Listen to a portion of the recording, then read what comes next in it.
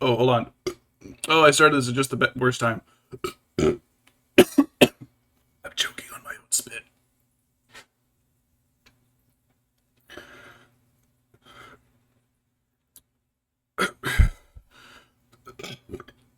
Oh, that was awful. Looks like there's nothing there. Sorry. I'm dying.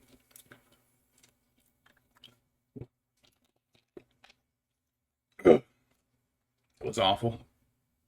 It's still not even. I'm gonna get hiccups from this. Anyways, good afternoon. How is everybody?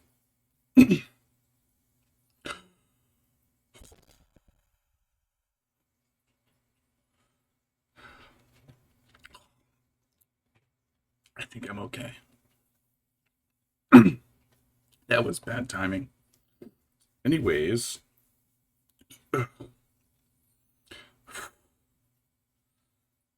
catch my breath. Well, that was stupid. I might need to grab a water. Um, so before we start, I got a handful of little updates that are pretty sweet. Um, so I've got two terrariums. One's got a turtle I saved from an oil spill, and a couple lizards I stole from the yard. And there should be about 7 more lizards that should be in there, but they're not, and I don't know where they went. But caught a frog in the garage, a little tree frog. So he's in there now. He's hiding up in the corner. And the other tank is got a small pleco, a coolie loach, and some guppies. And one of the guppies just had 12 babies. So they're in a little, I want to say fish fry, because that's what baby fish are called. They're called fry. They're in a little fry cage. That thing to keep them safe, because the first three, as soon as we got the guppies, one of them gave birth. Just like within an hour, just popped out 3 babies. And they were around for a couple days and they're gone.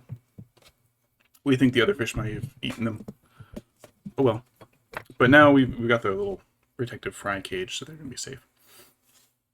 Um, so the plan was to stream yesterday.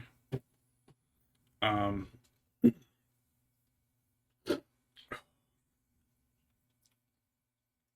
have to go grab a water. Let me give the updates, and then I'll be right back. I'll grab a water. We went down to Military Fort to use the commissary because the groceries are a little cheaper there, but it is like an hour drive. But there's a game store down there that's got a decent selection of Middle Earth minis. Excuse me. So I bought some stuff while I was down there. Got some Easterlings, Mahood Raiders, and Elrond. But while we were down there, we hopped into the GameStop that was on the military base, and they had a shitload of games that were like $10 or less for like mainline games. So I ended up getting 7 games for less than the price of one new one. I got Tales from the Borderlands, Fallout 4, Fallout 76, which I realized now I have to probably get my Xbox Gold back to play it, but as well as that's 3. Assassin's Creed Odyssey, Unity, Syndicate, and there was some 7th game, but Shadow of War. That was the 7th one for like $57, which was great. But anyways, I have to go grab water, so I'll be right back because otherwise I'm going to spend this entire stream just choking and dying. So give me 1 second and I will be right back.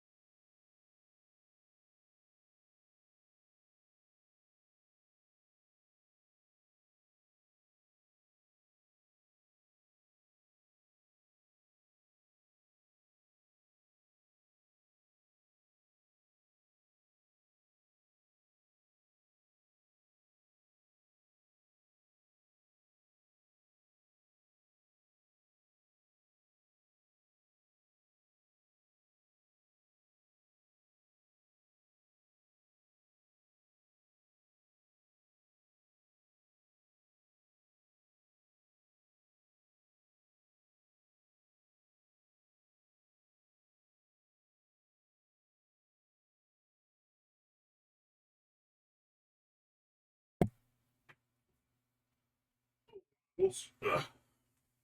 I am back. No, stop kicking. Stop fighting me. Stop kicking. All right, I'm back. And I have also abducted Waffles. Hi, buddy. Waffles is here. Old man Waffles. All right. He bit me last night just for being an asshole. You're just being an asshole, huh? All right. Pancakes is also here, but he's wary to the fact that I'm going to try to grab him. All right, let's get painting because I got this big guy to do.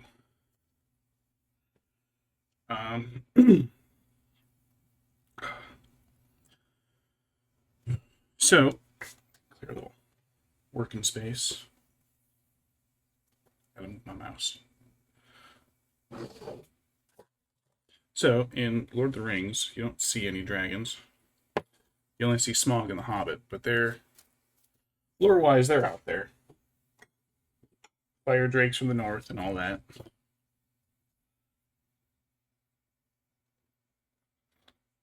Paint flusher. But the in terms of gameplay for Middle-earth, Moria is kind of lacking. You basically got the goblins and a Balrog, and that's it from the movie, anyways. So, Games Workshop add a new sheet. So Games Workshop to pad it out. Oh, Waffles looks mad. Waffles, buddy, get over it. Added a few units. Moria Black Shields, couple little named Goblin Kings. Just so that like you can be stuck with only a Balrog and it's only a Balrog. Who cares? Just one. So that your army can have a little more variety, and you weren't just here's a Balrog and here's 500 goblins. Plus having named heroes helps take up points. Alright, so let me grab. Where's the paper? So that way, like, so when they change, I don't know when they changed the rule set. I was playing at the time. I hadn't gotten back into it. Warbands basically require a hero to lead them, and if you higher tier heroes can lead more people. So, because you only had just Balrog, you would have been kind of stuck. Plus, the Moria Goblins are worth like 4 points. So in a low point 400 army, you'd still have 100 of them. I want to say the Balrog is like 300, 350 points. But you'd still have a Balrog and like 15 goblins or something. So by having other heroes and stuff added to it and other creatures that take up more points, it helps like keep an army from getting too unmanageably, bafflingly huge. That's what I've got. The dragon. So that's why they created the dragon for the game. I gotta move a few pieces off my paper. So, Tolkien lore-wise, they're out there. You don't hear from them much by the time you're in the Third Age. End of the First Age is really the last big dragon thing. Elrond's dad comes in on a flying ship and kills the shit out of the biggest dragon ever. Just have it absorb through, soak the paper.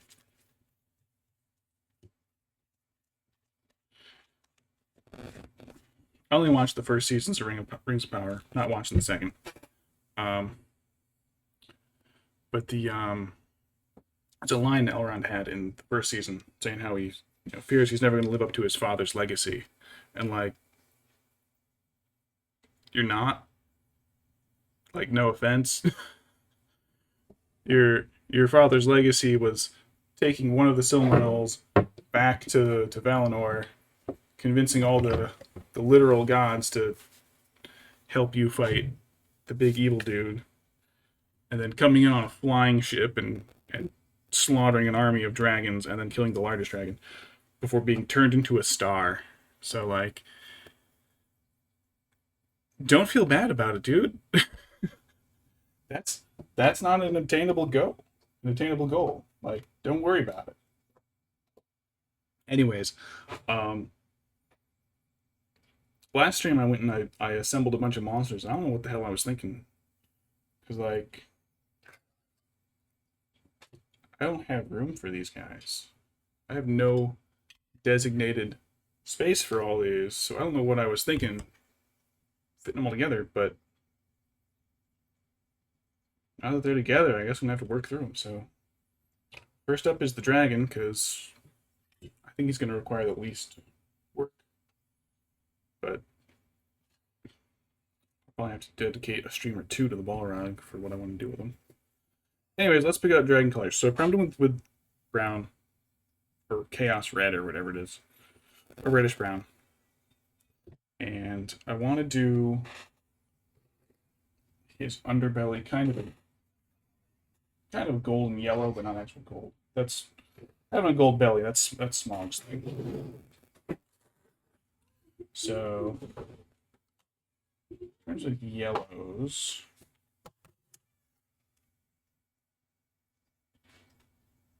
I'm trying to think how they look once shaded.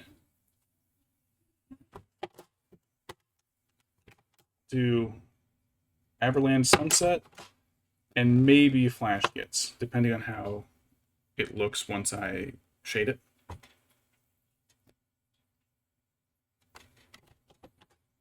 Maybe Ungor Flesh wouldn't be bad either.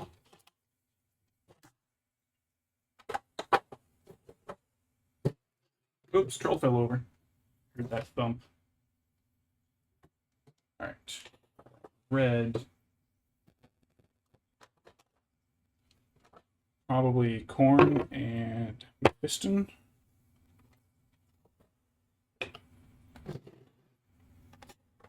Shade, what is this? Carbo Crimson for that shade. Probably the Seraphim Sepia for the yellow. Alright, so if that's his main bodies will be red. Maybe I'll do the wings kind of orangish. There's a slight orange color. Vestigore Flash, maybe? It doesn't seem too far off the others.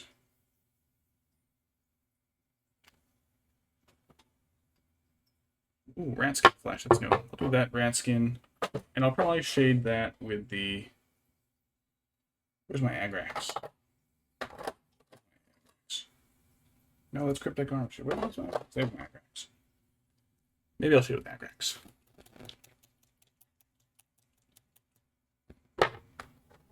But, I don't really have to worry about his claws until the end, so I'll pick those out in a minute.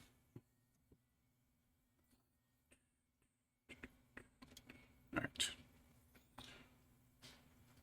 Brushes. We'll get the big brush, because I don't have to care about detail right now, because he's just a big ol' mess of a dragon. Alright. Oh, that's good to hear, hun. Dr. Wife is washing one of her pillows she's had since she was a kid. And the last several pillows to have gone through the wash. Shredded. So we just need a little water for this. Oh, I need more water. God, my throat's fucking killing me. Alright. Ugh.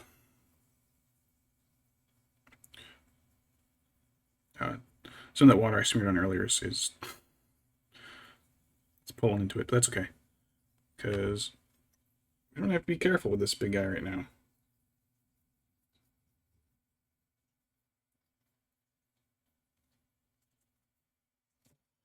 Alright, so we'll start with the belly. And I don't think I'm going to fade it in. I think I'll kind of keep it a Kind of a sharp contrast between the belly scales and the sides.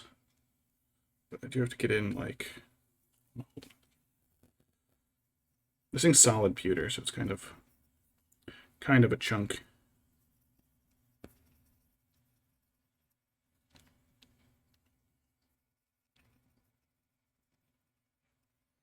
So I'm going to have to do a couple coats. I guess the big question will be where I'm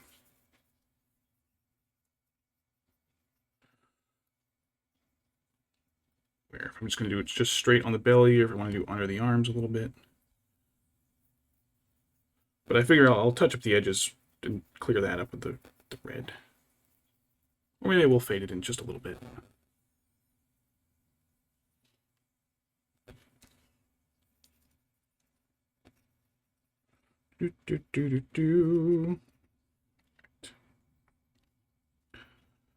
So the dragons are interesting in the game because you can make little tweaks and changes to their profiles.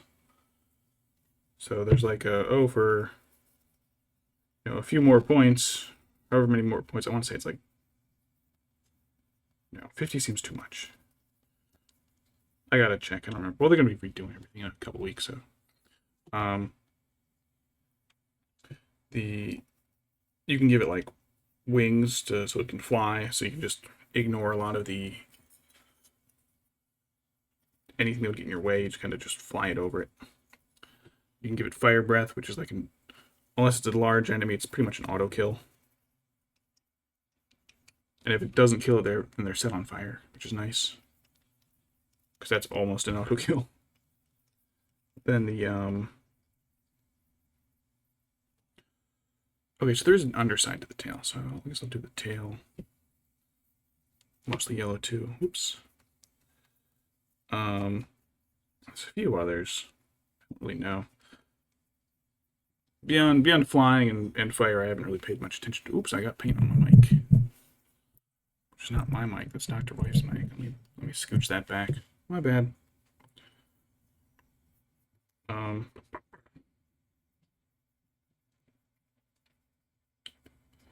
But I've yet to play with one or against one.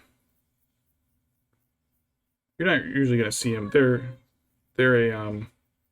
not a hero, so they can't lead other groups. They're just like, here's a monster to toss in the middle of your warband. Oh, they might be independent heroes actually. I don't remember. If they're independent heroes, they can't lead anybody, but they're their own warband, which would make sense. I mean, look at the size of this thing. Having this thing just palling around with little Moria Goblins wouldn't make much sense thematically. To make it. But there's also Cave Drake. Another thing that you don't... There's a couple other models from Moria that you don't... that are just like barely mentioned maybe in the lore. There's the but you know what, there's the Watcher in the Water. That one you actually do get to see. Moria's got a lot of monsters. Like, yeah, every list has kind of like a troll or something. Some form of a troll for evil. Moria's just got like probably the biggest variety of monsters. So you got the Watcher in the Water. You got these dragons. You got the Cave Drake. You've got the Balrog, which is his own Maiar spirit monster. And you've got the let me get a little bit down here just on the inner legs. And you've got Dweller in the Deep, which is, the design looks a little like a demonic Balrog. Like Balrog with a little more demon influence in the design. But it's supposed to be based off of like the shit Gandalf says is down there. They ask him about what happened when he chased the Balrog through Moria. She's like, oh, there were some horrible things. I'm not going to tell you about it. I don't need to worry you with those creatures. It's like, damn it, Tolkien, come on. Like, we love our details. Tolkien's world is very detailed. But then there's areas where it's just like, no details here. It's like, but we like the details. Nope, there's some horrible creatures down there in the depths, gnawing at the base of the world. It's like, what do you mean by that? What creatures? And he just never elaborates. Oh, just horrible things from when the world was made. What? What do you mean? Oh yeah, they just crawl, they gnaw at the foundations of the earth. It's like, that's concerning. The Watcher in the Water is one of those things. Just some horrible critter. Ungoliant's kind of one of those things too.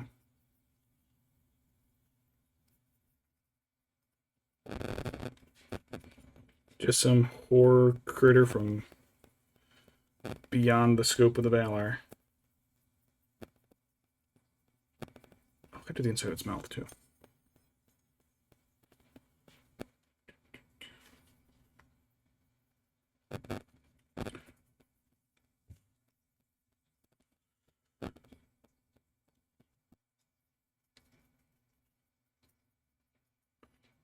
Saw a little tweet or meme or something where they're talking about shit they encountered during their journey. Sam's just like, oh yeah, I killed that giant spider. With Gandalf being like, you killed Shelob? Spawn of a Goblin? You killed that thing? Oh yeah, it threatened Mr. Frodo. Alright, the second coat to try and solidify this color a bit. Seems to be going on pretty well. There's almost certainly too much paint, but hey, this is not a color I'm going to use often for Lord of the Rings.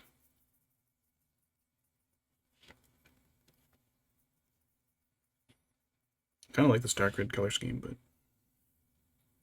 like as is almost. Ooh, okay, I know. I'll kind of fade it in here around the edges, but there's some scales here, and I'll do the scales red. Keep those like solidly red, so kind of like the skin peeking out in between fades into the yellow.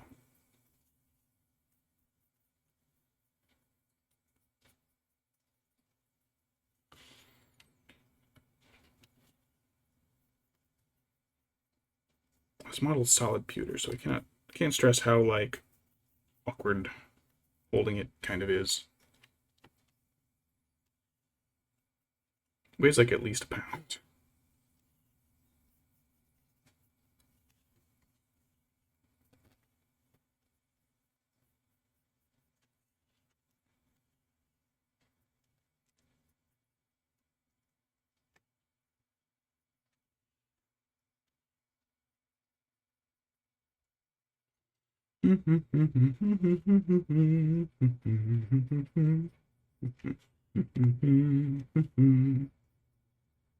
Sounds pretty good.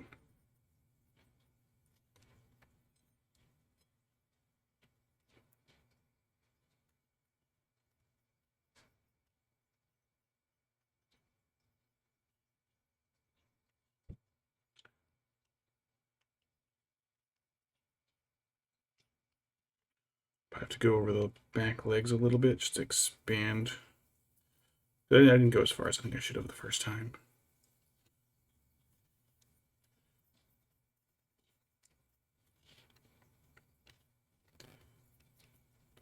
Paint the dragon wiener.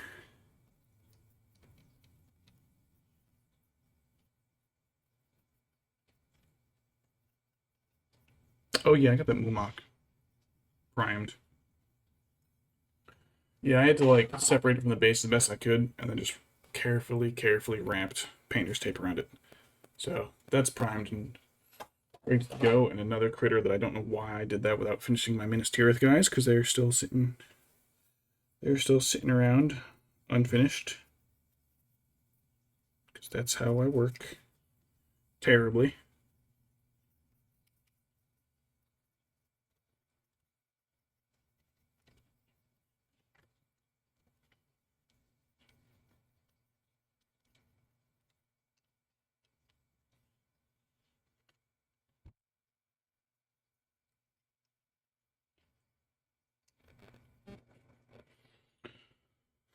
Dragging these nuts.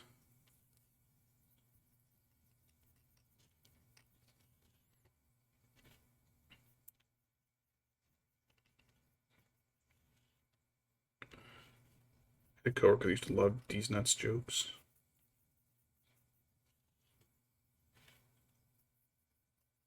Throw him out there every chance he got.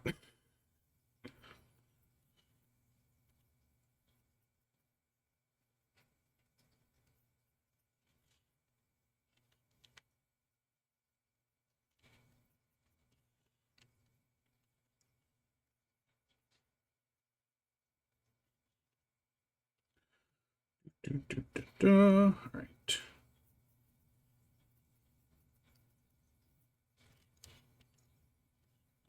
Working our way up to the front. Dragging boobs.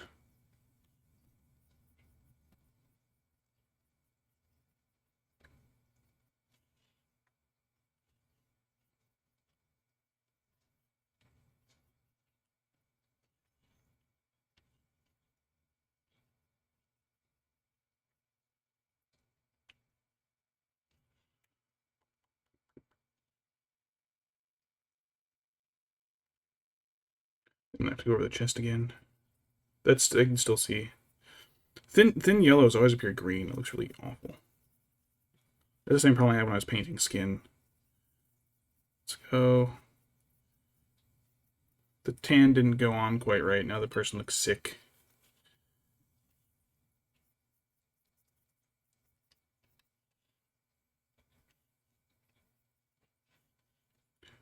Oh, the pink didn't go on right. Now they're... blech. Oh, the brown didn't go on right. Now they look like a corpse drained of all its blood.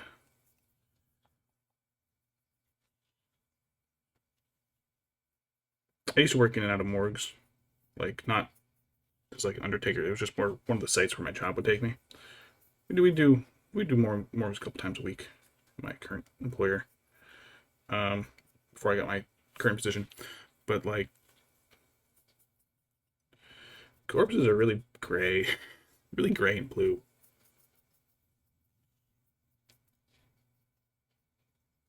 Like white people become very blue when they're dead, and black people become very gray. It's like, oh, this is you're just sitting there on the table. I mean, not that it was a shock. I was doing a police station morgue, or city morgue. It was like allied with the police or something, whatever it was. And we're like heading up the elevator. And the officer just goes, oh gosh, oh, I didn't think about this, but I don't know if they're doing any autopsies right now. There's a chance you might see a body. I was like, dude, we're at the morgue. Like, I kind of expected. I would be shocked if I didn't see a body at the morgue.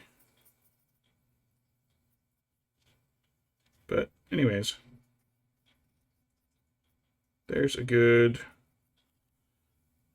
amber yellow color for the belly. Let me clean this brush up. This brush really got a lot of paint caked into it.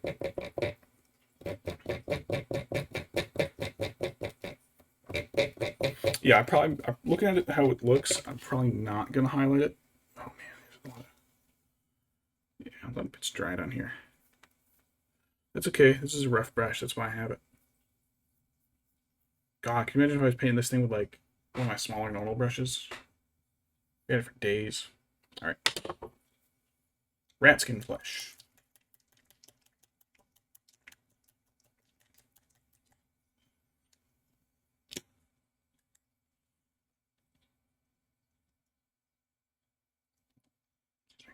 Oops.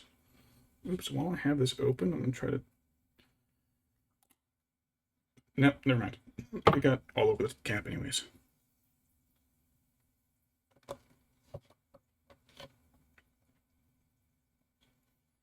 Little water. Fortunately, it looks like this one was new enough that it was still pretty thinned out. And I want to paint like the whole wing and then just do the I don't know what you call them. The spines on the wing? Is that what they are? I don't know what they're called. The bones in the wing bones. I'll do those once I get the red picked out.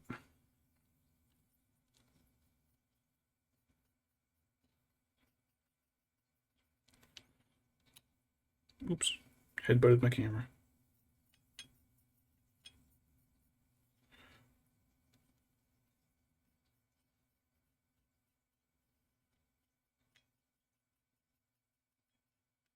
The main part's easy to avoid, though.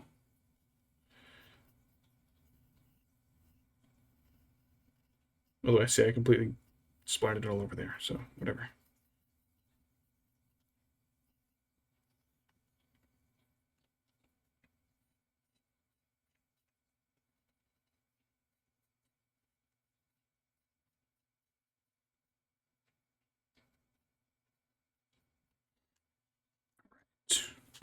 I think it's almost, this might be a little pale, but I think once everything's shaded and thrown together, it'll look pretty nice. At least I hope it would. I'd hate to be like painting this like, oh, this is intentionally gonna look terrible. Oh, once this is all thrown together, it's gonna look like garbage. Like that would be pretty goofy of me.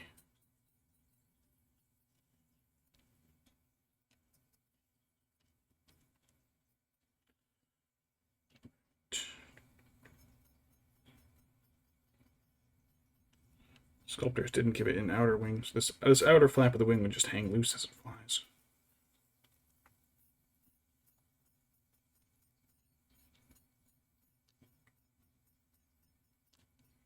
There's what, 4 types of wings have evolved? Like mammalian bat wings, avian bird wings, but I think it's bug wings. And I think avian birds, like dinosaurs evolved one set, and then the ones that would become that survived evolved like a second set. So like it evolved twice. It's still in the dinosaur stage, and then only one of them survived, I think.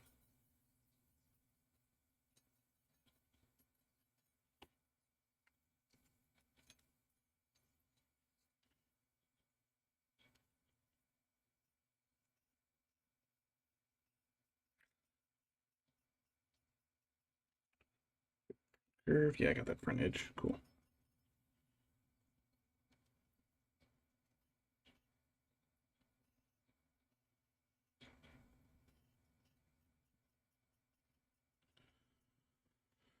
Dragon. Alright. Alright. This is actually going along pretty quick.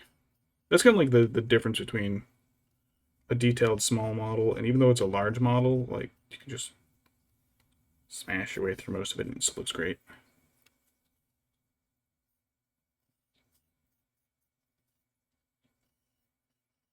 Like that Lothlorien bannerman I have where the flag is just flat. Like, oh, God. There's no detail in it for me to like stencil it with. So it was pretty tough. That banner took a while. And this is just like, oh yeah, belly, wings, body.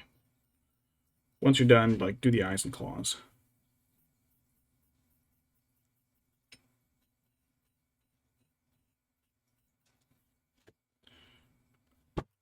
Ooh, got his foot. Hey, that's okay. I'm going over the feet later, so.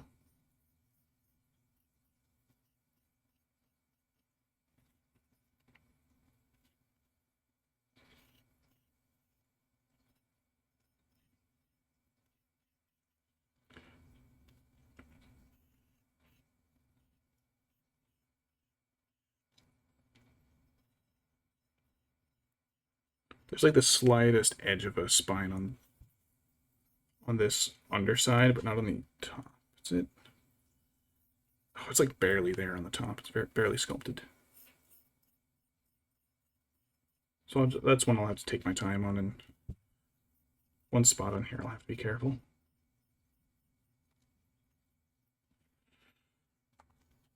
Oh, wait, the pewter's digging into my finger. All right, let's get the other side real quick while I still have a little paint. Let me do the edges.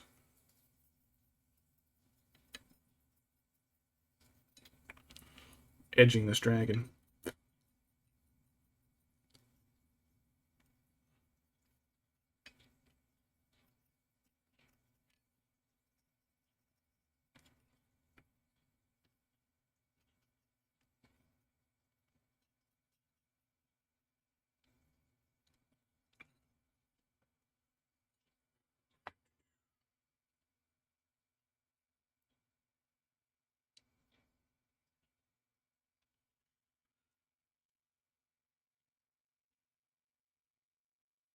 Alright, so I gotta get more out. So, shit. Raskin, that's what it was.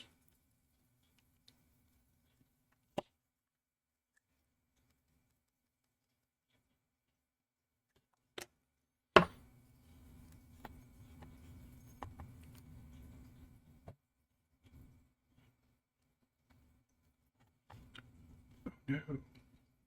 Shit, I got it all over the brush.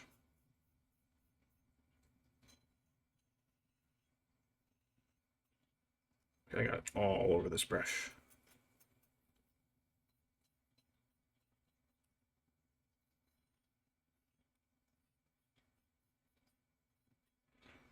Oops, yeah, it was a lot. When one dip covers the entire chunk of the wing, that was a mistake. Whoops. Oops. Alright, I gotta rinse the brush after that one, because that was... I don't know the name of the metal part of the brush. I've forgotten it. But you don't want it getting filled with paint, because that'll cause the bristles to splay out. Which this thing already does, like, bad enough, because it's just a rough mess brush.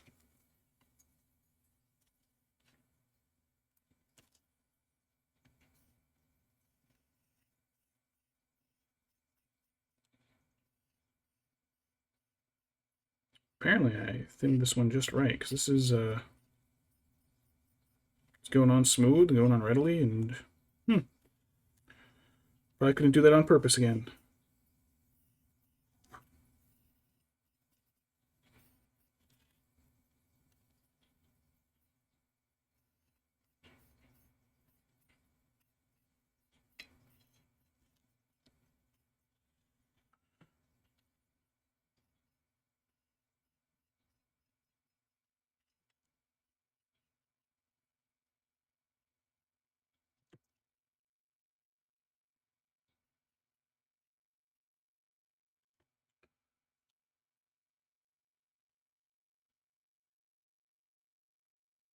Spiky guy. Pointy.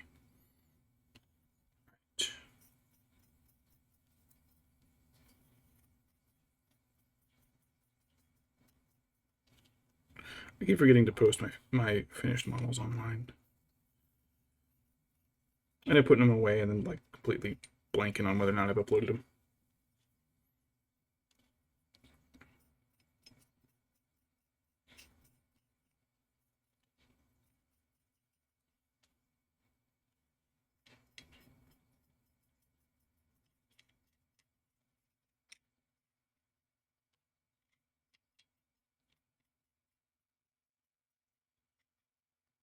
Whoop.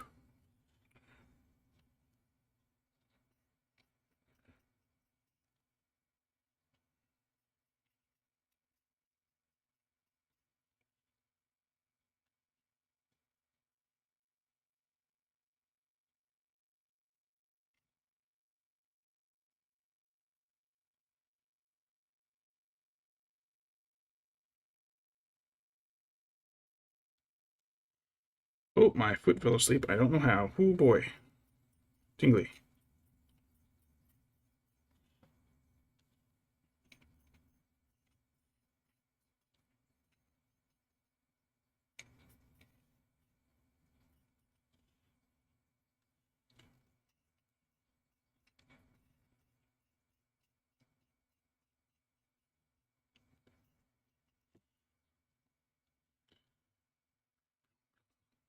It's almost done with the first coat on the wings.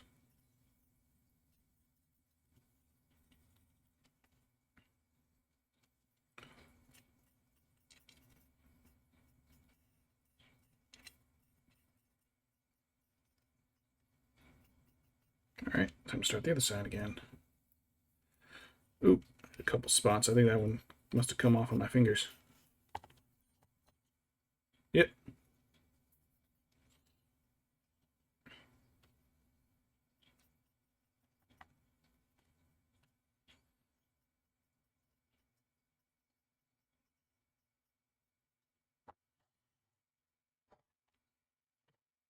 So the red's going to take the longest, I think. Actually, if I were to take Doombull Brown. Doombull Brown is pretty red. It's pretty close. I don't know. I don't know. I'll see. Because the washes are all going to darken it. So I guess I don't want to jump the gun in picking at colors that are too dark.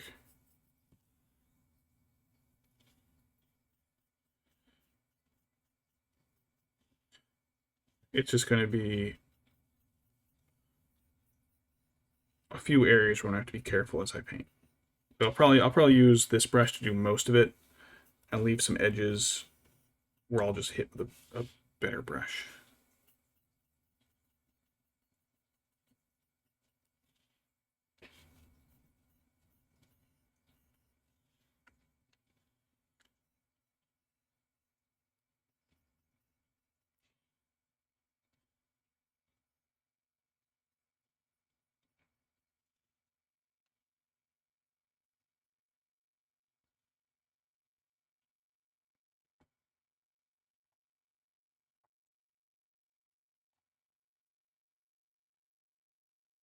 Oops. Hit the camera with my head.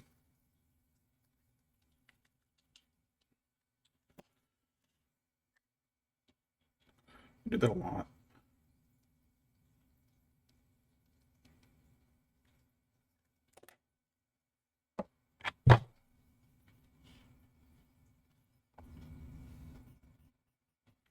Pot design isn't fantastic.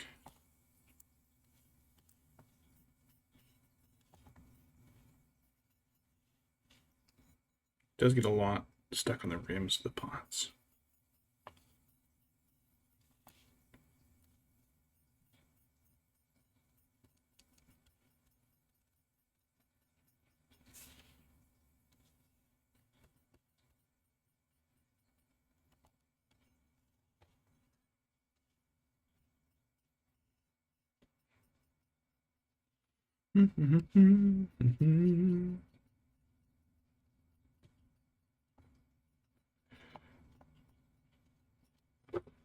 Right.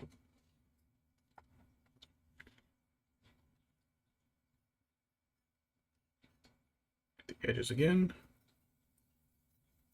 A couple of spots here and there I see I missed.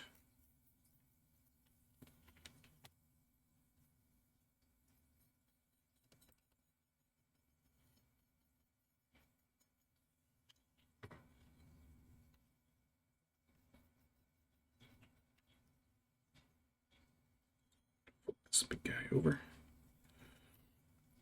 All right.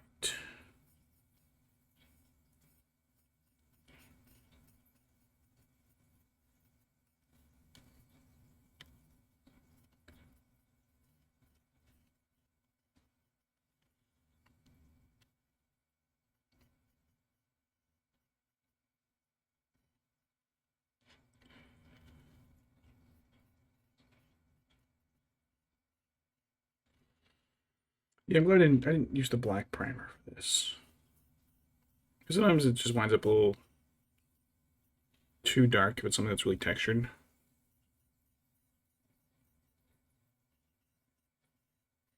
Glad I chose this reddish brown. It just looks a little better with the areas peeking through. Like if he was all black, he'd look kind of like a Halloween decoration, I think, right now.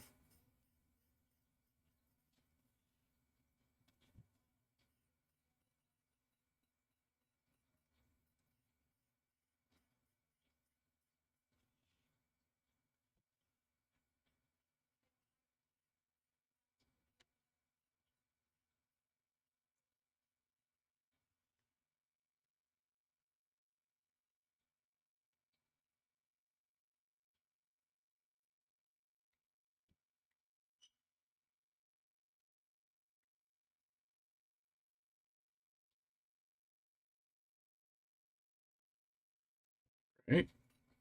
I can move on to his other wing. Hopefully I got enough paint for it. Hopefully I'm not bumping it and taking paint off. Edges.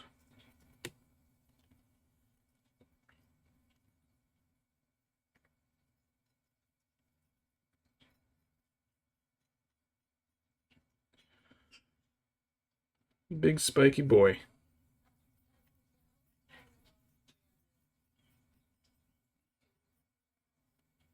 So we gotta clean the brush up. It's starting to splay out again.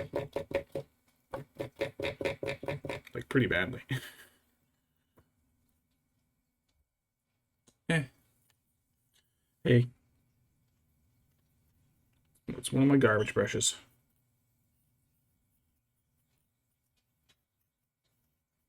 Serves its purpose perfectly. Those are pretty good dry brush too. But once they get a little too splayed out, sometimes the random sticking out bristles can mess with your dry brush.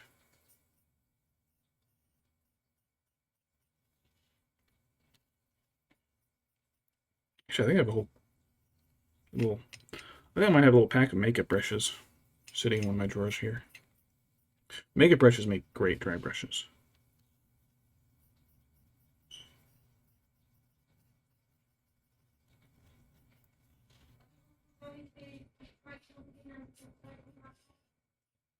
But yeah, when we were at the game store last night, they closed at 7, so we got there at like a quarter to 7, where I managed to get my mother-in-law out of the commissary. We checked out. It was pretty much closing down. They had actually closed the doors. Actually, we were like the last customers. She sees this big stuffed lion way up on a shelf. She's like, I have a question. I will ask him about it. About how much it costs? And so as we were checking out, she goes up to the register and she's like, "Hello, yeah, I have a question," and then proceeds to like spend like 10 minutes telling the guy her life story before she just says, "How much is the lion?" "Hello, I have a quick question. I am from Germany and I have recently gotten my citizenship. I am part of this club. Anyways, how much is the lion?"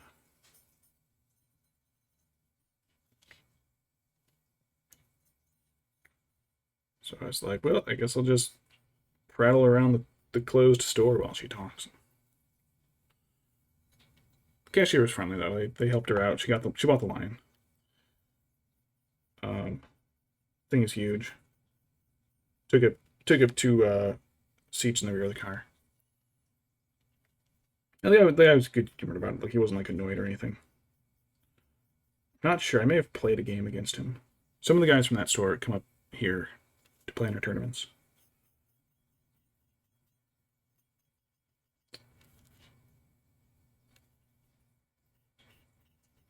Got another tournament coming up. Oh, I gotta register for that. It's only 300 points. It's kind of meant to get a few new people into the game now that with the new edition being announced. We're kind of expecting, along with the War of the Rohirrim movie, we're kind of expecting to see an influx of people join. So we've been getting people asking, more people interested in joining up. So this tournament's going to be small, only 300 points, to hopefully draw in some new people. So I'm going to take my Uruks there, because at 300 points, they're pretty tough. I can get a couple decent heroes. I think there's a 100-point limit on the heroes. So the only one I'd have to worry about is Saruman, because he's 120. All my others are, I think Lurtz maxes out at 90. I'll probably do Ugluk then. And Mahor, so I can get that free 8-inch move. Yeah, I'll do like Ugluk Scouts. I might skip the Orcs, though.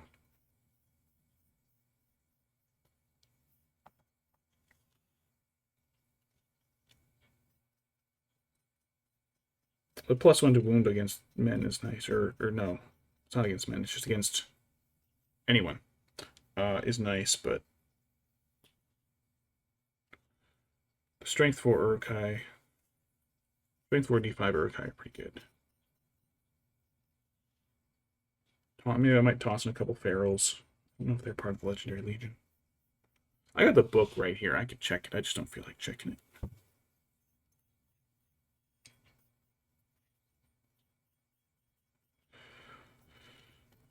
All right, that is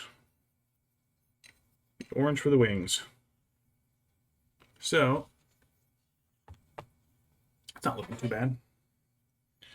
It's standing out a bit right now because I haven't done the darker red, but I need to flush the brush. Man, this thing's really...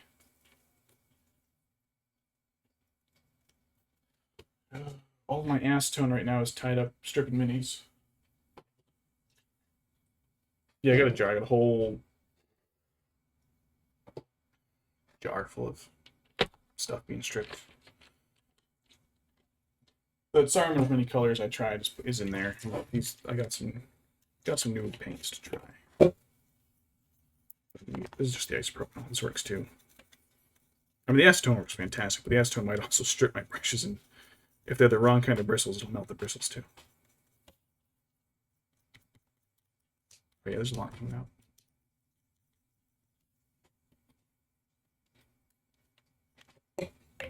Yeah, this brush is kind of a mess.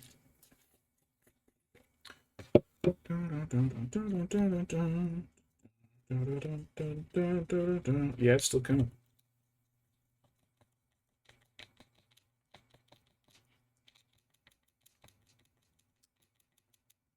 Anyways.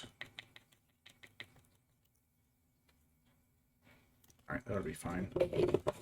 That'll be good enough. Alright, red.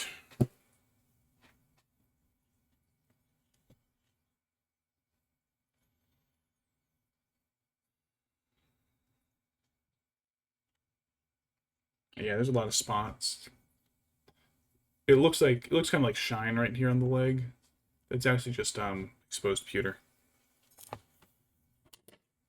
So, corn red. This is one of my older colors, so it's probably gonna be pretty thick. Oh yeah, back spikes. What color do I want to do the back spines?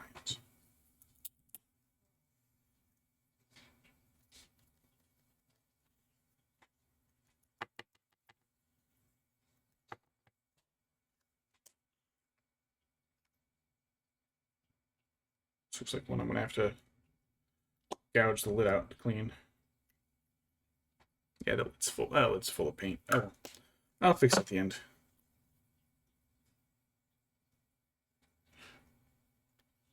Water. All right.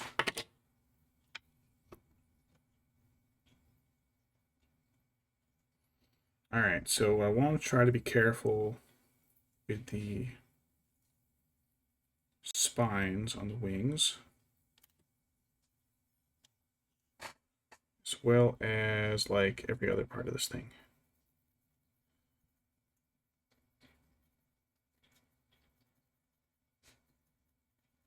All right, get that brush cleaned off. Back to fat brush.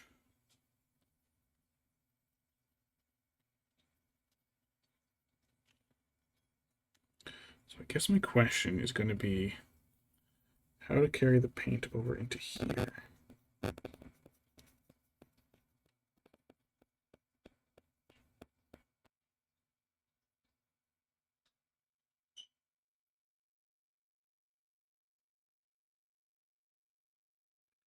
Yeah, that'll have to be... I can get close with it, but I'll have to go over it with the smaller brush. Although because of the base coat, I don't think I have to do... I might not have to do a second coat on this color.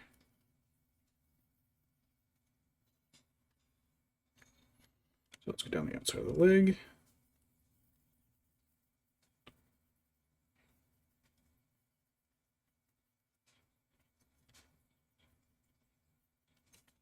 Yeah, it's actually looking fairly decent.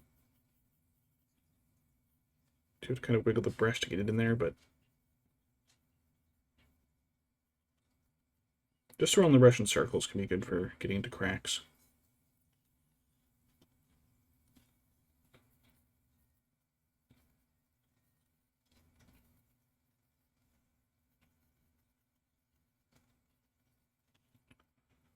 From the shin, it'll be harder is trying to fade it, I think. So I might just not fade it. Gotta get in between his toes.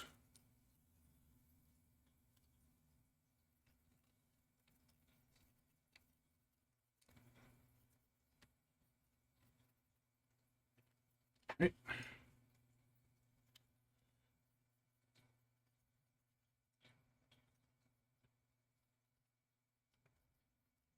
Okay, once the red dries, it looks a bit darker. It's not too far off. It looks a little brighter on the camera, but here actually working with it, it's pretty similar. It's not like unnoticeably similar. It's actually pretty vibrant, but so I have to carefully go down his tail so I don't get all the yellow replaced. So I'll have to do that with the smaller brush, the detail brush.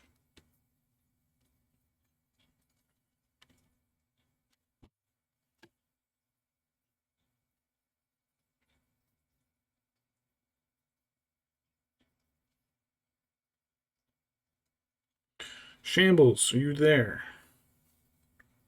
How was your play and party?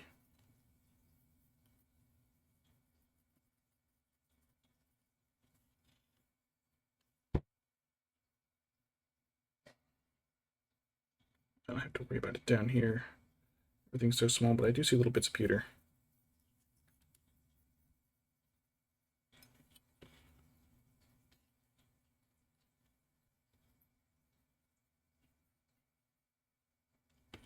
Did anybody die?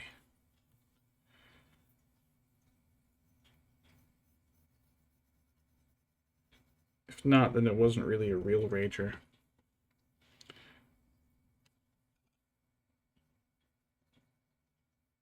We had to clean up axe wounds in college at our party. Twice in one night. It was goofy as shit.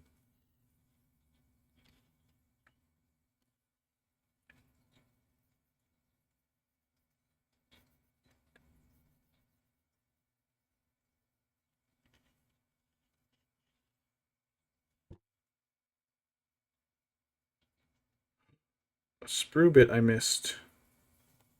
Alright, I chipped it off with my fingernail.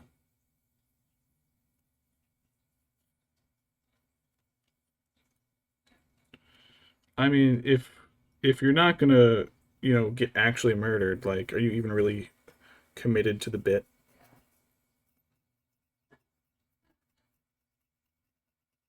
I think it's really funny when there's like little kid stories where like I didn't realize that actors like movies weren't totally real. So whenever somebody died in a movie, I thought there was like someone actually died or they had a but I can't see our usual chat when I'm using the phone for streaming. Like, oh, I didn't realize that the actors were just people. So I just thought when someone died in a movie, they actually, had like a convict or somebody that they'd have played the person who died.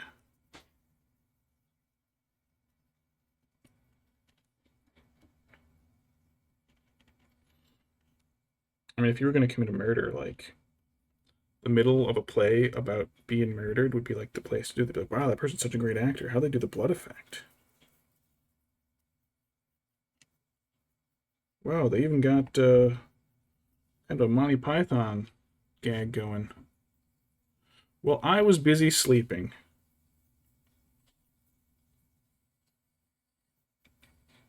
So I didn't see your texts. Because we didn't wake up until noon. So there.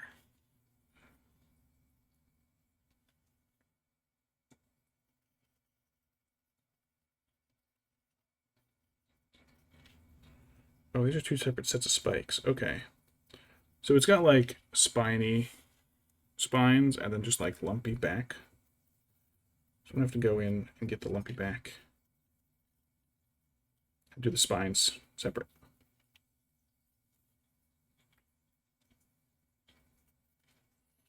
Which I actually kind of like, because that means I don't have to do like an entire streak down its spine.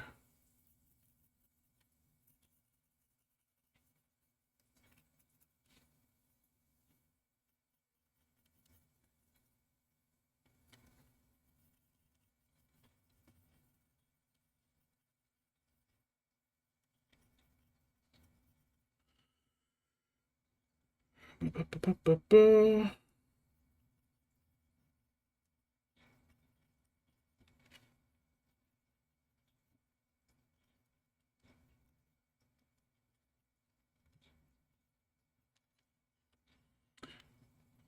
get a little more here on the side. It's probably as close as I can get without having to touch up the belly.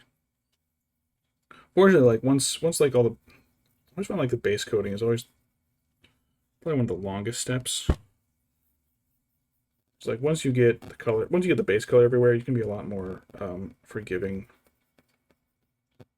with your attention to detail on the other.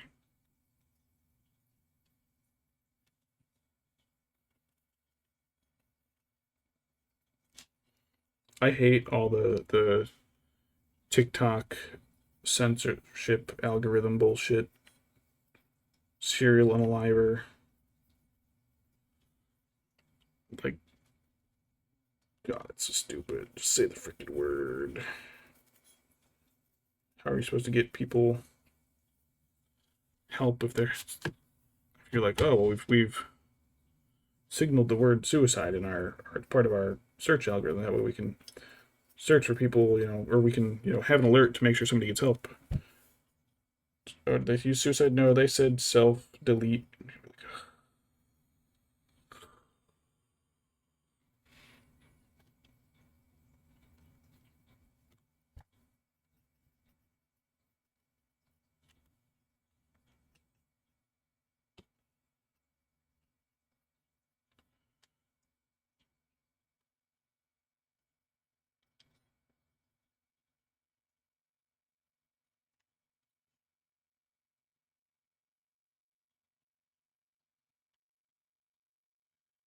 Cleaning in between his cleaning. Painting in between his toes.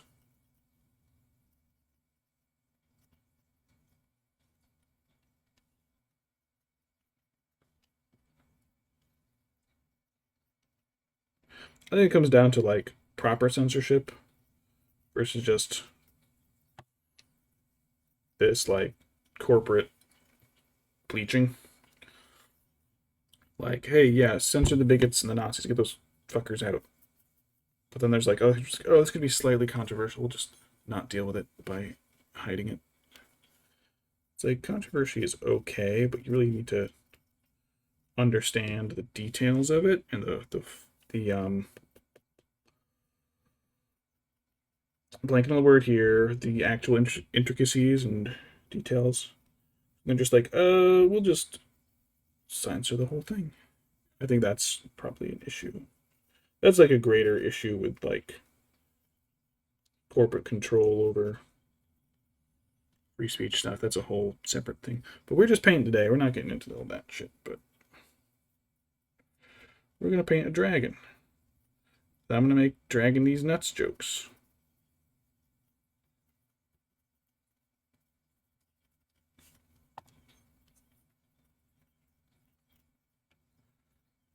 Little bits of pewter stuck in everything. Did I get his foot all the way? I got his foot all the way. All right. I'll do the wings separate. Okay, I'll do most of the. I'll do all the lumpy parts.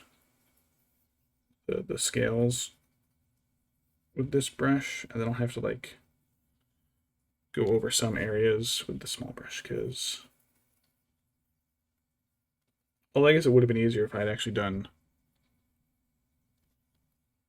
Oh yeah, it would have been easier if I had done the red on the wings first, and then just like done the bulk of the wings with this brush, and then used a small brush to just touch up the edges.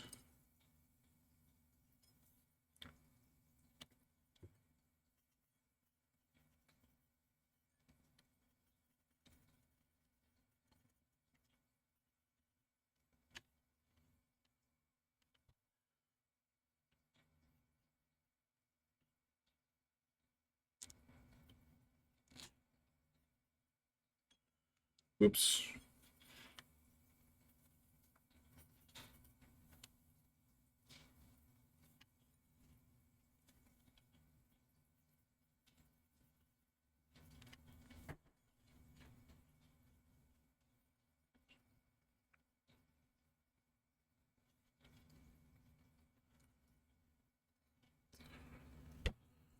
Dragon. Oh, this thing is like... It's a nice model. It does seem a little generic fantasy-ish. Like there's a certain part that doesn't quite seem to quite match the aesthetic of the rest of the movie. But I like the dragon.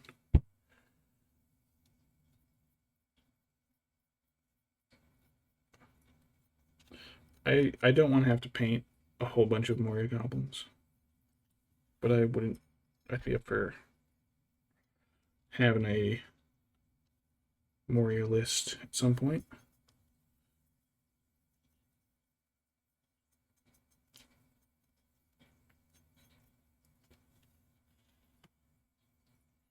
So I got the Balrog done. But I've got Durbers. Oh, Durbers is sitting over here. I just stripped him recently. But the Moria Goblins are the bulk of the army, and they're just so cheap, so you need a lot of them. Like, if they're 4 points, I think, like, an Uruk-hai is, like, 10 or 11, depending if it's got a crossbow or not. So it's like, I can have 2.5 Moria Goblins for every 1 Uruk-hai. So when it comes to, like, building and filling out your army, it's like, ugh. And I've got over 200 of them, so, like... I've only painted, like, 2 or 3. Just because I don't want to have to paint such a massive army.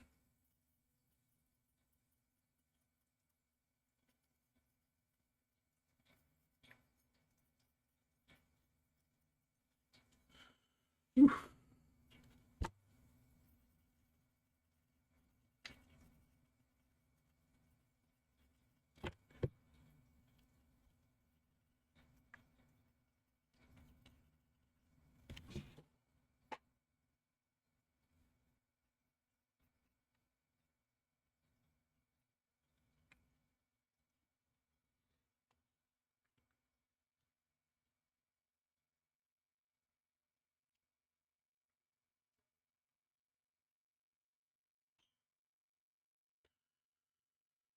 Whew.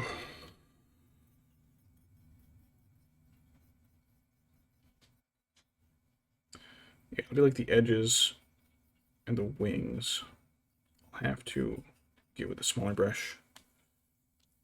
Probably part of his jaw and face, because that's kind of thin too.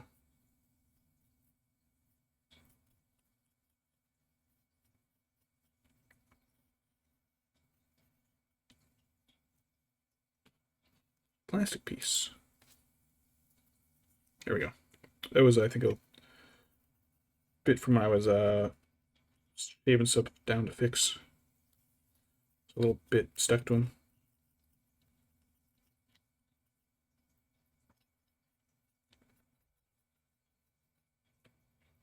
That about covers the... Oh, there's a little on this wing. I can put this too.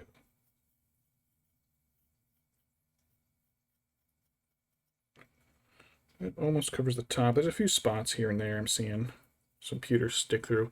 I think the wash will take care of the shade is going to take care of a lot of that.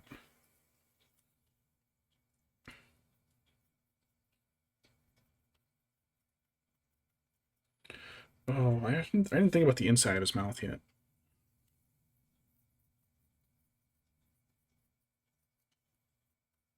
I didn't realize it's got ears. How did I not notice it has ears? That's weird. Hmm.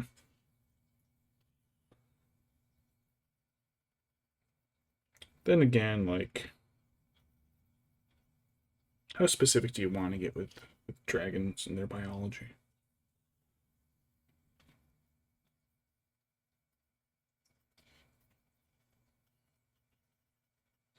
Like the dragons in Game of Thrones and Smaug and the Hobbit are all wyverns because they've got four limbs. Like, how how specific and pedantic do you want to get? Like, what version are you going with? Would it be Serpentine? Scatha the Worm is Serpentine. Glaurung is kind of hard to describe. He's kind of just a long boy.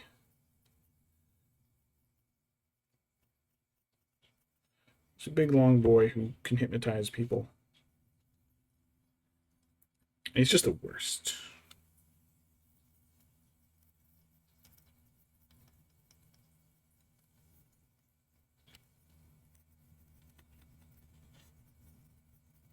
I forget much the Scatha the Worm story. I don't even remember which story that's in.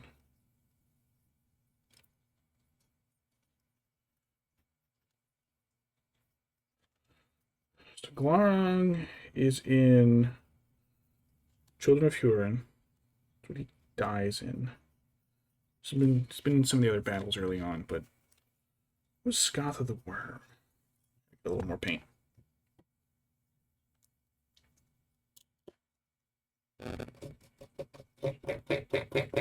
I'll have to look that one up because I don't remember.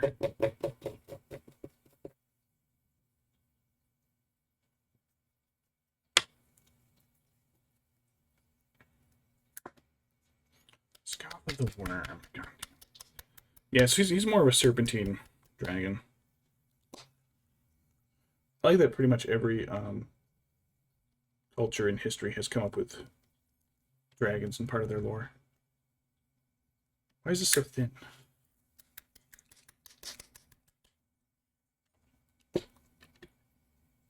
Oh, now it's too thick. That's too much. One block, that's all I need.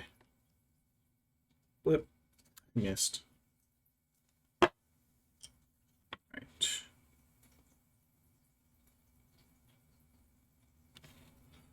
A little bit on the brush. Let me see if I can use this brush to do some of this wing edge.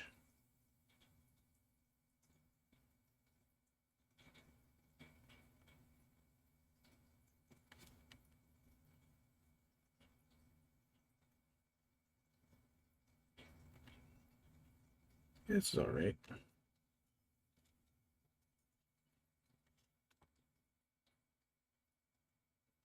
Yeah, it was okay. I probably won't. I'll probably use a different brush for edging it, but just a little bit more to do his leg. And then I'll get the inside of his mouth too while I'm at it. Brush your teeth, brush your teeth, brush your goddamn teeth. That's really, I gotta really get the brush in there to reach that, but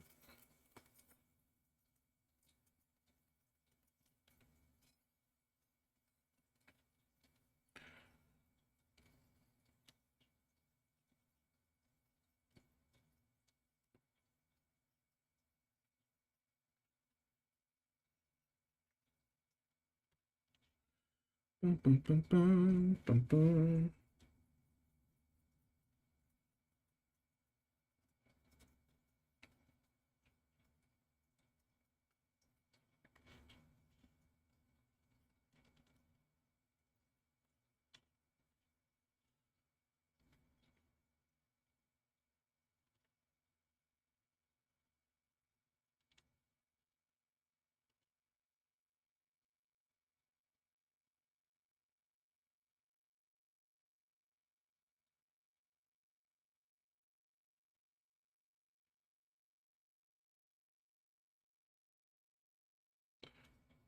So pointy.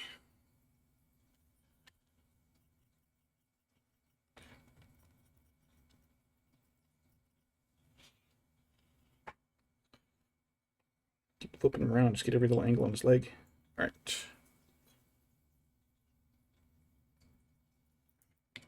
Did I miss this leg? Miss that foot?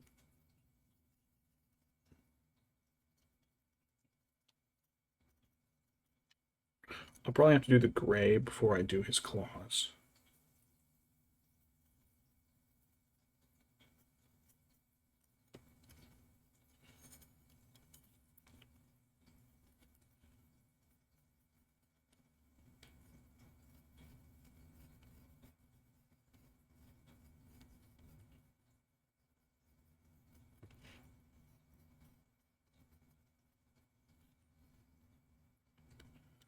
Boom, boom, boom, boom, boom, boom, boom, boom. What are the Pallet Town music stuck in my head?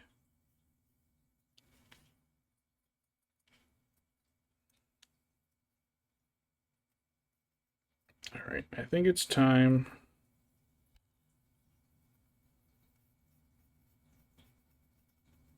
to do the other brushes. All right, time to touch up the edges.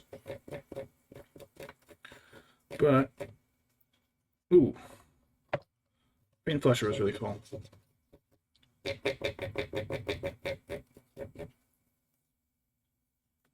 Alright, I gotta get some of this back into his mouth, so.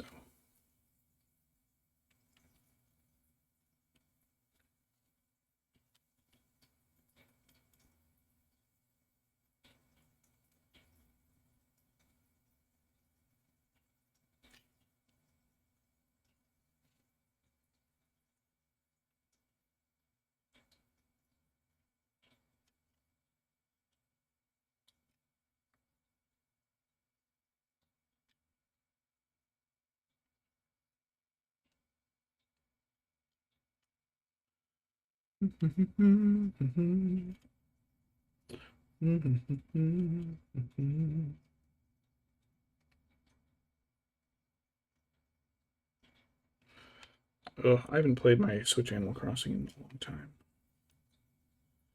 My little town's gonna hate me. Alright, his mouth is good. Let me find a smaller brush to do the scales and everything. Alright, so this is another really rough brush. But I think because of its chisel-like edge, I think it'll be okay for wings. And if not, well, whoops. Okay, yeah, this is fine. This is fine. This is working. Yeah, I still play New Leaf daily.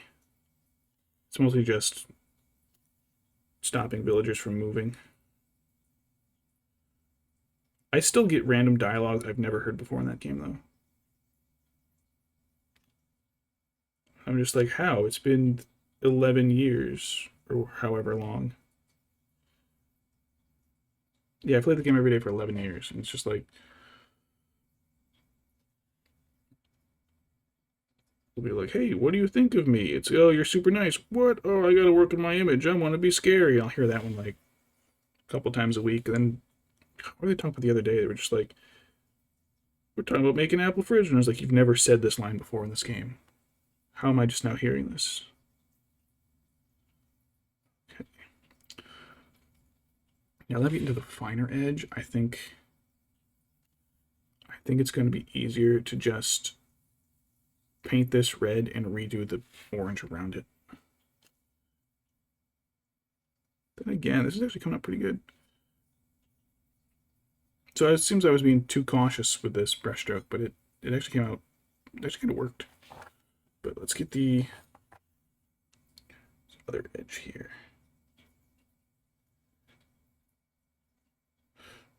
Okay, now that I've tilted, I can see how bad it actually came out before. But yeah, that'll be a quick.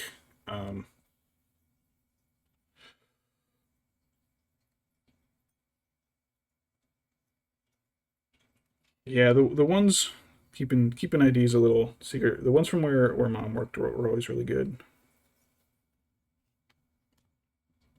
I miss those. Those are real good apple fritters.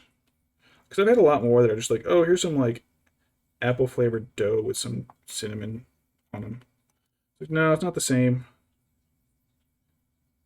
That fried soft apple slice in the middle is real good.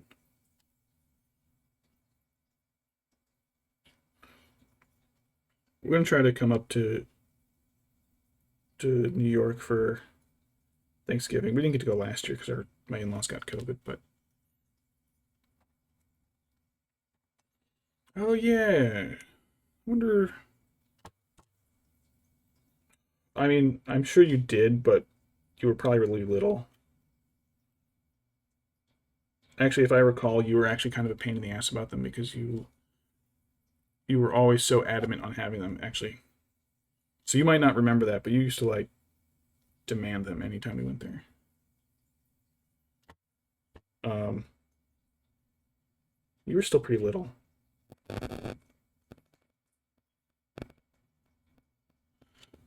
Yeah, I'm pretty sure you used to get really excited for them, like more than the rest of us.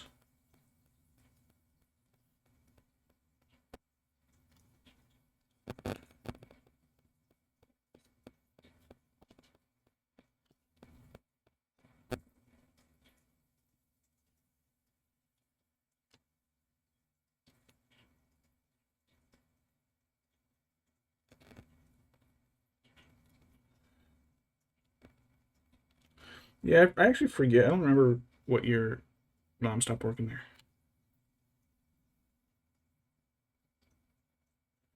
but like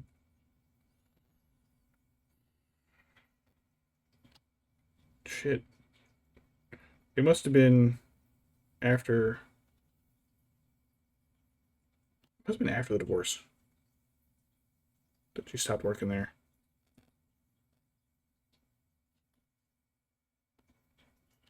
But then again, like after like we moved out because like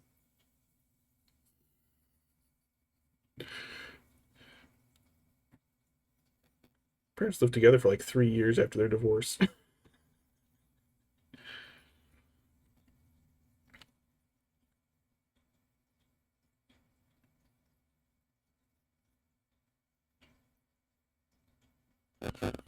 Yeah, I think it wasn't until after mom started dating again that dad was like, "No, you move out now. You can't bring a boyfriend over to my house. Come on."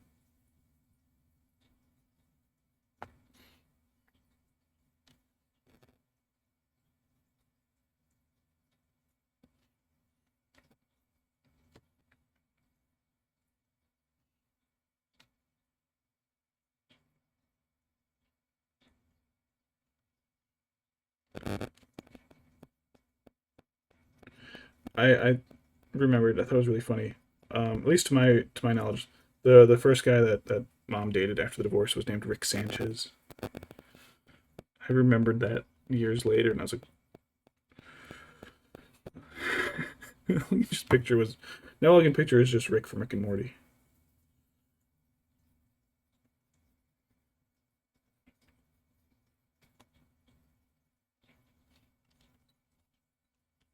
All right. Yeah, so I probably should have done the red first before doing the orange on the wings, just because of the way that a lot of this is shaped, and I have to get the brush in there, so it's easier. I think it's gonna be easier to just redo orange edges. I think it's largely because of the scales on it.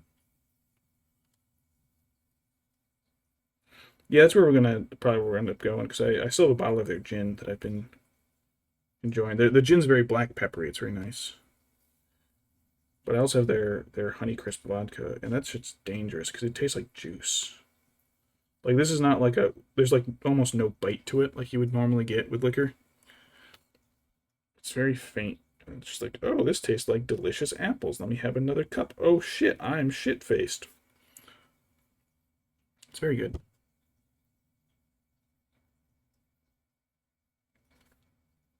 Dr. Wife likes their strawberry cider too. So we'll be picking up more when we get them.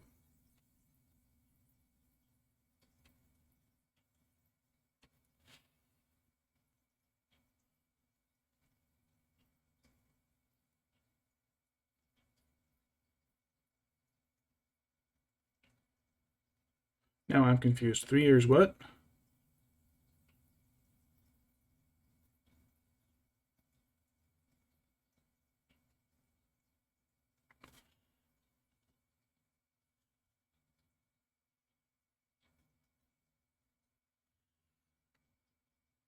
Oh, yeah, yeah, yeah. Yeah, they like.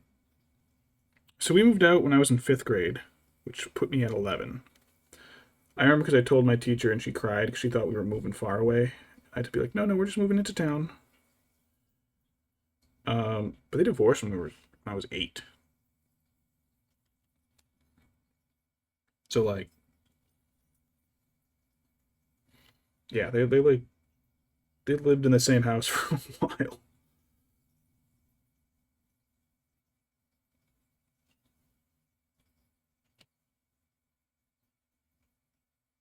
Probably took some time to finalize everything too, but like,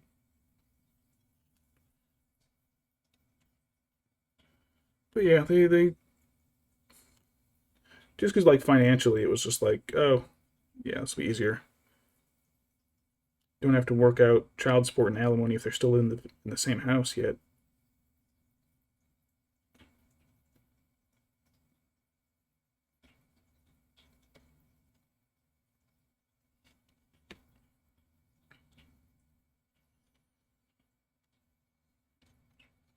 It's probably for us kids.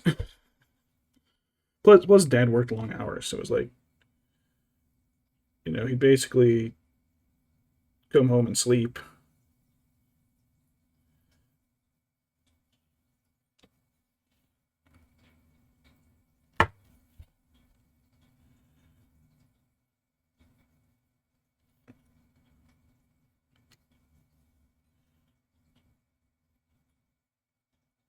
Right, so that's the top side of that wing. Let's do the underside. Well, let me do this really thin outer edge. Oops.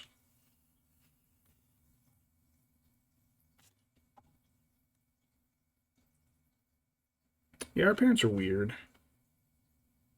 That's okay. Nobody knows who we are, so. Plus, it's funny anecdotal stuff. Like, it's not like, hi, chat, today you're going to be my therapist. It's just like, oh yeah, our parents were weird.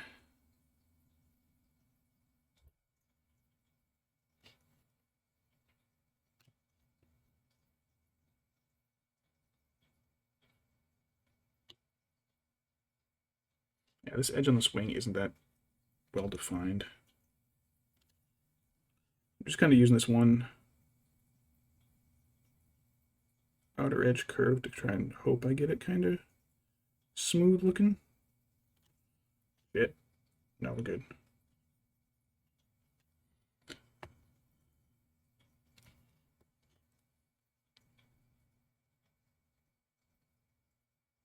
Plus, there's streamers who've done worse on stream.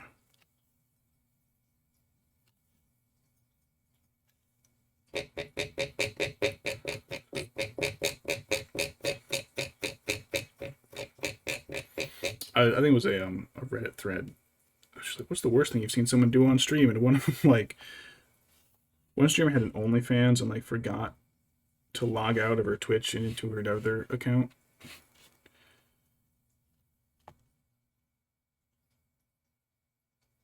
They only gave her a temporary ban because it seemed like it was accidental, but still pretty funny. We have a nice little ice cream stand in our area we're living. It's a gelato place.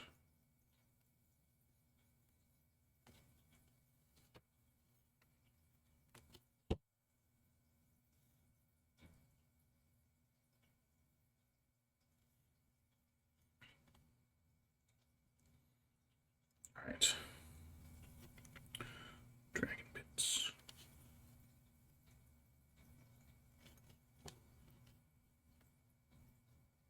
Yeah, the sizes are pretty good. So we try to go there like once a week, and we'll just make it like we'll make it dinner. Like I know ice cream for dinner isn't exactly the best, most health conscious meal you can have.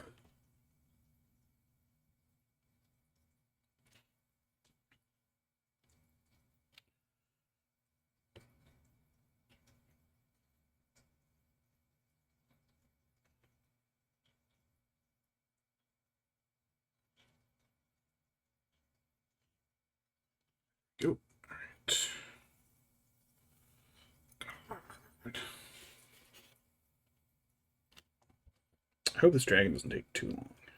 I don't want it to be like a two-part stream.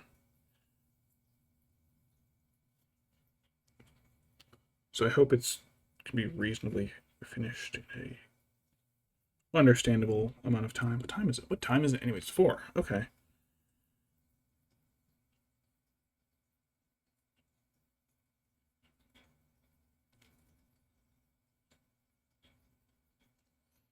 All right. Yeah, the bowling alley's ice cream was just like insane. My crackhead friend and I went there once. He was like, "Yeah, I'm gonna need a large. Yeah, I'm gonna need a large too." We wound up with like 3 pounds of ice cream each. It's like, yeah, I ate half, and I'm gonna be sick.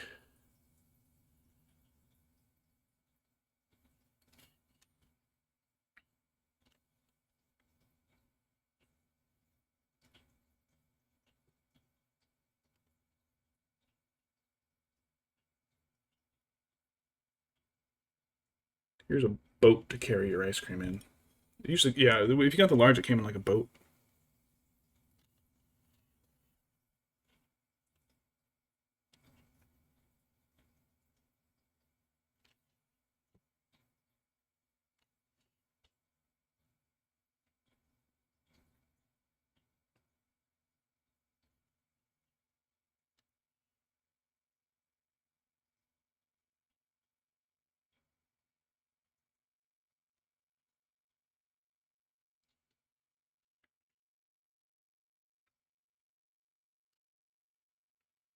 For aesthetic reasons.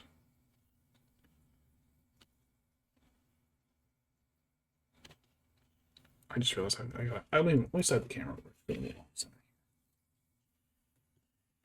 Holding it at the way I am so I can get the light on it right. I realize I'm not holding it in camera view. My bad.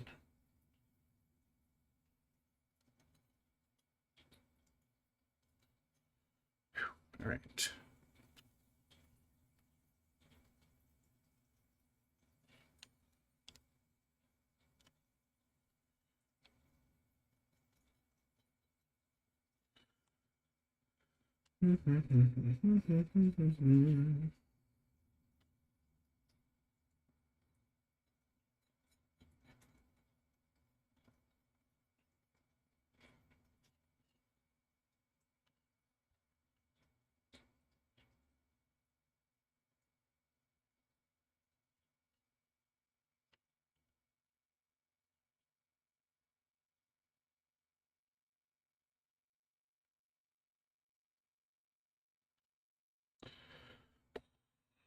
I am not enjoying painting these spines. Yeah, this brush is also kind of shitty too. It started just as like a wedge brush, but because some of it started getting so splayed out, I trim them up. It's much thinner than it should be now. And like, it's got plenty of base and not enough tip.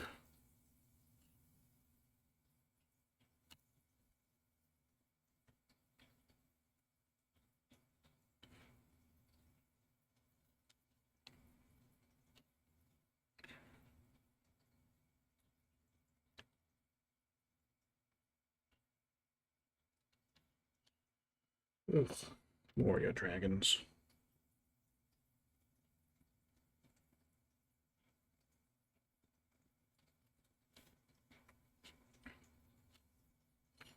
Oh god, I realized so it's only one wing. I haven't done the other one yet. So that was kind of weird. I pushed it in like the opposite direction I would have normally, and it actually kind of made a really nice smooth line doing that. Perhaps it will work here.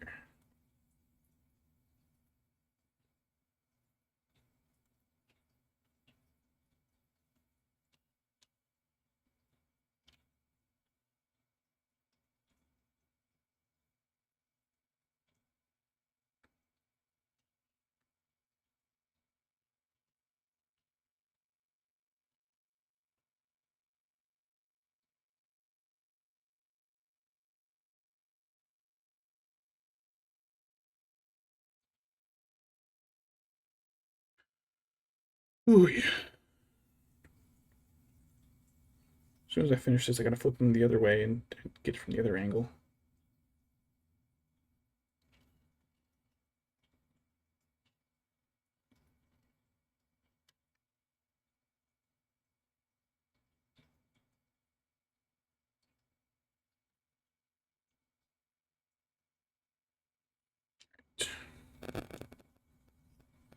This might be, actually, this might be easier.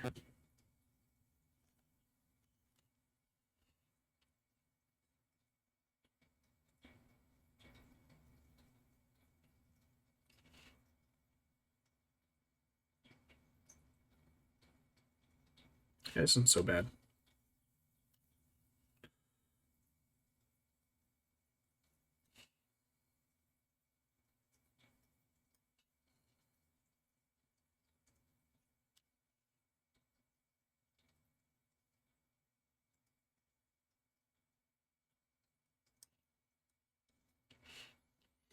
It's got these cuts in its wing.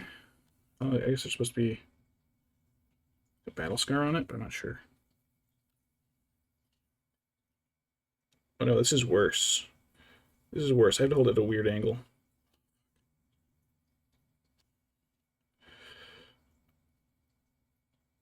Boy, all right, this isn't great, but I can kind of hold it fairly steady to do a smooth line, but it's not great.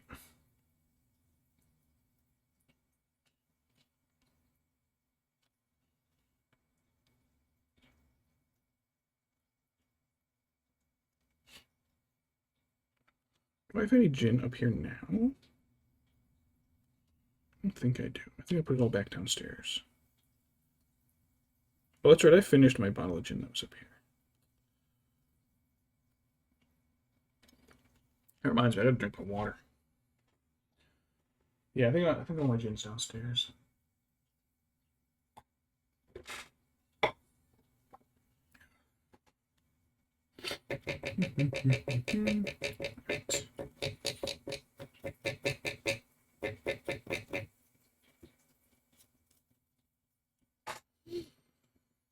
Yeah, there's a couple spots here and there on the wing.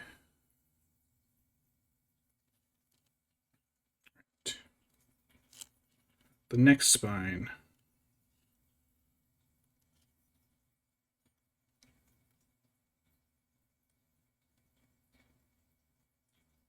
Have you been able to finish any more Crystal Chronicles dungeons?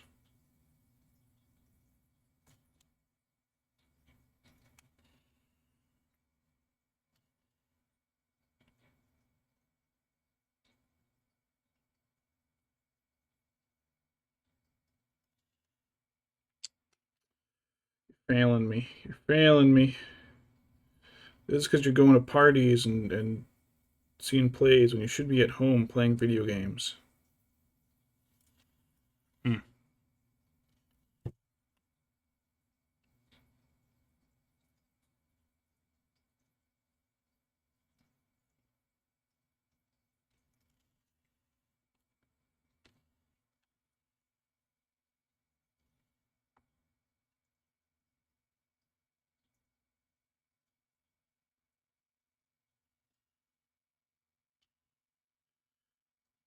You should be working on your true calling, which is helping me make content.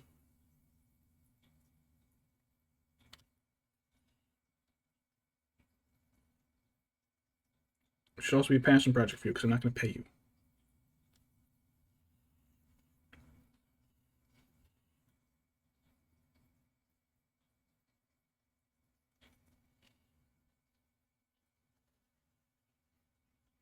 Itch.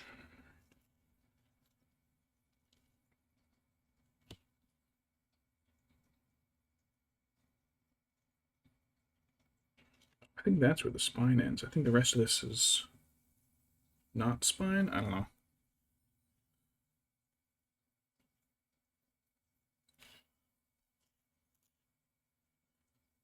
Then if it's not a party, then how come restaurants call out party of 5 or whatever?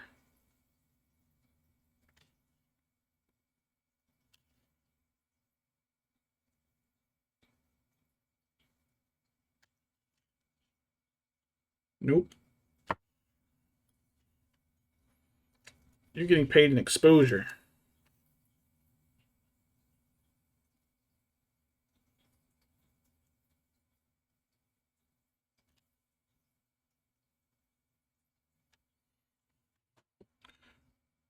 For exposure. Because we're family.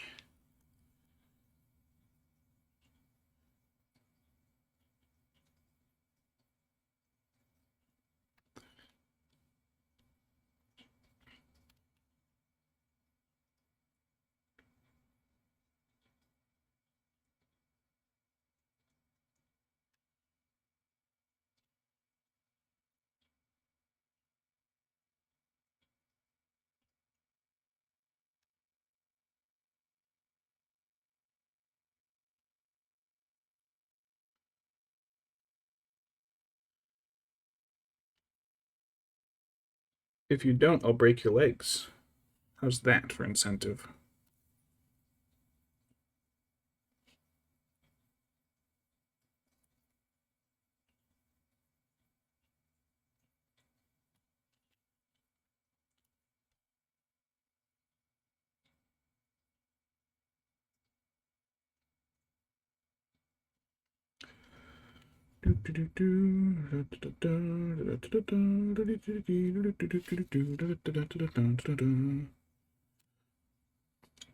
Oh, so you failed. That was the wrong response. The correct response was no, we don't work with terrorists and we do not respond to threats of violence. You failed. There's a pewter on his chin. On his tongue. Oh, it must have scraped off. Alright. Let me do this side. I don't want to do another wing just yet.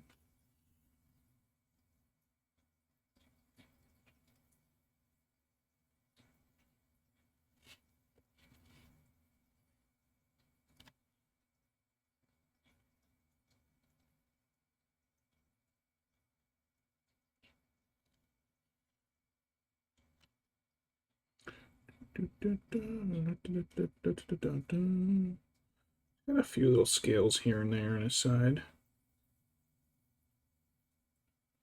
It's not too difficult.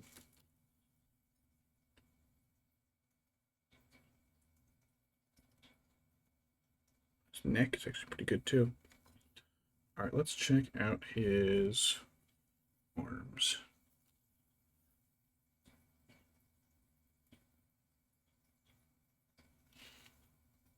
Spot I missed on his shoulder. Whoops.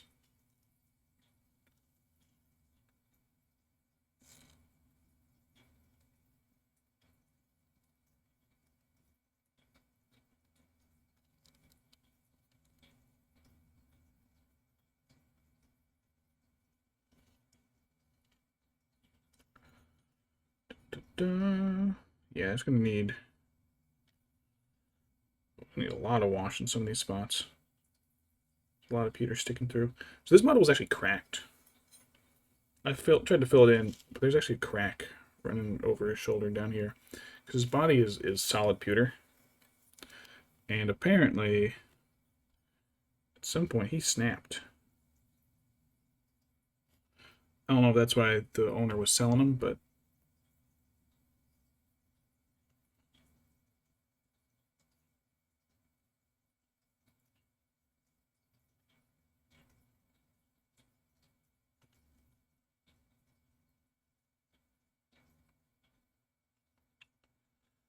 yep. I guess that's kind of one side. Let me check under his legs. Because some of this has got a little unevenish look. It's okay. I don't want it to just look like a completely smooth, straight fade in. Not fade in, but you know what I mean. Like just completely transition. I don't want it to be a completely smooth transition between limbs and belly.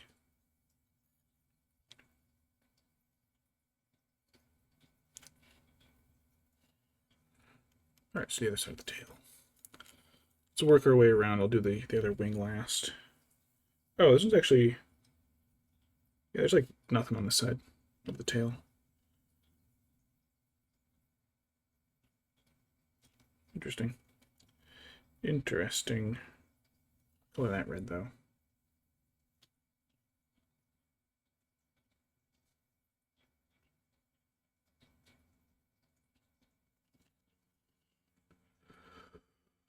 And kind of putting this this uneven edge to it kind of does make it look like the scales stop at one point.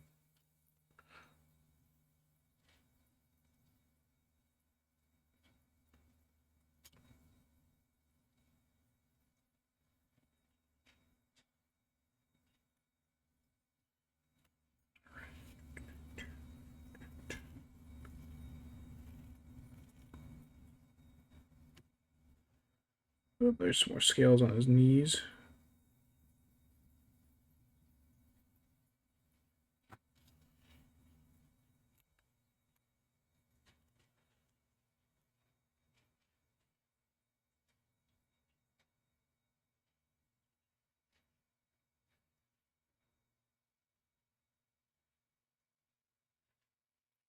Inside of his leg is good. I think the inside of his leg is mostly good. There's a little dot that's not supposed to be there, but it just kind of looks like an errant scale. Da, da, da, da, da. Yeah, I got the Paper Mario remake, but I haven't played it yet. Cause I just played through the original not too long ago.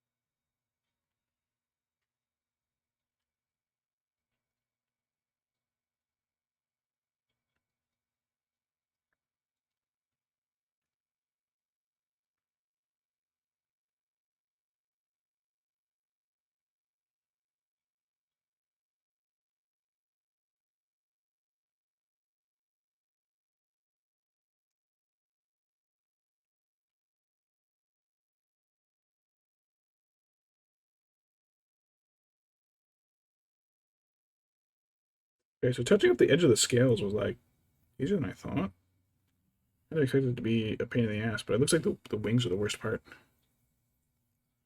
Alright, underside of the wing.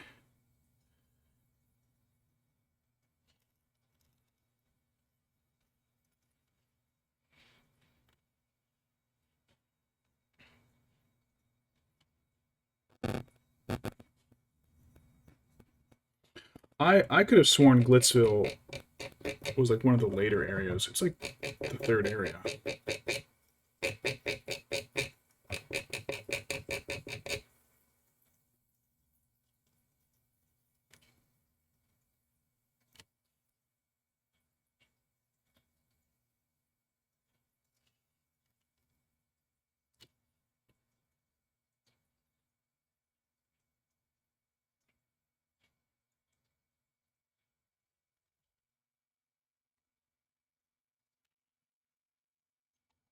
I was watching some people do speed runs. I want to say the record is like 2.5 hours or just under, like just under 2 hours. But they also use glitches and I think it's called like machine assist or something like that, which basically just lets them manually input the best optimum movements.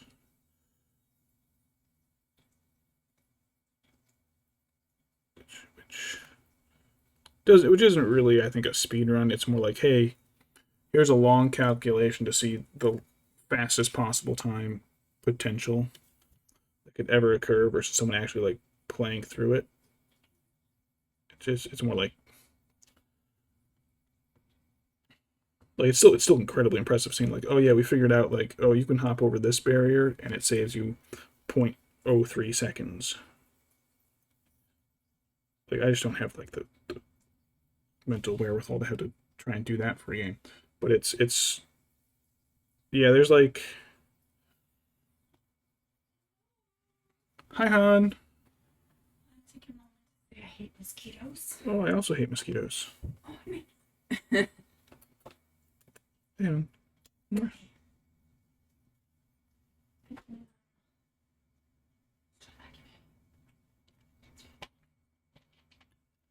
How's the garage? I blame the boys. Cats, why are you keeping all your garbage in the garage? I put your melting furnace on top of the thing again. Oh, okay. I'm trying to organize everything. It gets Mm-hmm. Boys, why don't you put my smelter away? Pancakes, you're always begging to go out in the garage.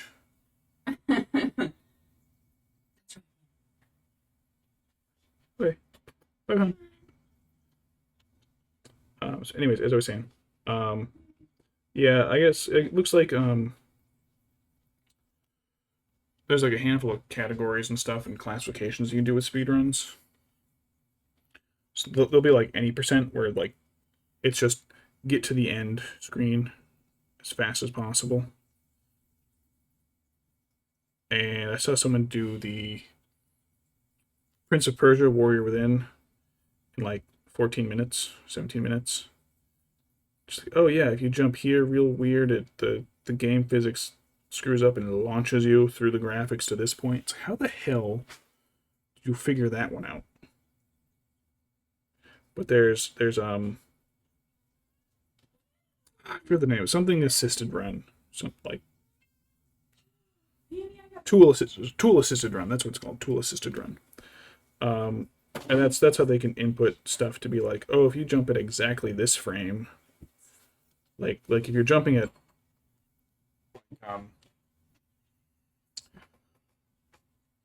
I think they said in the Thousand Year Door remake, the timing for the critical attacks had to, or for the specials, the nice moves, had to change a little because the original game ran at 30 frames per second and the new one runs at 60.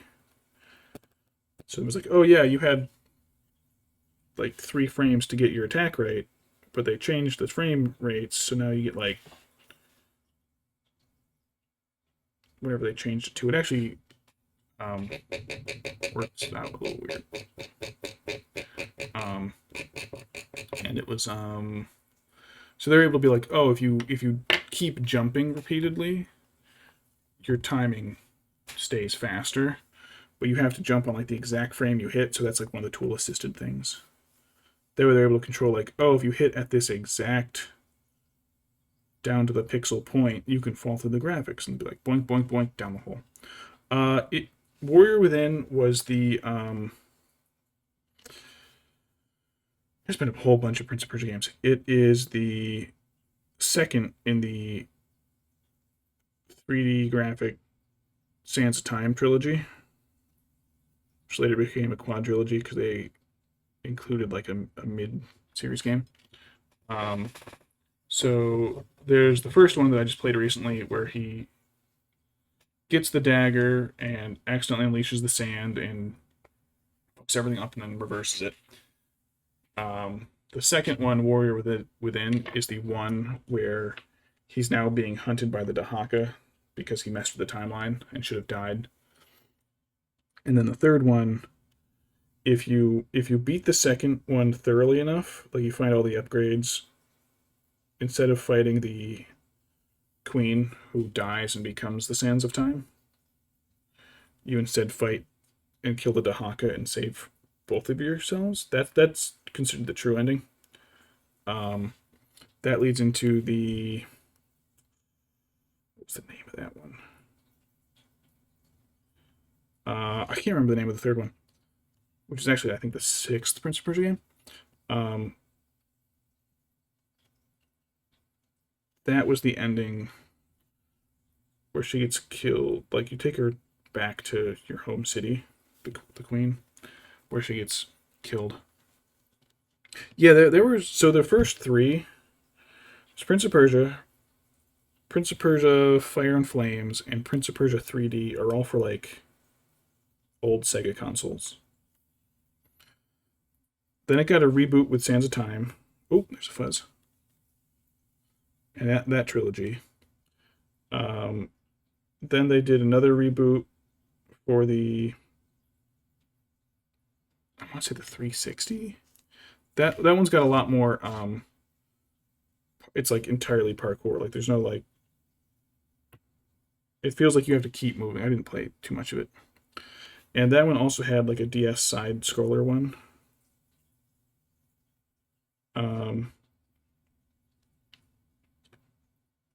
And I think that one storyline is kind of like, if you're familiar with the Shadow of the Colossus, he gets to where he's looking for his donkey Farah, which is the name of the girl from the other trilogy. This time it's his donkey that he's looking for. And instead of finding his donkey, he finds like a ruined city where he awakens whatever her name is. I don't remember the new girl. Also awakens Ahriman, which is just like this big dark evil power. And he has to go and get all these orby things to seal him back up. But when he does, it comes at the expense of the girl's life. So the game ends with him like unsealing Ahriman again to try and bring her back to life. Kind of like Shadow of the Colossus. You defeat the Colossi, but it ends up awakening a greater evil. You get turned into a monster and sealed away. And the girl you're trying to save like wakes up and is like, "What's going on?" And everybody's like, "Oh fuck, monster! There's a monster destroying the world again." And that's the end of the game. The end.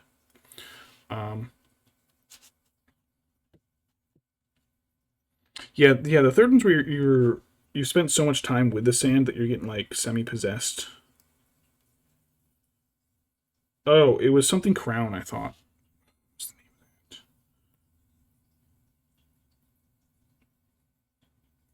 Or throne.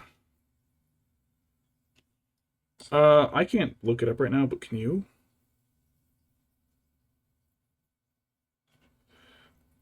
And then they just did another reboot.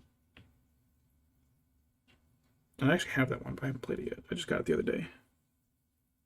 That one is The Lost Crown. Okay, that's what I'm thinking of title-wise.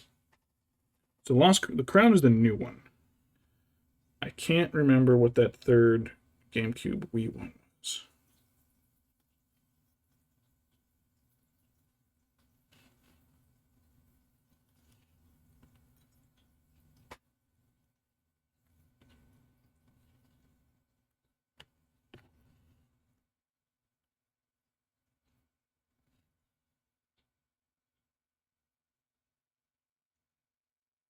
But then they came out with like Lost Sands. And that was supposed to take place, I think, in between the second and third GameCube ones. And I think that came out because the Prince of Persia movie came out.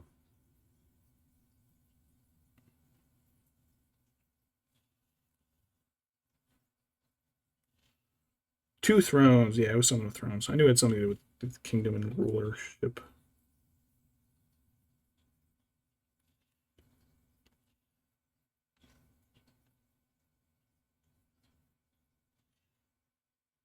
So Two Thrones was the finale to that prince's story.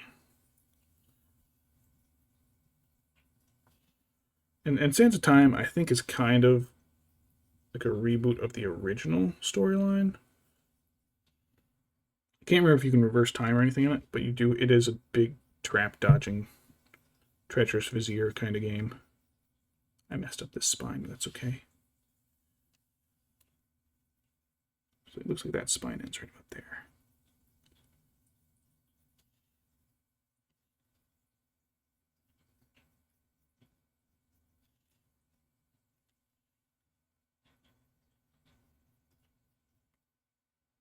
Yeah, that's on my YouTube now. My playthrough through the Sands of Time.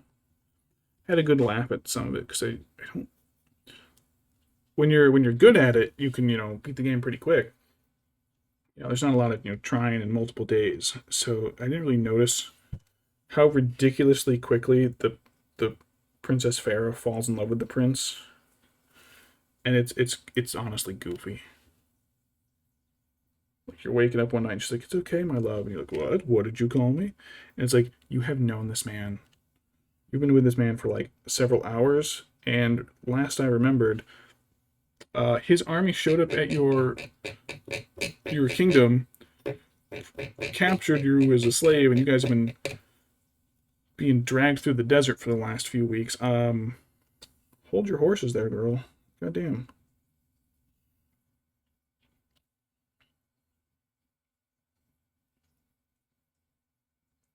But I remembered in the Two Thrones, you're like in an elevator with her, and she goes, "What's your favorite fruit?" And you're like, "What?"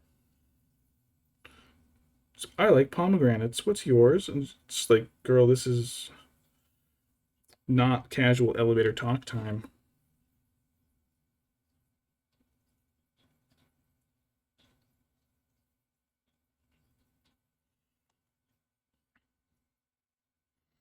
Yeah, you know her for like all of a day. They're still like, "What about marriage? We could do it. She's still royalty. It would be allowed."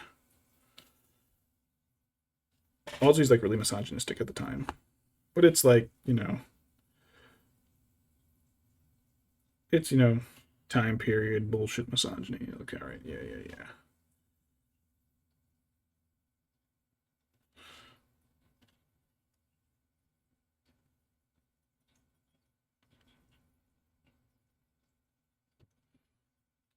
How dare she tell me what to do? She should remain silent. It's like, Princess Girl's gonna save your ass, and you're gonna fall in love with her and be idiots.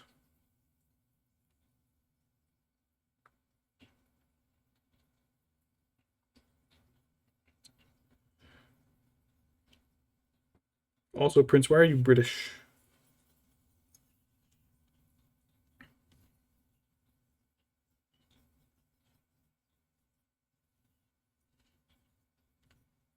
I forgot to do this side on the back. Oops. Alright, I will need to get more paint.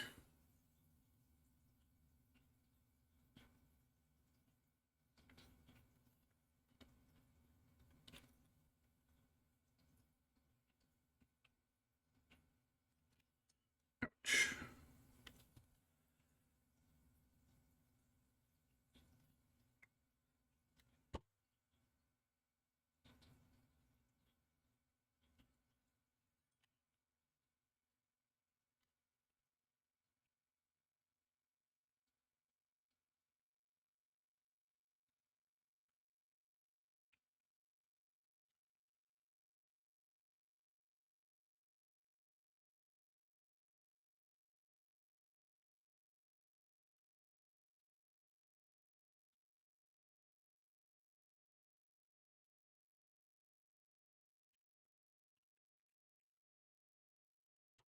But she does die faster than Juliet. Like, she falls off and splatters.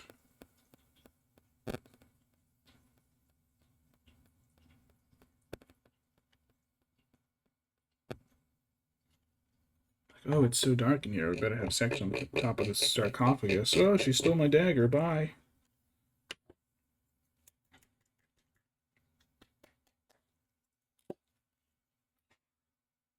That game come out like 2003.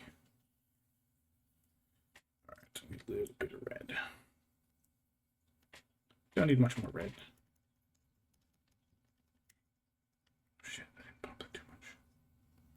Come on. Flip. Fun game, though. Not the best well-written characters, but hey.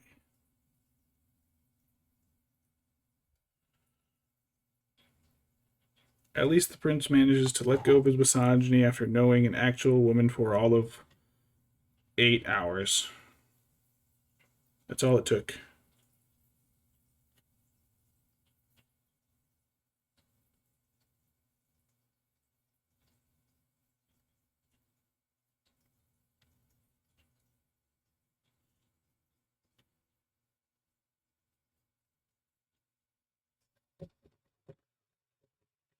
It's just goes to show the cure for societal misogyny is for them to actually just meet a woman.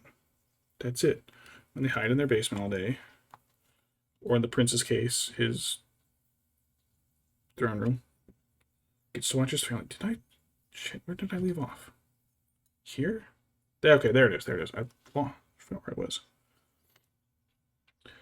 But yeah, it's really kind of hilarious.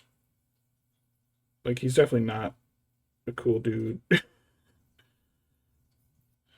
really starts as a sexist shithead.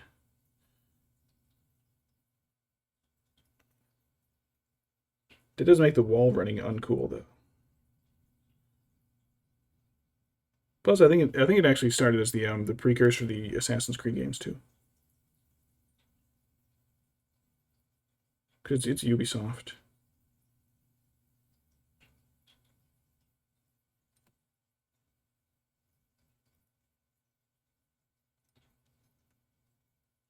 All right, top of the wing now. God, oh shit, where did that come from? Okay, that's old. That's dry. I'm not touching anything wet.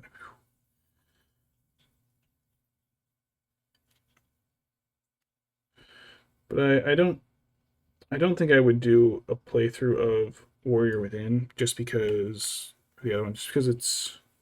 Well, maybe I would do Two Thrones. Warrior Within is there's a lot of backtracking. I got lost a lot in that game. Assassin's Creed 1 is a lot of fun. It's 2 I think was my favorite. Because 2 like improved some of the issues 1 had. I think my favorite kill that I got in Assassin's Creed 1, there's a whole bunch of Knights Templar hidden throughout the game. And like you get an achievement for hunting all of them down and killing them. I killed one because I fell off a roof and landed on him and killed him. So I like missed a jump and just tumbled to the air and then hit a guy and it was like 3 of 60 Templars killed. And I was like, what? Oh, sick. Took one out. Nice. Alright, we gotta get this elbow at a weird angle. There we go. There we go. Yeah, it's kind of funny.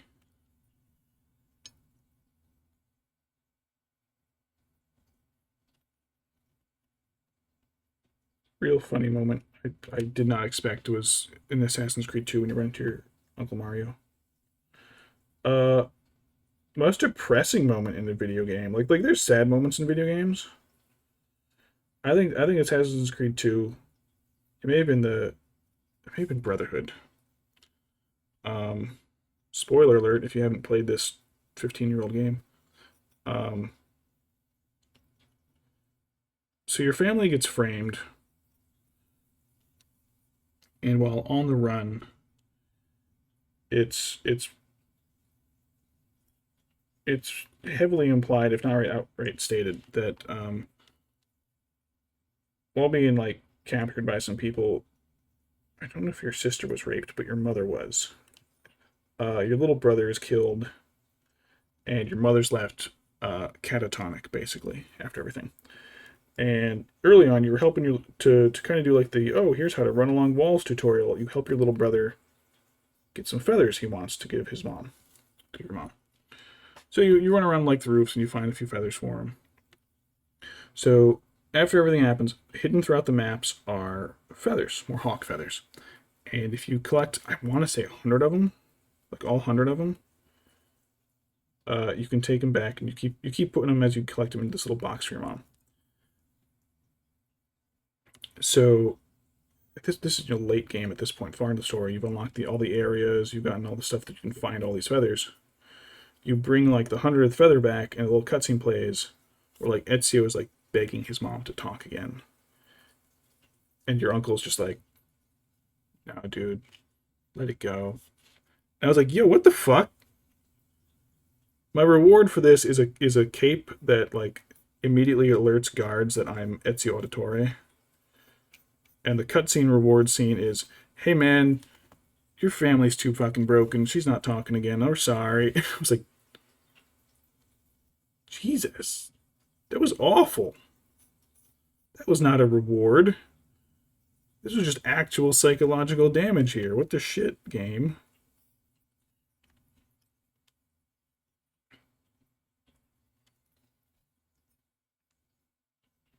It's like, I play video games for fun escapism, not for harsh, horrible shit. Jesus. It's like, I just played a mission where Leonardo da Vinci and I play with his tank, and we use it to raid a little outpost. Like, this was not what I had expected next.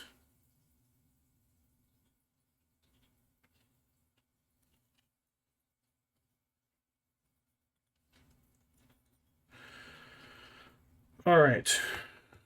Finally done with the red. I thought I had more to do. Oh my god, I'm hungry. All right.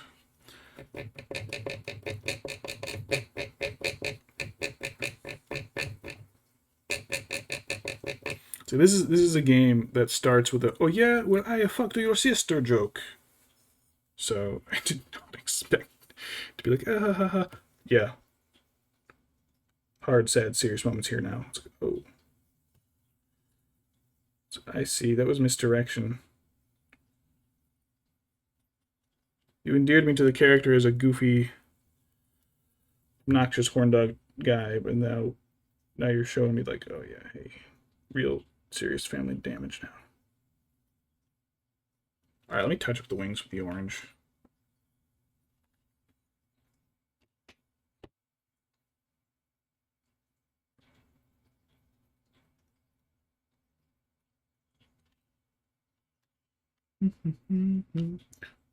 Nice thing about wet palette is that like the little puddles I left around are still wet, so I can still draw paint from them.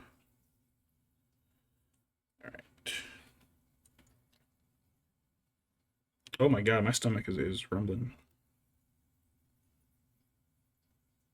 Well, all I've had to do today was a bowl of cereal, so.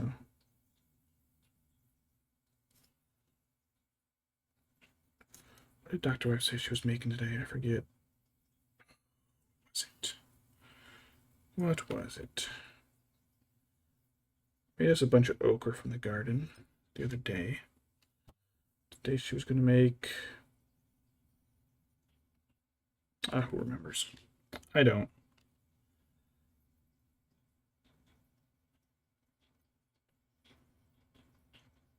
Yeah, our garden okra plants are finally taking off, so they've been producing a lot now. So every couple days we have enough so I can fire up a batch.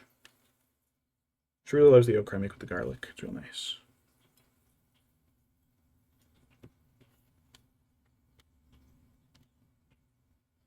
I really like making my wife food. Especially if she ends up really enjoying it. It's like, oh, yay. One day she had a real long day at work. This was back when we were up in DC. And I miraculously had a short day. So I knew she was doing some big presentation. So I made like French onion potatoes. Instead of making a soup, I just like caramelized all the onions, cooked the potatoes in it, had nice broth made with it, and poured it in. And she came home so stressed and just was like, "Oh my god, this is so good!" And I was like, "Yay! I made your afternoon."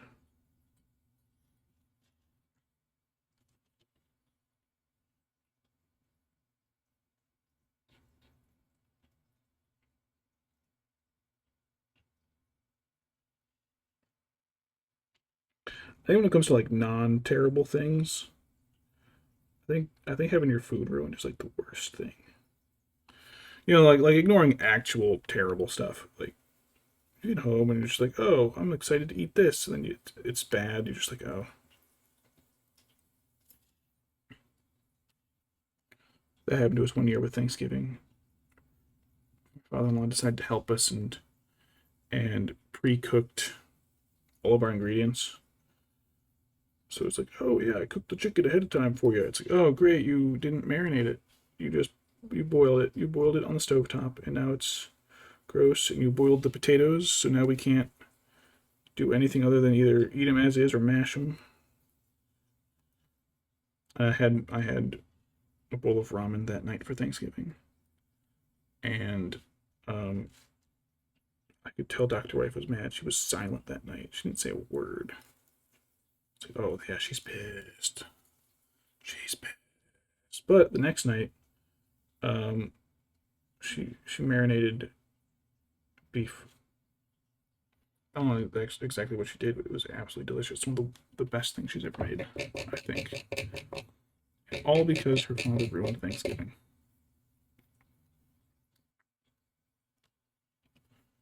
Oops. Hitting the camera with my head. Why is the camera up so high? Did I adjust that recently?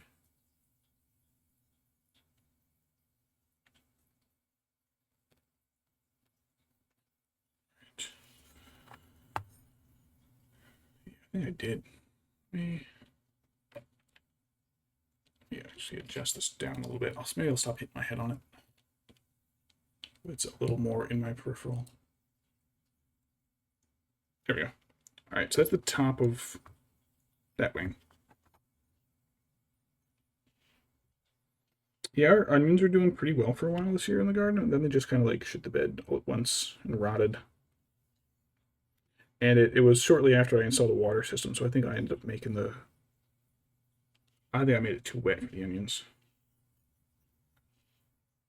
Because the water system didn't water evenly. One side got like soaked, and the other side was still bone dry. The one side was like soaked and leaking over out the edges of the garden. Well, the other side was still pretty dry.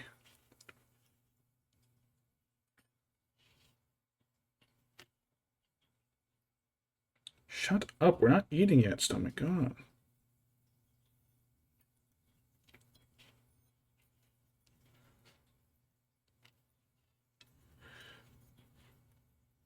One amazing trait about humans is our poison resistance. We don't really think of humans as like tough animals. Like we don't have sharp claws or teeth.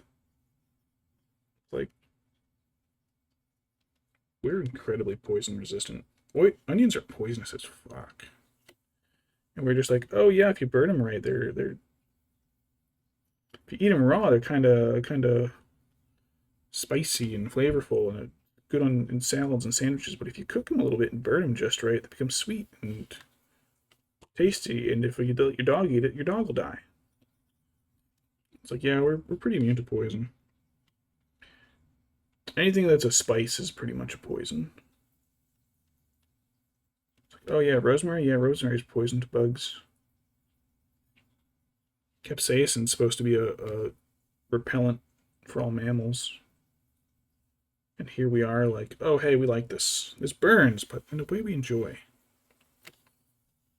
Which I guess, like, from an evolutionary standpoint, is a win for the pepper plants. Because, like, you know, if you're gonna be eaten by the most dominant animal on the planet, at least we're intelligent enough to cultivate stuff. Because like pepper plants, peppers, tomatoes, potatoes, all that are all New World. They're all from North and South America. Europe and Asia did not have them at all. But if you think about how popular all these ingredients are in like Indian cooking uses a lot of hot peppers. A lot of Asian cooking uses hot peppers. This is a plant that does not naturally exist in anywhere on that half of the planet. But because we're just like, oh, fuck yeah, oh, this hurts, but in a way I like, yeah. Like, this plant's defense became, like, its biggest feature that helped its survival by having all these goofy hairless apes, which be like, oh, ooh, ooh, ooh, like the heat, ooh, good hurt, And we just, like, spread it all over the world.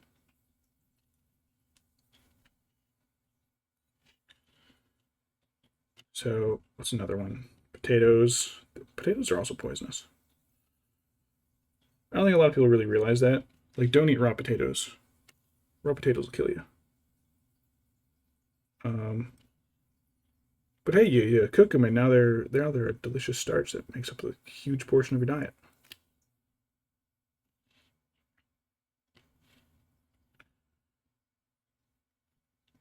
Gotta clean this brush. Brush is getting a little gunked up. Tomatoes are also...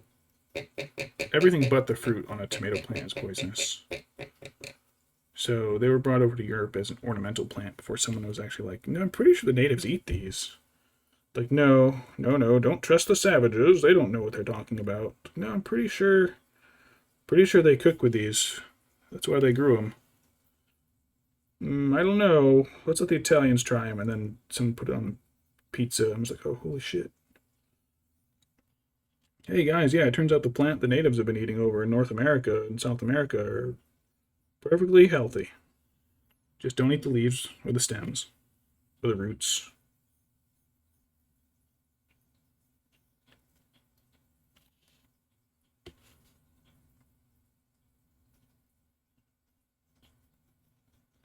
Of course, we got those stupid tobacco hornworms over here that also eat tomato plants.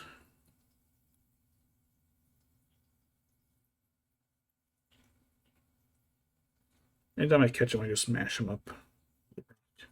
Alright, that's the top of the wings. Let's do underside of the wings. Underside of the wings don't look too bad.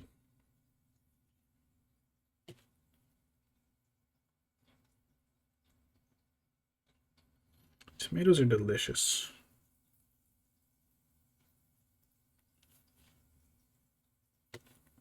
You just gotta cook them right. If you don't like them. We've got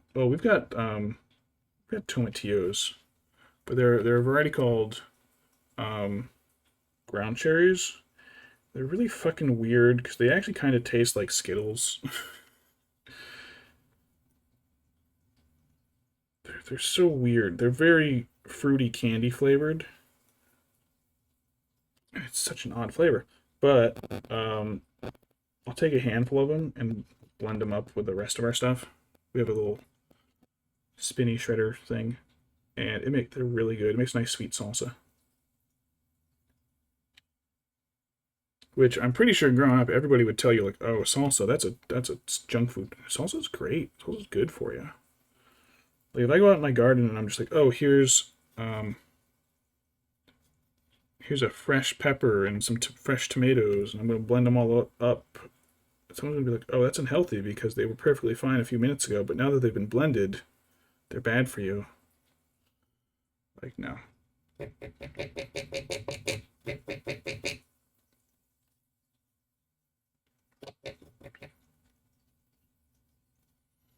Syracuse police stopped me once because I was eating an onion like an apple. I was like, "Bro, what the fuck are you doing?" I was like, "Eating an onion." It's totally rad, dude. I was like, I regret it though. I smelled like an onion for like 3 days. So don't eat a whole onion just like an apple. It was a Vidalia, so it was a sweeter onion, but like, don't do it. Not worth it.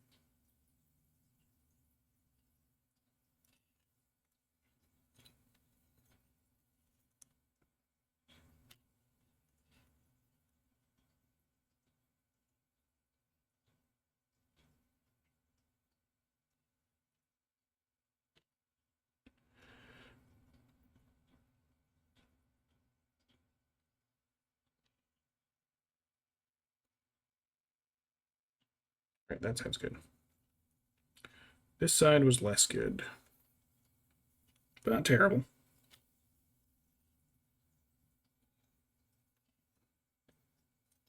Some of these edges came out pretty good.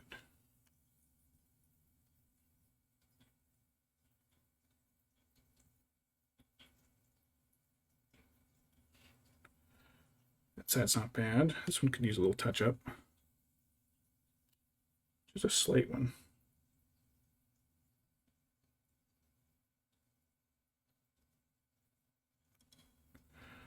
Oh, that edge is pretty good. I think actually just, yeah, just a little bit of this.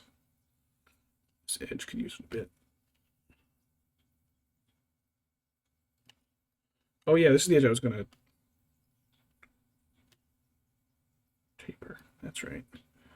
That's right. This edge is bad because it's got the part I have to erase. Because apparently the spine doesn't go that far. There we go. And then just a little bit here. And up here.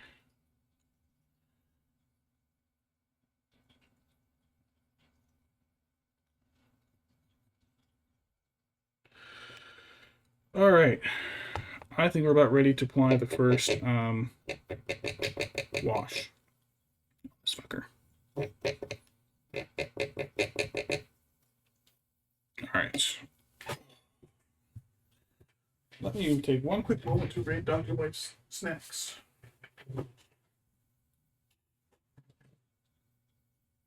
Oh, there's ants.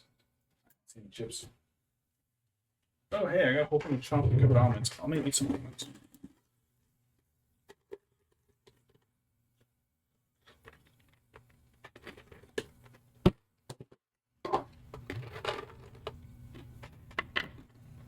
Spambot.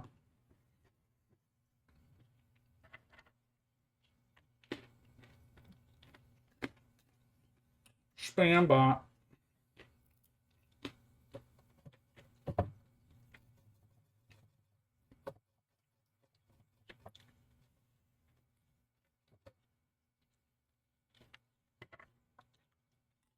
All right.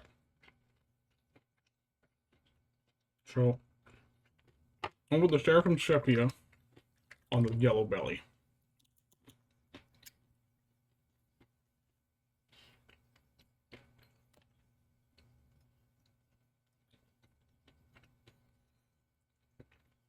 And hopefully this turns out looking pretty good.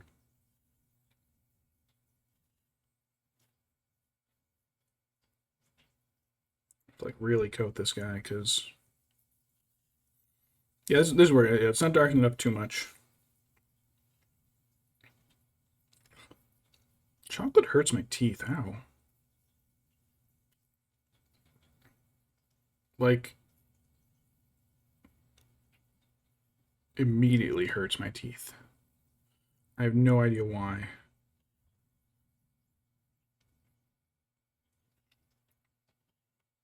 Just like ups the sensitivity. Like it's not like, oh, you ate sugar and now your teeth hurt. It's like, oh, you specifically ate chocolate and now everything feels like it's your teeth feel like they're being sandpapered. Why? It's not gonna stop me. Ow. Like I was just at the dentist. It's been going for a long time, so they're like, oh yeah, you're fine. So, yes, but why? Why does it hurt? It hurts me. Why do it hurt me?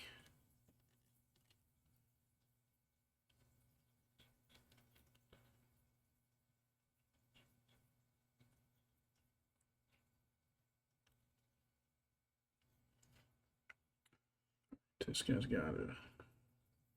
So he's gonna have to dry, but I got a plan for that.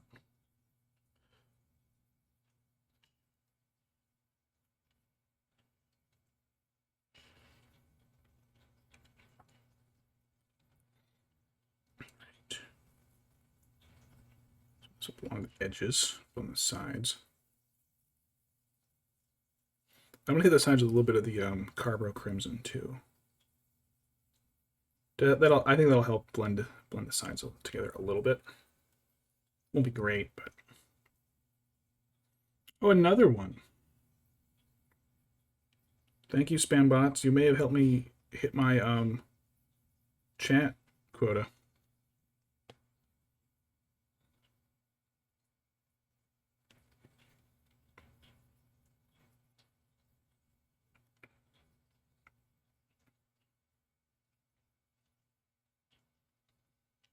Second. Set this guy down real quick.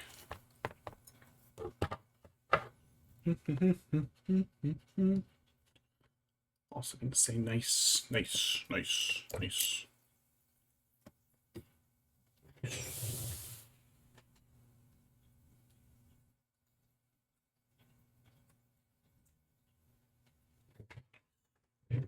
Everybody just say nice. All right, back to this. Back to the model.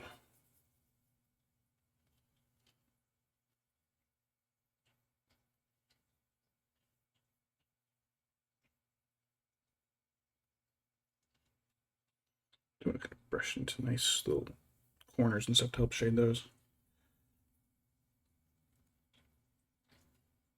Yeah, I think I'm liking the way this yellow's turning out. I don't think I'm gonna highlight with the with anything. I might do it on the red scales still, because he still is pretty dark. I think so. I would like him to be a lighter red,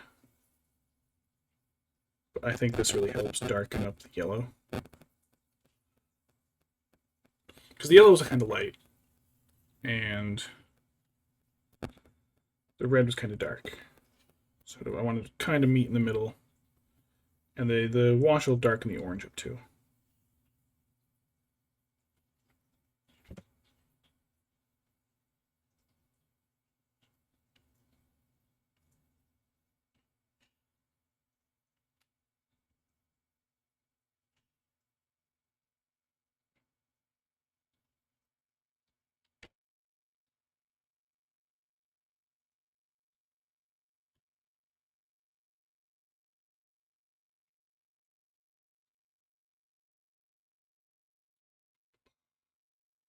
More.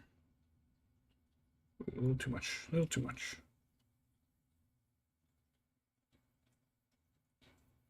Alright, it would be... Yeah, it's not enough on the wing. Too close in color to the wing.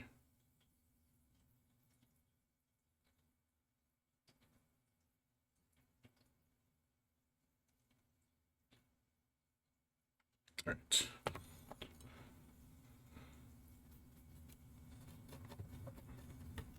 Oops, that's unsteady. Alright, so there's... So his base coats are done. We got the first wash.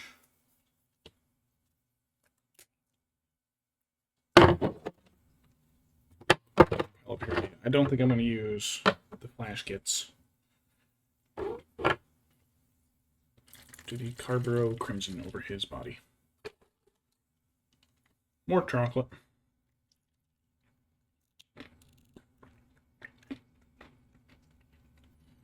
This might darken him up too much, actually, but I don't care. Yeah, it's going to fill in a lot of the scale pattern. It'll be nice.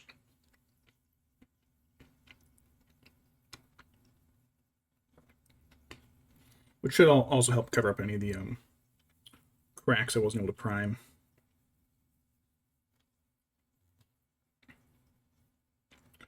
And I can use up plenty of my Carbro. This isn't a color I'm going to be using too much for Lord of the Rings. Those back spines.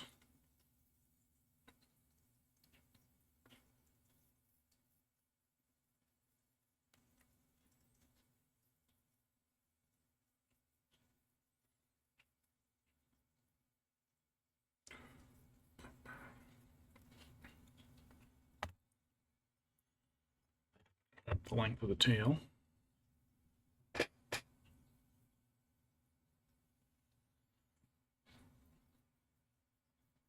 Monitors are off.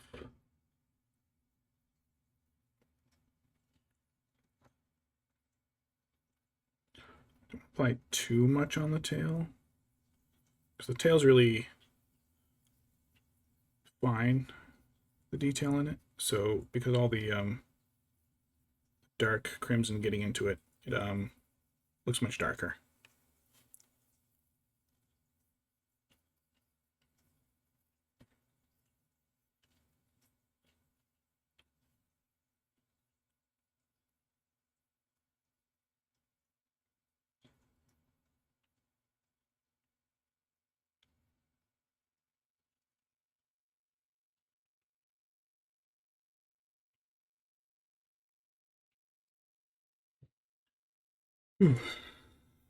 Skip the legs. I'll do the legs separate. I need a lot of the back spines and everything. Some of those areas are a little tricky because they'll trap a lot more pigment than you want it to. Fortunately, if you're using a big, massive, messy brush like I am right now, it's easy to pull it back out. Right, yeah, that goes up to his shoulders. Let me do the back legs. You can see that it's really pulling the pattern of the scales out better. Isn't proving too dark on the flat parts.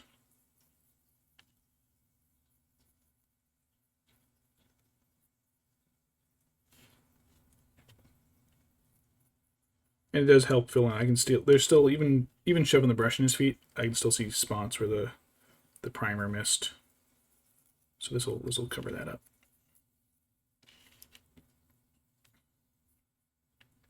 Ooh, see, okay, see that is a big black blob on his foot, and that's because I put too much of it just came off. So I gotta keep slopping that up to apply that to other areas.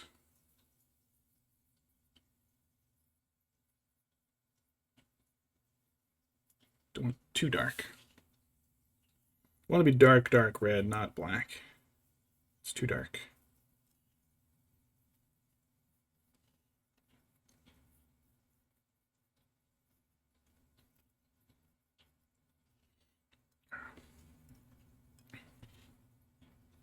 I'm kind of glad he's all metal because I don't know if his wings were plastic. I don't know if they'd have like the strength to support its weight. If they'd flex too much, it would cause the glue to crack.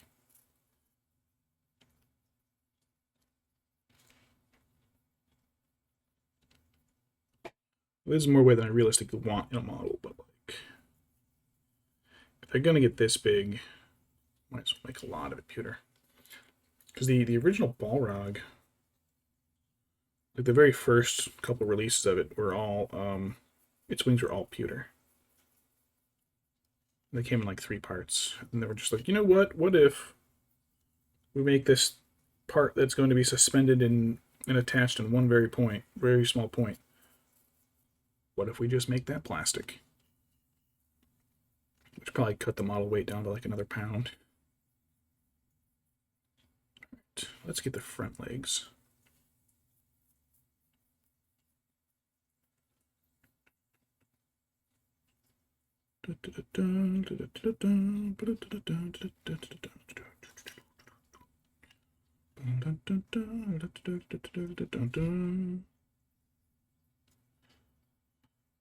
Some of it is blending in with the still wet Seraphim Sepia,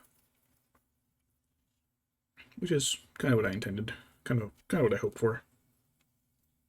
I'd say intended, but I wasn't planning it that well enough to say I intended it. What I hoped for is more accurate. What I hoped it would work.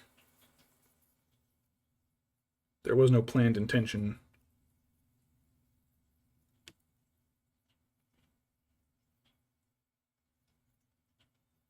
Yeah, put a little here. The legs meet. That seems to look okay.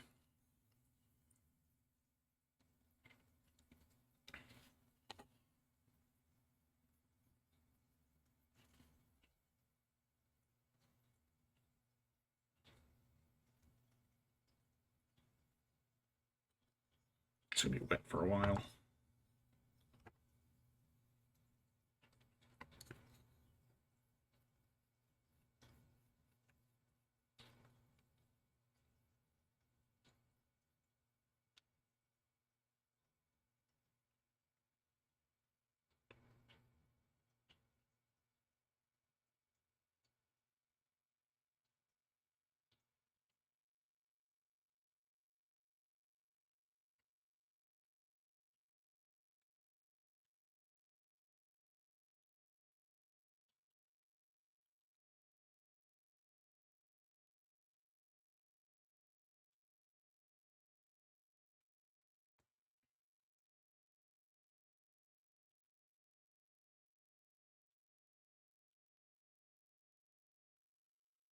Whew.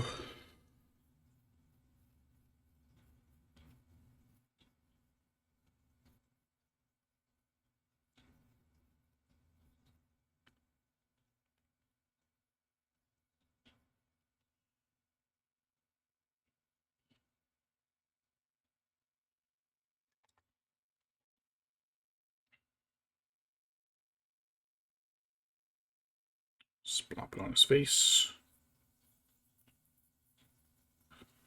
But I don't know if I want to put it in his mouth. Ooh. I think I've scraped it with my nail a little bit.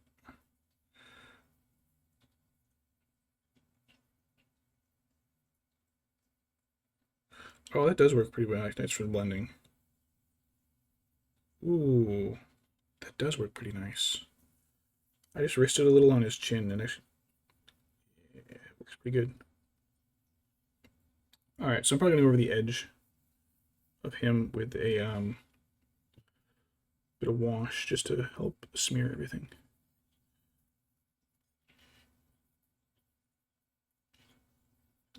Lap some of that up. Get in his ear. Get on the roof of its mouth. Get it on its tongue. Basically gonna do like all of it, and then I'll go back over to do the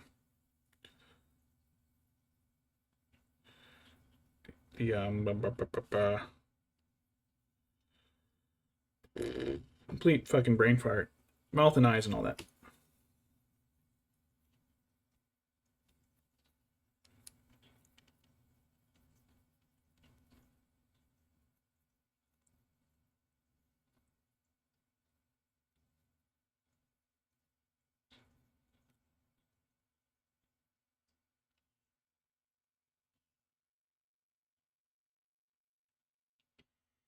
All right, wings.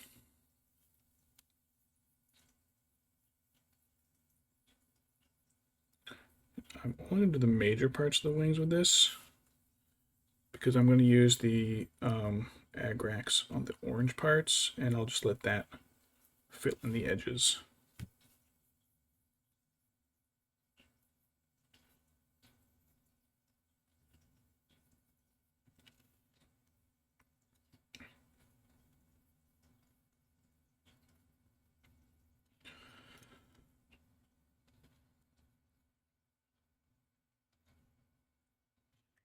Oh shit.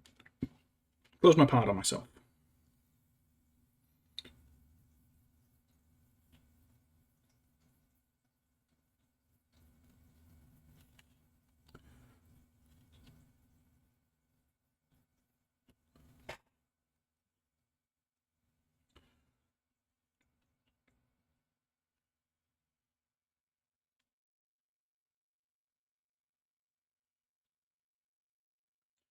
Tops the wings.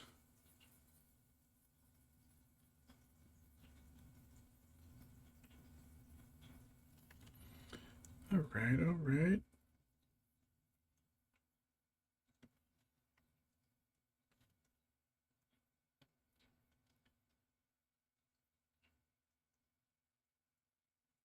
Shit. All right, we good. Good, good. We're good, all good. Everything is a-okay.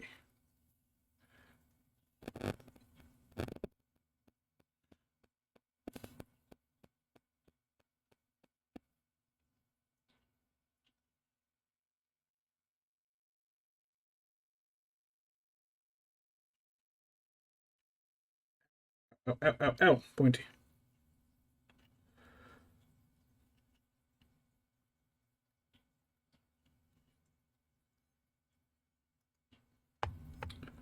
All right, that's the color done.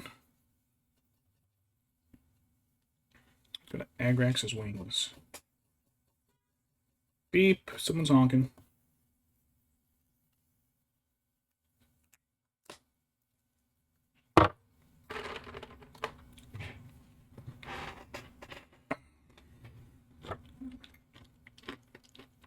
All right, agrax.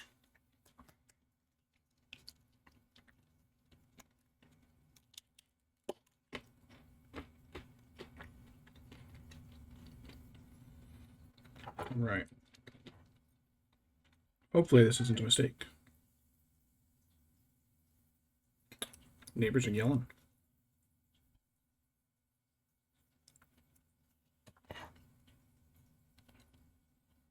Yeah, this is okay.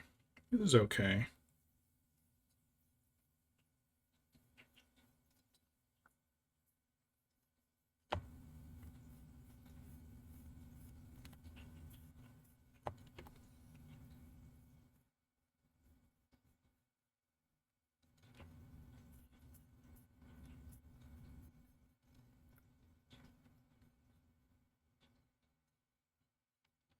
Neighbors better not scare my cats.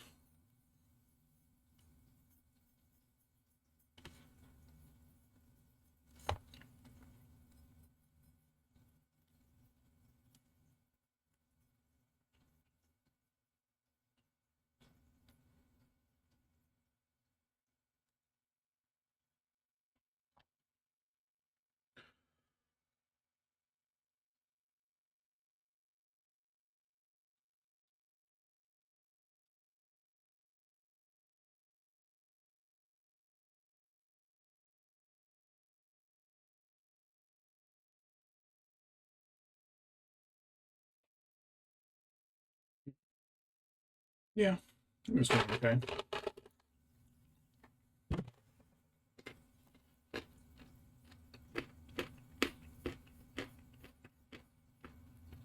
It's all right. It's filling in some of the darker lines.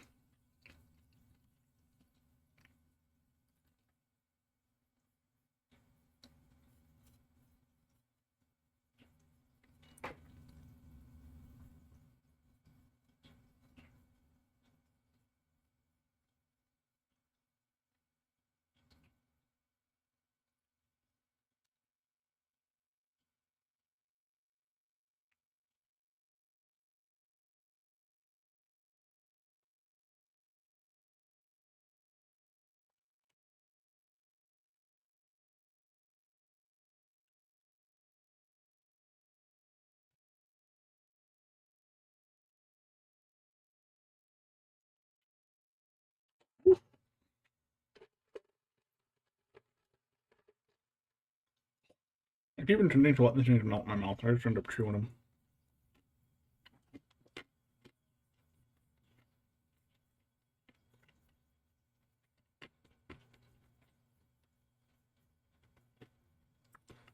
Oh, I don't have to worry about the neighbors scaring the cats. I can hear my mother-in-law doing it downstairs.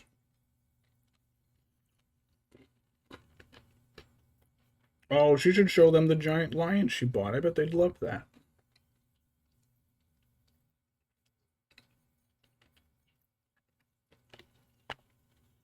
Our dumb cat, Muffin, the youngest one, can't tell the difference between real cats and stuffed animals. It's real funny because he'll fight stuffed animals, and it's just like, buddy, the fact that it's not moving and it's just been sitting there forever should be a good indication that this stuffed animal cat is not trying to take your food. But he's our dumb one. So dumb.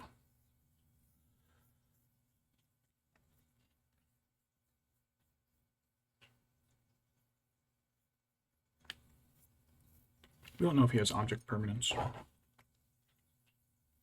Oh yeah, so last night when I caught the frog, Pancake saw me with it in the bathroom. The frog hopped out of my hands and landed on the door briefly. I managed to catch it and get it back in the terrarium.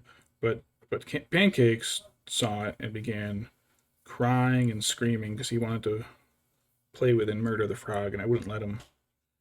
But he spent like the next half hour frantically searching the spot in the bathroom where I dropped the frog to see if he could find one. So, buddy, you can't murder my frog.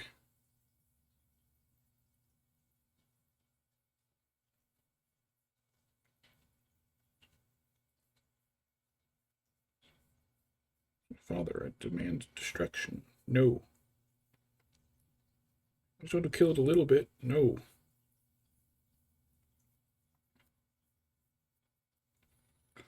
Alright, so it'll be a bit harder to flip this guy over.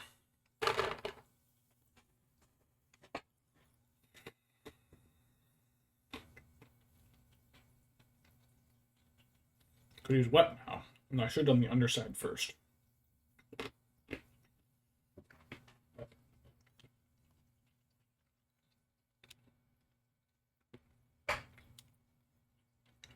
Alright.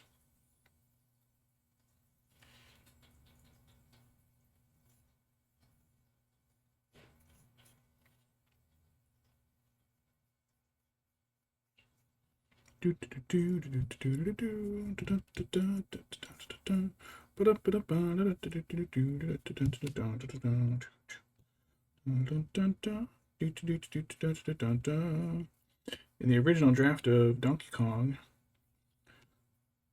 Mario was an abusive owner.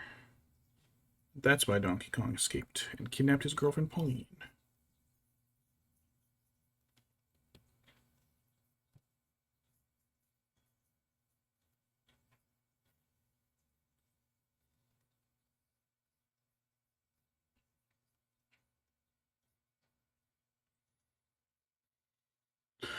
Hey, I know that monkey. His name is Donkey.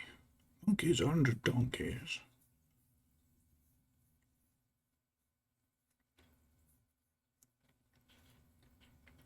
Apparently, the reason he's called Donkey Kong is because of a translation error where Shigeru Miyamoto knew that a jackass was an idiot, but didn't realize it was also a donkey, so assumed calling someone a donkey was exactly the same.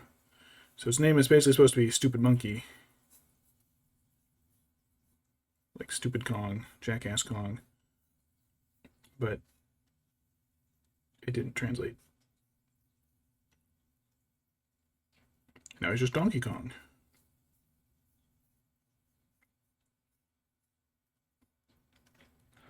DK. Donkey Kong.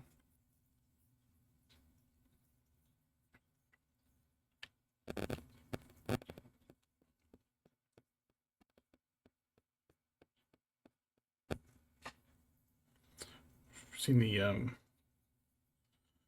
the Joel Haber video.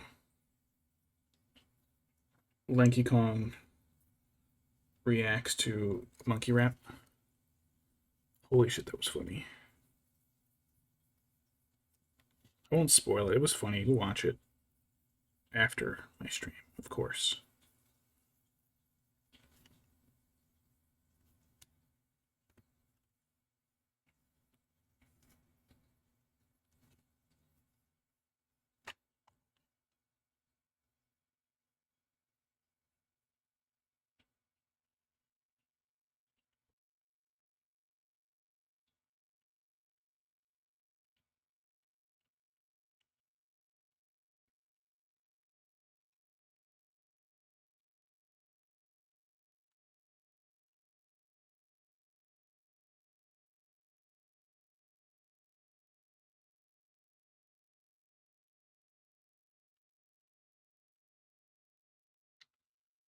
Whew, almost done with this. So I'll probably do. I'll probably highlight the belly with the original yellow color a little bit, just a small amount, and then I'll do the scales with this other brighter red. I'll try to pick the scales out as best I can while dry brushing.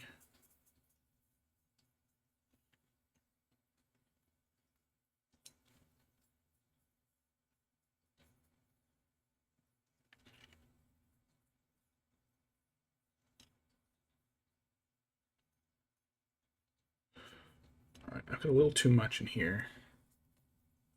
I'm gonna try to slop some of that up.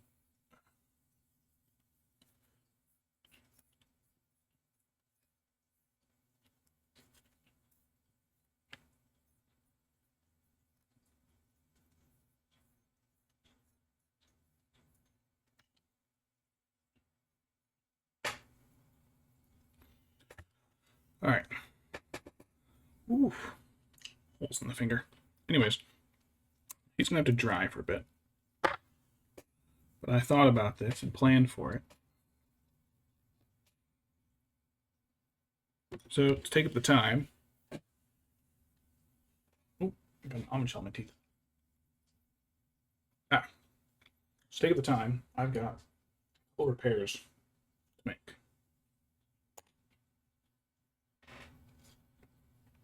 These two guys. So I didn't paint these two. These two I got when I bought that huge not Minas Tirith, Helm's Deep model. Most of the guys were good. One of them I managed to fix last night. These two guys I could print up some stuff to fix. So I can't remember the name of the designer. I'll post that later. Oh, these are still a little sticky. But I printed up some replacement shields or spears, hands. Oh, that is still soft. Oh, that's okay. I guess the resin isn't 100% cured. Oh, okay. I'm gonna not eat with those fingers. All right, let me close up my almonds. They're a distraction. So this one.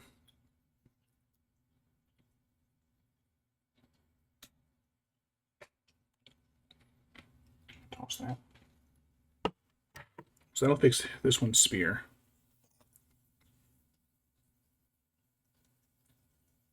Hold the right size. Just to hold the right size. The hole is slightly off. So let me.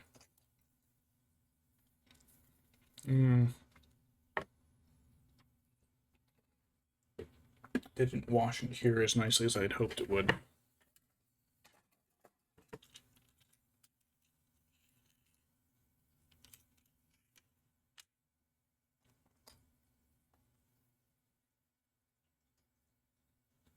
So roughly the same size.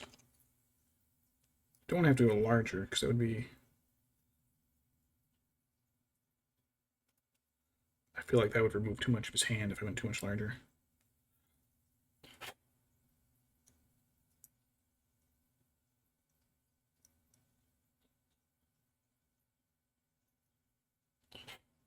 A couple of bits here and there. I don't need the drill for the other guy. I'm just slicing the spear. I think this will go right in there. Yeah, there we go. Great. This busted ass super glue bottle.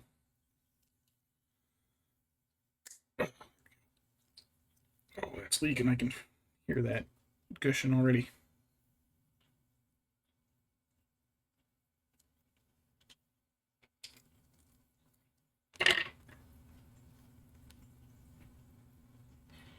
Oh, that all absorbed too quickly. Shit.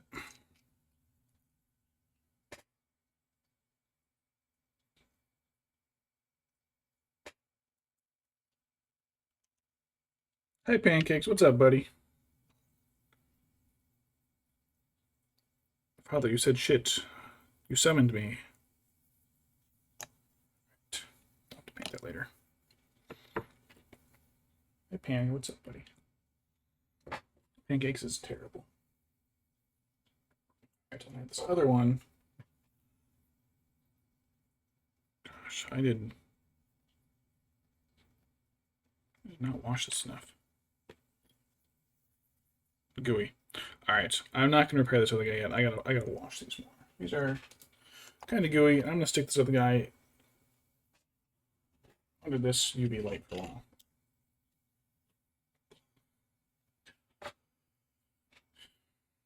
Eat ultraviolet laser light. Bastard man.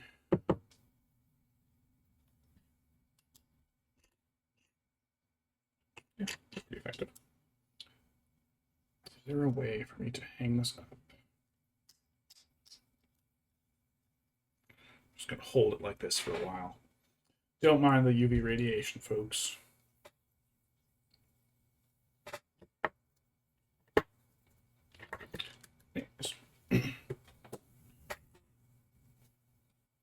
Do the underside.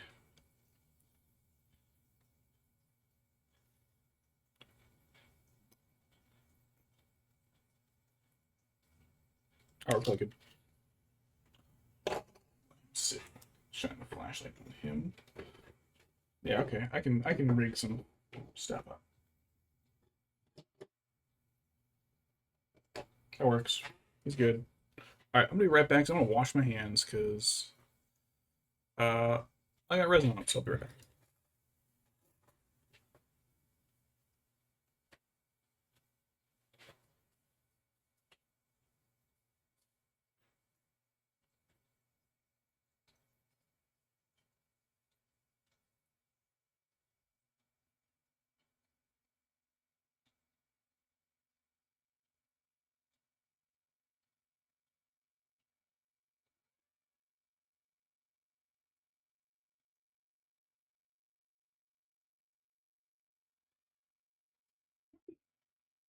Buddy.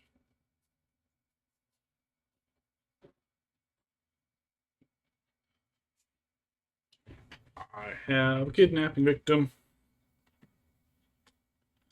Hi, Peony. Red pancakes. What's up, buddy? He's camera shy. He doesn't want to show you this nice, soft, fresh belly. Look at this belly. Boo. Hi, pancakes. Pancake, were you a shithead this morning? You were actually pretty good. You weren't even terrible last night. You feeling okay, buddy? You weren't horrible. Must be sick.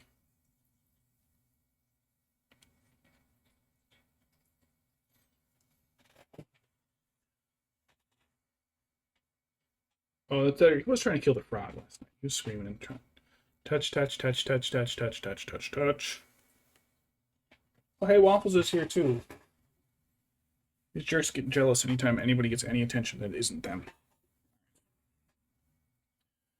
So where is this flat brush? I want to do well. All right.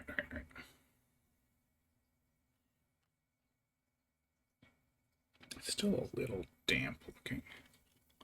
I'll give it a few more minutes. Get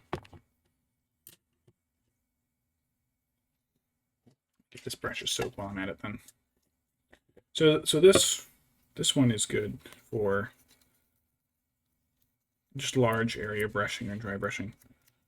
But because the bristles are kind of splayed out a lot, I don't want to use it for this particular critter.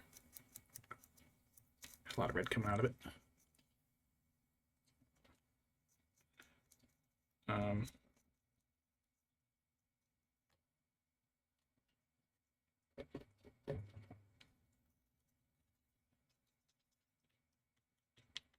So I got a straight flat edge brush that I'm going to use for it.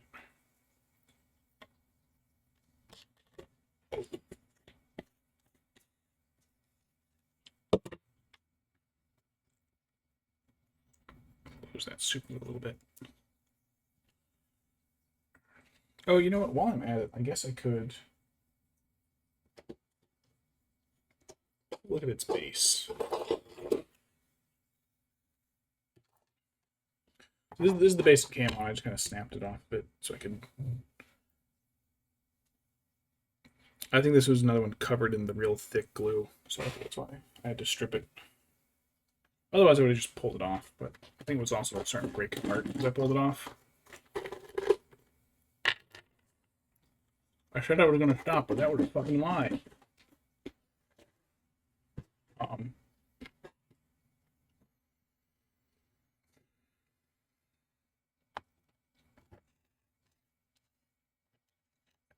So they wound up in roughly the same spot. Oh, man, I think the base was warped. Yeah, it was covered in a lot of thick glue, and the base was warped because they hadn't glued it together evenly. So once it like was like forced into where the feet were, it warped. So now the feet are in the correct spots, I now have to position it so that its feet don't stick off the edge. So, do I have that Sharpie over here or not? I got a pen.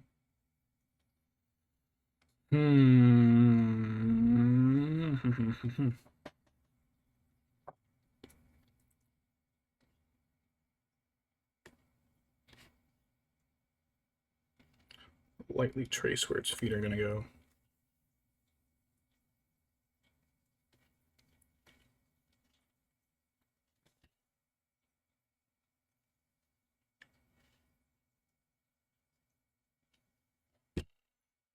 This way I can figure out where to put stuff on the base.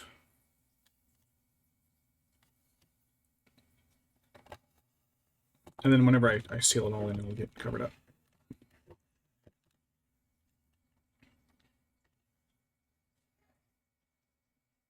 What the fuck was that? Someone's sneezing downstairs.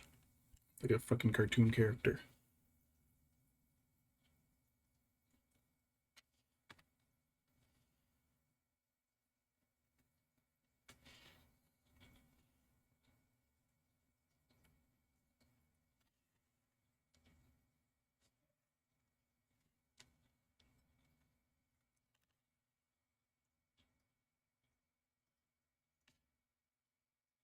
Alright, that is where I want to avoid putting anything. I just set you over here to dry. Alright. Who is sneezing down there? I don't know. Loud ass family.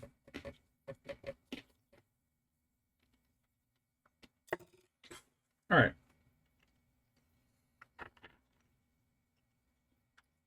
They're in a cave.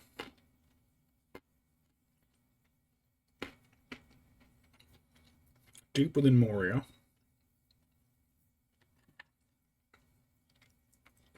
I don't believe I have any dead dwarven FTLs.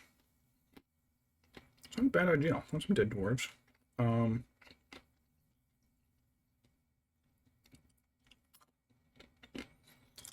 Some stalagmites and stalactites would be nice. A box of rocks.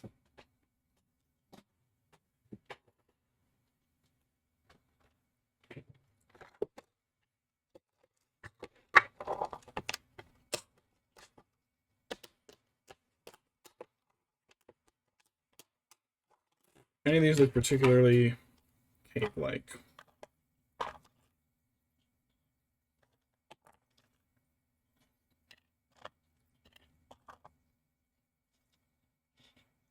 It's just junk wood.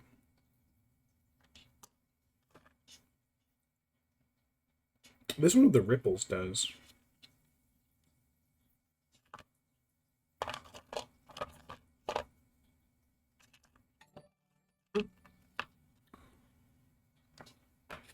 Hello.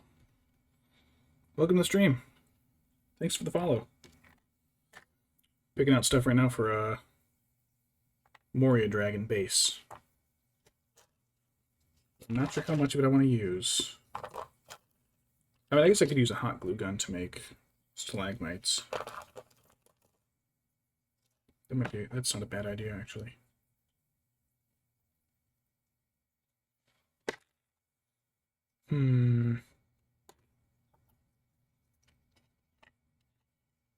Got a little water trickling through, too. I think that looked pretty cool. Oh, this piece is pretty weak. I'll have to seal that one. Let's see. Let's have some small ones here. Yeah, I think maybe a hot glue gun. It's just straight up will work to make the give it more of a cave floor look. These are all really small. Let me find a good STL for it too. It's pretty flat, so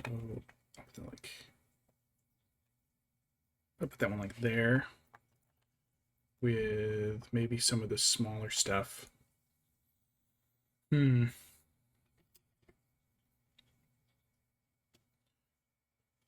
the biggest gap under the dragon?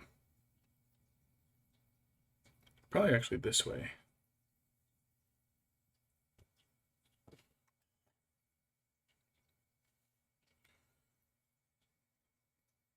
Yeah, I'll probably do the water thing that way then. I think I got the back feet there. If I lift the back feet up slightly. Nah. I'll figure it out. I'll get it figured out at some point. I gotta get most of it figured out before I can even glue this thing on there, though. The thing's so big, it's like, it's gonna take up so much space on it. If I do that there,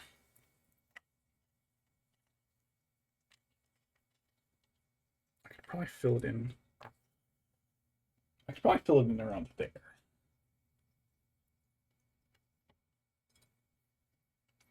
Which I don't think would be too bad.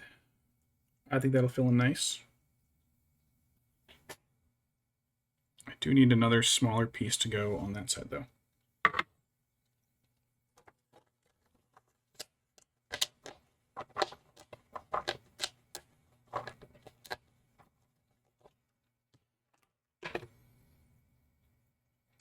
Those pieces go. Which piece was it?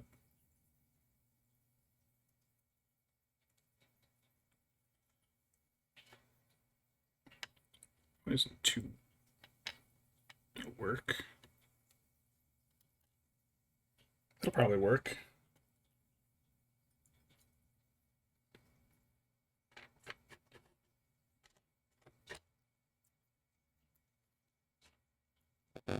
Put this other one.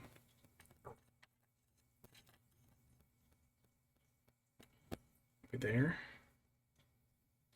I think that'll work.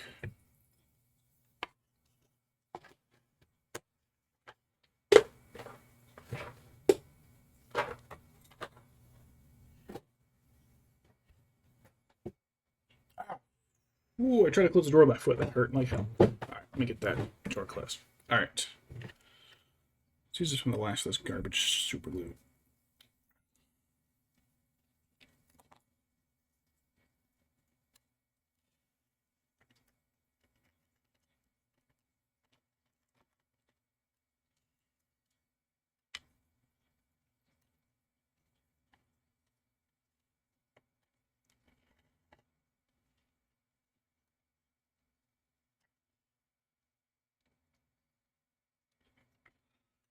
Dripping so much.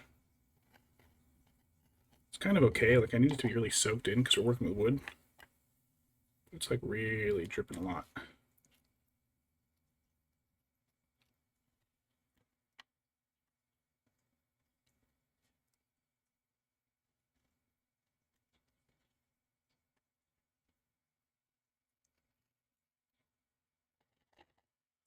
Oh boy. It's gonna get sticky. I'm actually kind of surprised I haven't glued myself to it yet.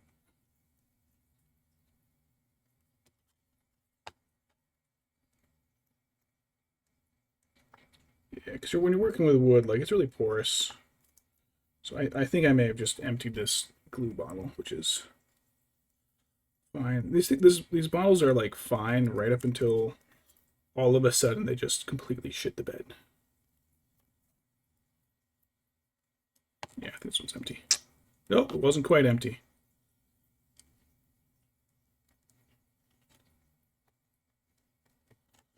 Wasn't quite empty.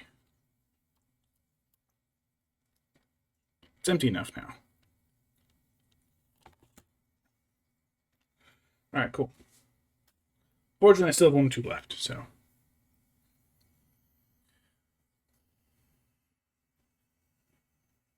Alright.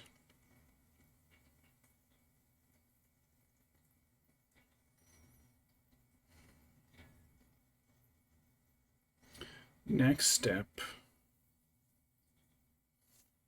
You dry it.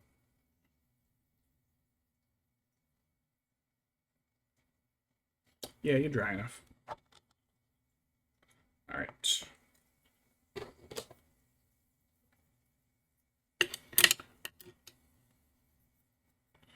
Let me dry brush some of the original red across some of these scales and see how it looks. Okay, that's decently brighter. And it's leaving a lot of the well, I said decently brighter. It's not that much brighter at all, actually. So let me clean up the brush. And I'm going to mix some of the Mephiston with the old blob.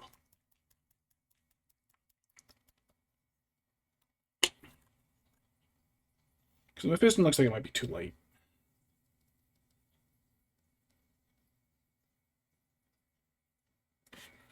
And this actually looks so close now that it's sitting on top of it that I don't know if it's just going to be the same.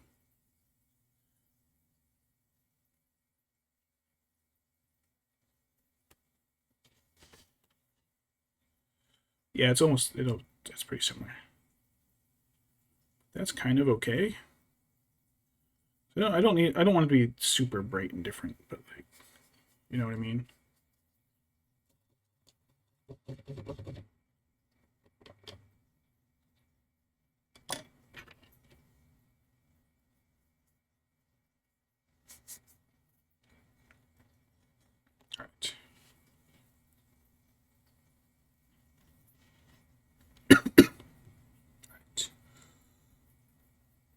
Okay, that is different enough that I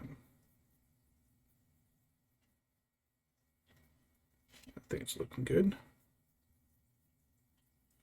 I just want to lightly brush it on because I don't want to cover up too much of the.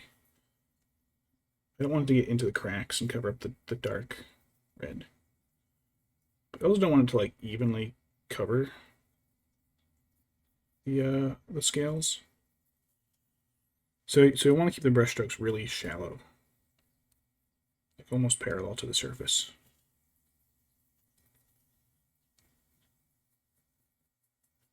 Are they getting shitty out? Oh no, it's somebody dragging garbage cans indoors. I was like, oh my god, is that thunder? Distant thunder? No, it's just neighbors existing.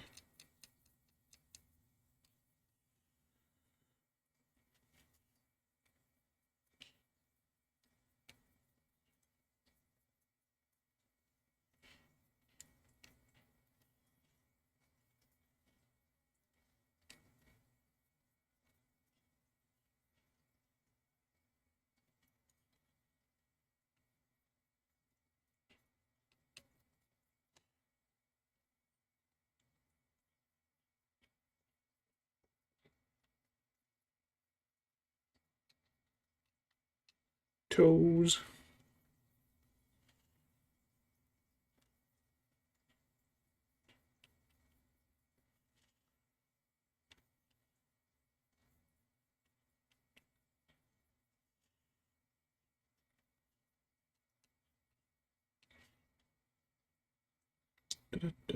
Oops, too much.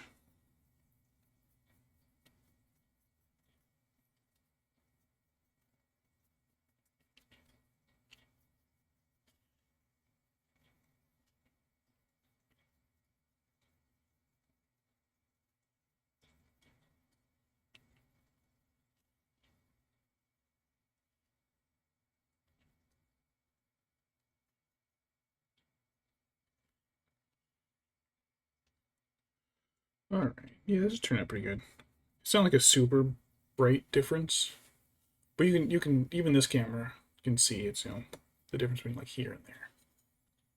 So let me go down his tail.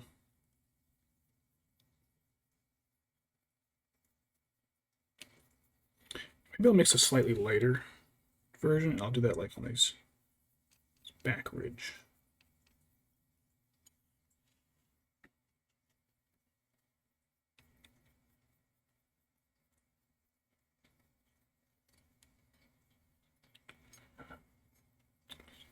Heavy ass dragon.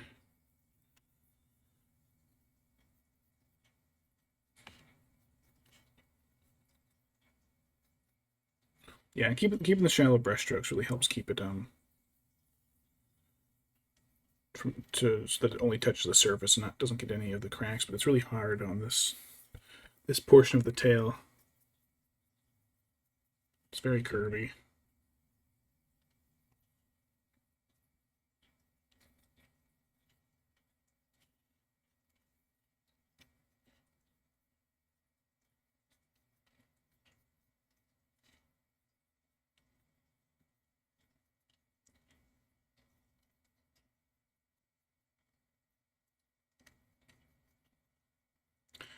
Flip them around a bit.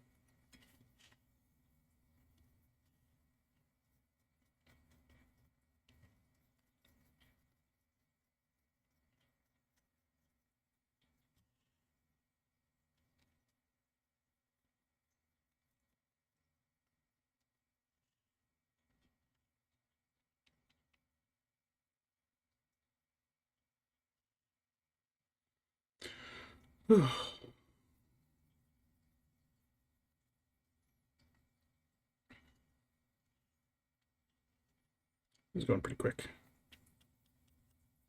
which is like how you want a decent paint job to go. Is you want it to be quick.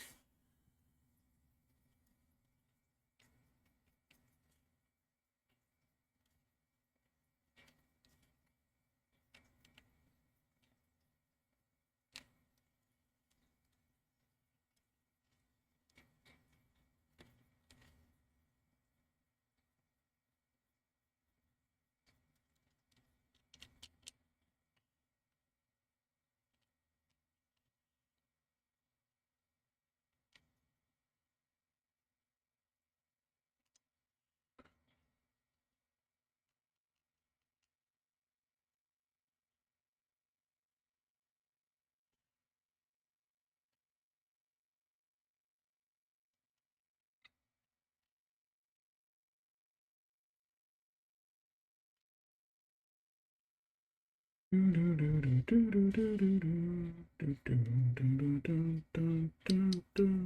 at the back of his calf.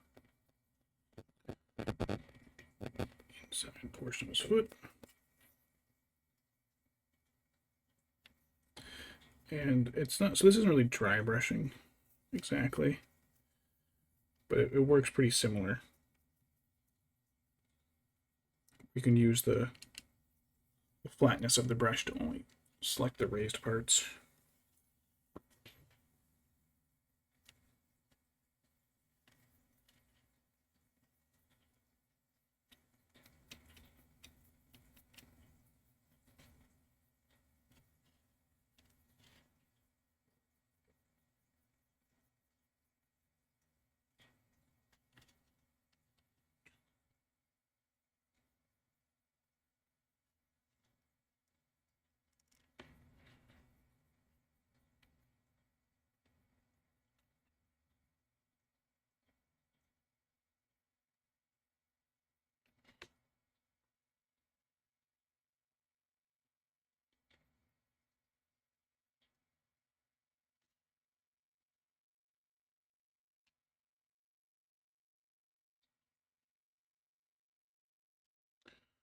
Dun, dun, dun, dun, dun, dun. Right.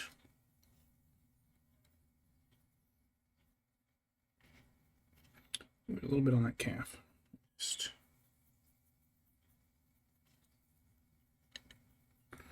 All right, let's see. The easiest way is just to keep going up his main torso.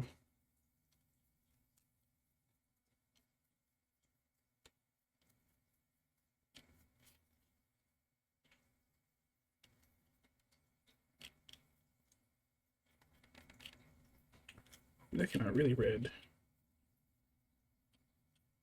See how that? I'll see how that dries and darkens up because these colors do darken a little as they dry. So when you're trying to compare dry versus wet, it can come off a little differently than intended.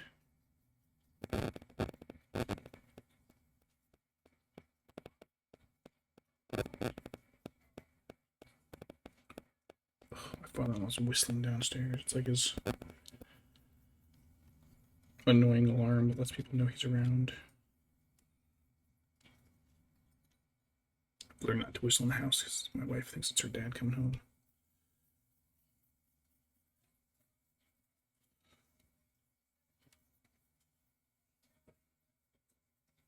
They're arguing. Not my circus, not my monkeys.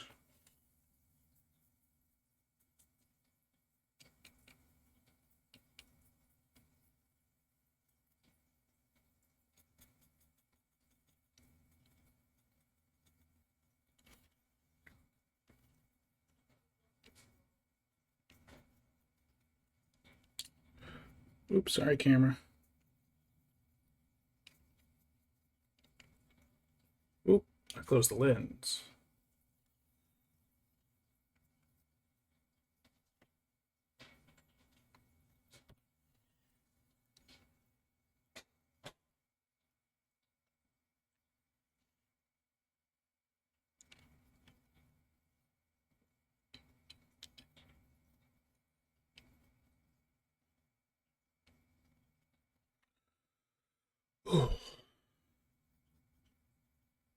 We're only like, what are we at? 3.5 hours? That's not terrible.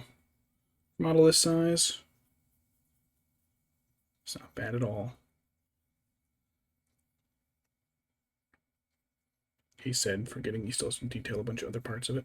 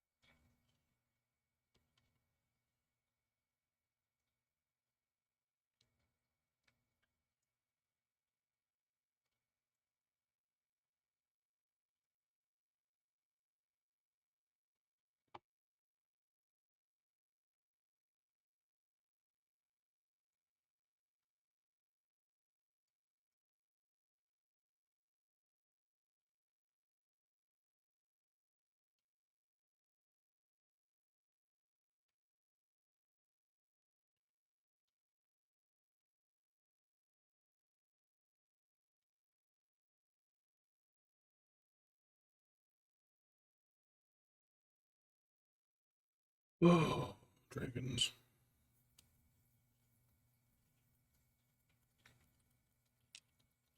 Just got on autopilot with this thing right now.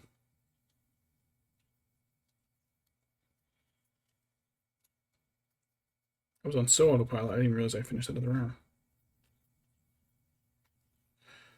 Wing time. I can go for some wings.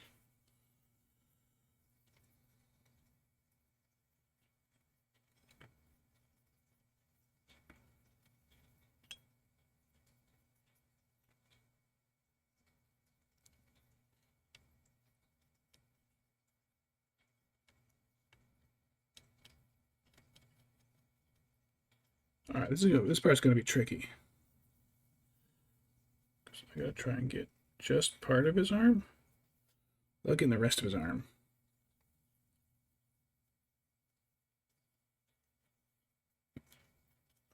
Success.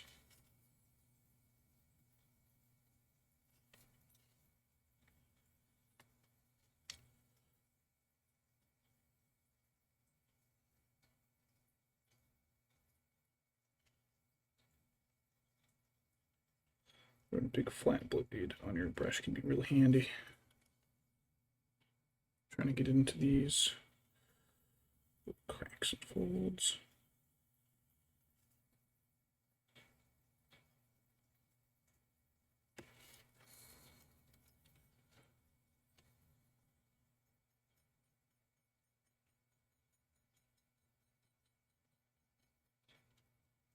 You go like that and just completely miss and splatter it.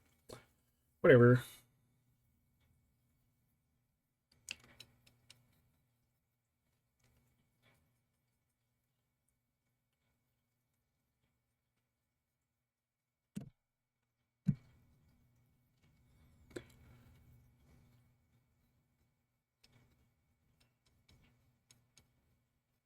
It's a real shame the way Rings of Power is turning out, because I think if it had gone really well, they'd actually like putting real care into it.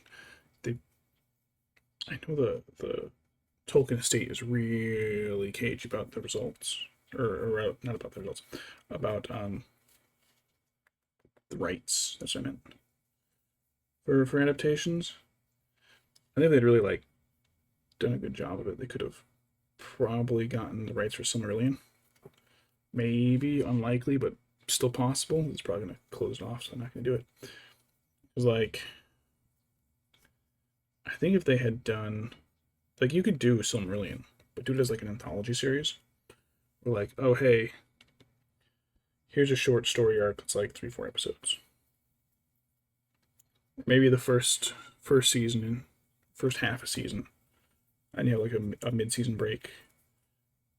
You do like the Ainur creating everything and fighting with Melkor a few times, and then the mid-season break, the mid-season finale ends with like a single shot of like some elves waking up.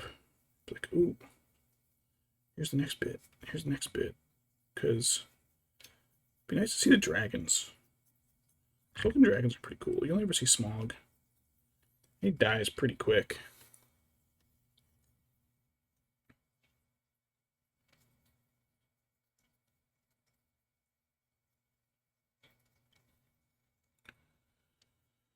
Well, I haven't watching the season. I have been hearing news from other people telling me like, "Oh, can you believe they did this?" I'm like, "I'm not watching. I'm deliberately staying out of this shit." I guess they're suddenly introducing characters like, "Oh yeah, Durin's got a brother that's gonna fight him for the throne." It's like, you never mentioned this in the last season or anywhere up until now, and kind of hope a dragon eats him. Because that does happen to some of the dwarf lords with their rings. They get consumed by dragons. Most people know about the Balrog. I mean, everybody knows about the Balrog. But like, yeah, a lot of them get eaten by dragons. That's why the rings are just gone, melted by dragon fire. Because the dwarves are fairly magic resistant, so it doesn't work the way Sauron had intended on them. It does make them greedier, and it does the power of the rings does amplify their riches. Like, it just makes them better at finding gold. So they amass more riches, amass more gold, which attracts dragons. And so it does cause the downfall of the dwarves, just not as directly intended. Just draws a bunch of dragons to their kingdoms.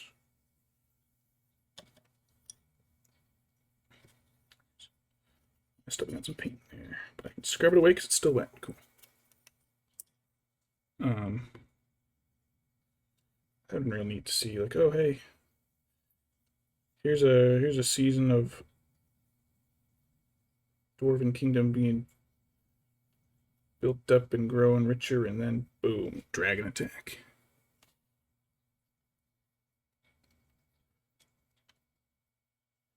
Instead, we're getting, but I think Galadriel's in love with Sauron. It's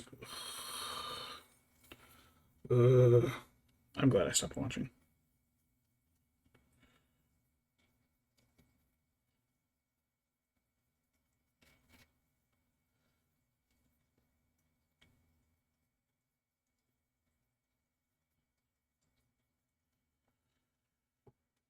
All right.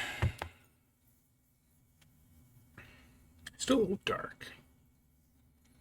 But let me clean this brush up.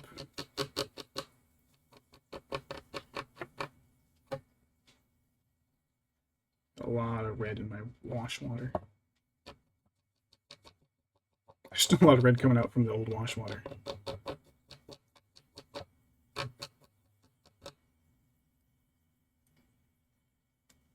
Yeah, that brush is pink.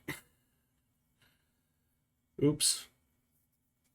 Well, hopefully a little yellow will fix it. All right.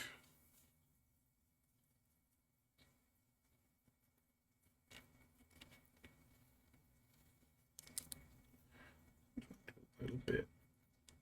Some of these larger scales.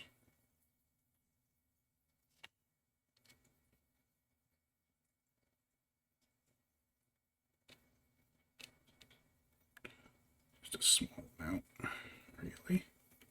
If I can get it that way.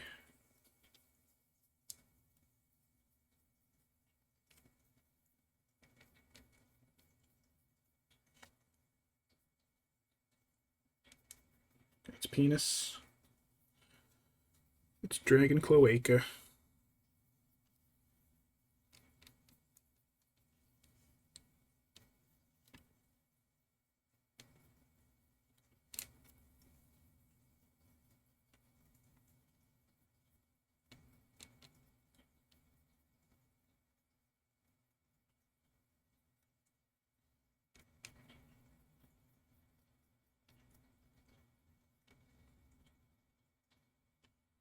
Sorry, I keep forgetting camera's angles off.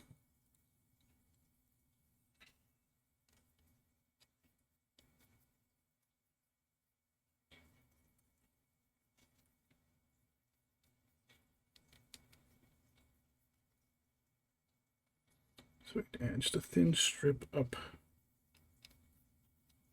center.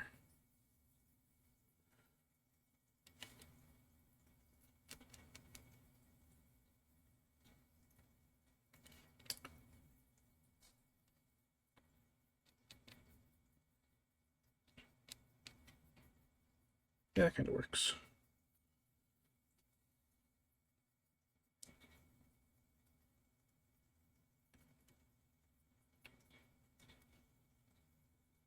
Yeah, I think that's a little bit of a light edge to the belly. All right, wings. The wings are going to be harder.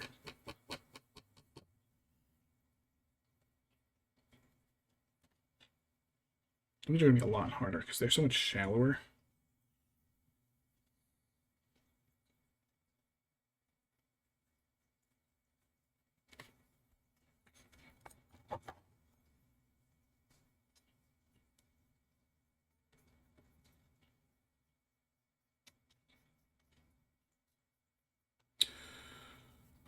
This is definitely tougher.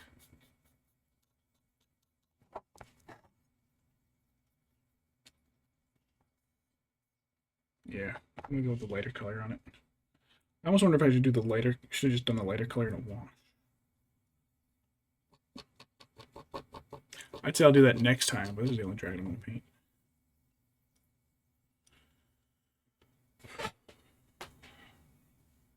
All right. Dragon wings. Finish this Mountain Dew. I got like several unfinished sodas here next to me. Let me finish one of them.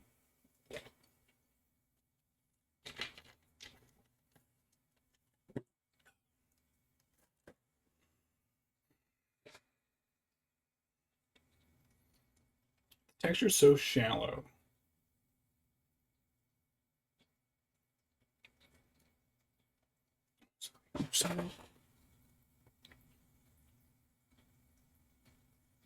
This side's a little dark, but alright, let's have this best of our flesh.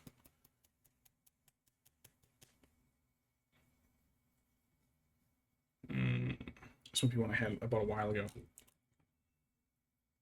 Ooh, yeah, okay.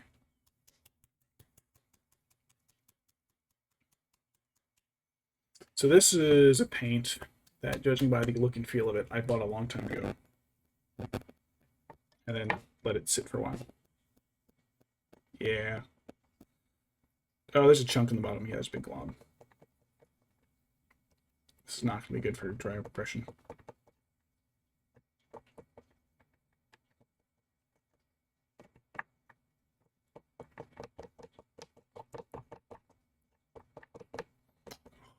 Shit.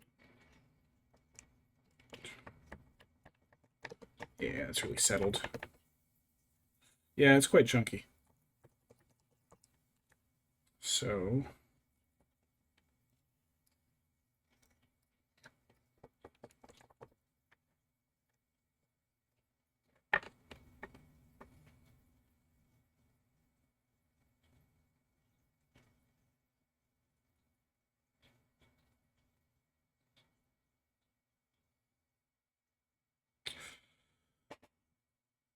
I'm going to glob this out and we'll see how it does. Let me just wipe the brush off on there. That'll be plenty of supply for a while.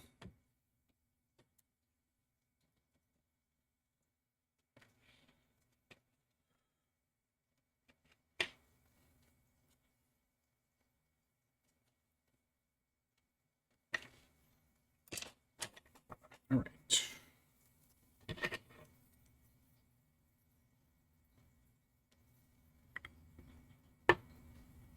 Let's see how this looks. All right, it's not bad.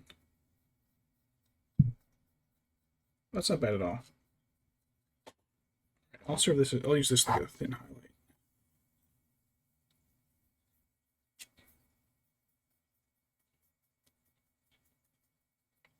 It is running into that problem of the darker parts where the Agrax shade wound up are turning out. They're doing that thing where it looks greenish.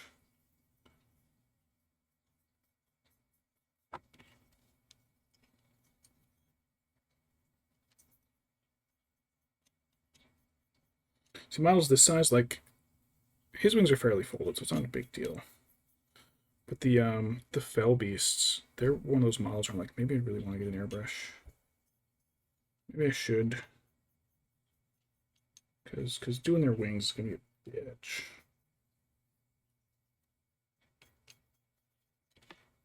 Especially the newer models where the smoother wings. The other ones have like the Balrog wings, so a little more cracked and Balroggy.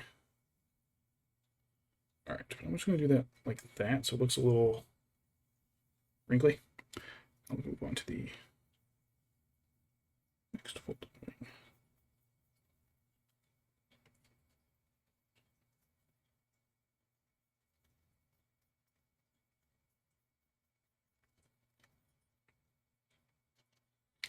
Do do do do do.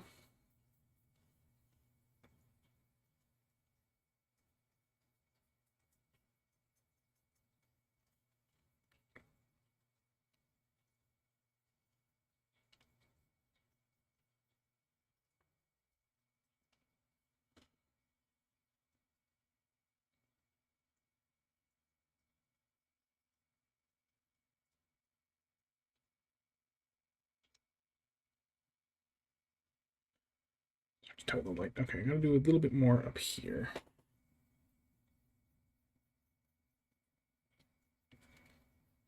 I want to do the underside. So I'm probably not going to do the underside of the wings with this. Oh shit, it's too dark. It's too much.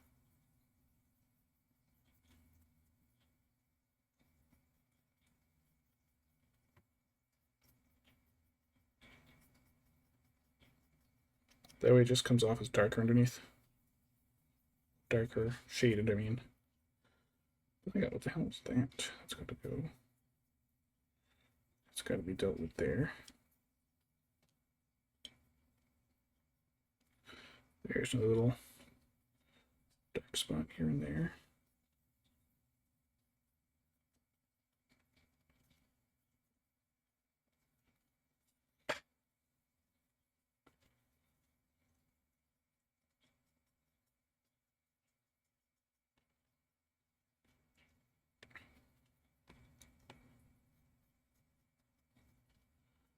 Edges. Feel my brain twitching. It's like, hey, where the fuck's food? What are you doing, brain? Oh, brain, shut up. Tell body to shove it. Alright. So you see the color difference. I've also done a little shading, so it's a little isn't too bright underneath the edge. So should get the edges here a little bit.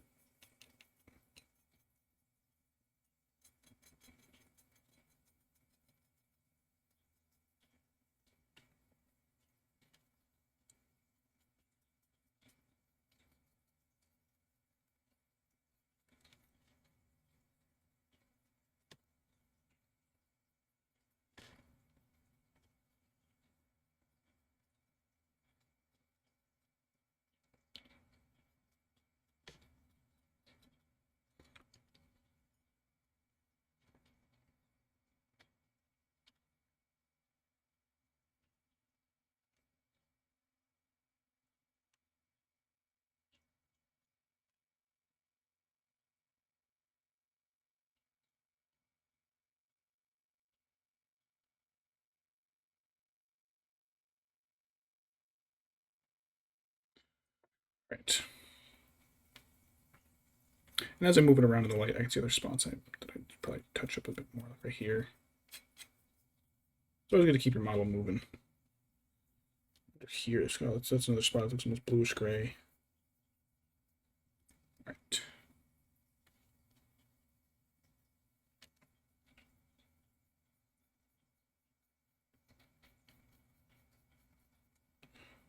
Long, shallow strokes. Shit. That was not a shallow stroke. That, in fact, had quite a lot of paint on it.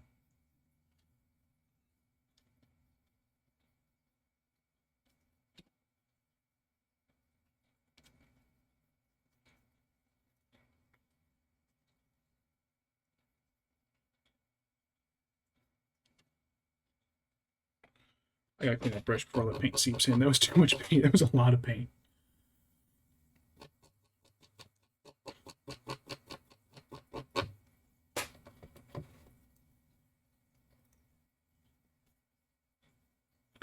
I'm gonna make sure the brush dries out because you can't really dry brush like this with a wet brush.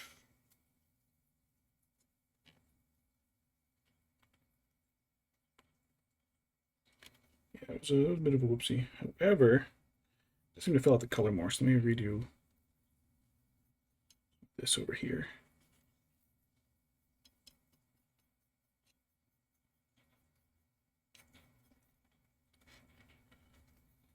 Get some over here.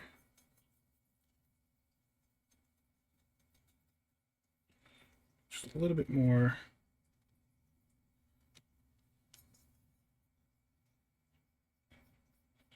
In there. All right.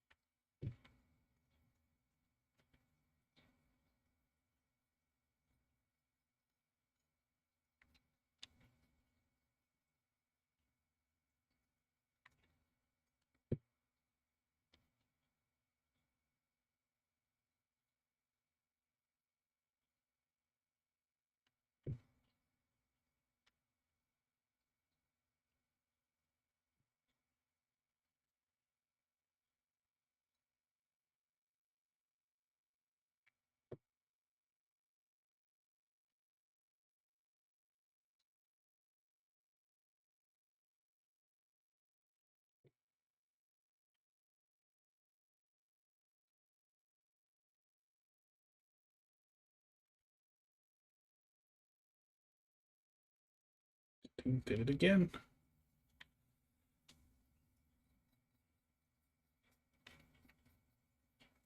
It kind of looks okay in some spots, though. Try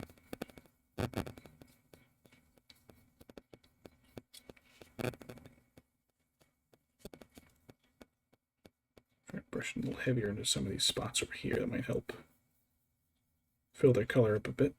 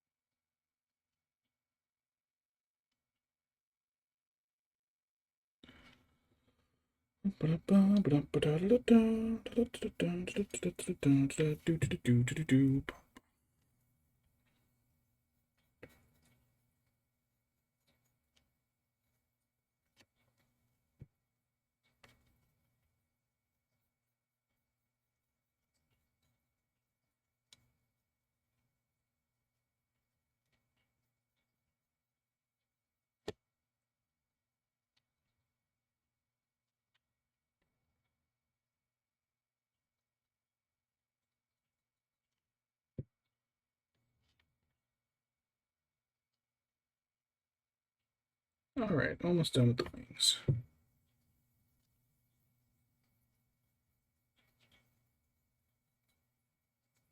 Wasn't quite as difficult as I expected it to be. But still proved kind of tricky in spots.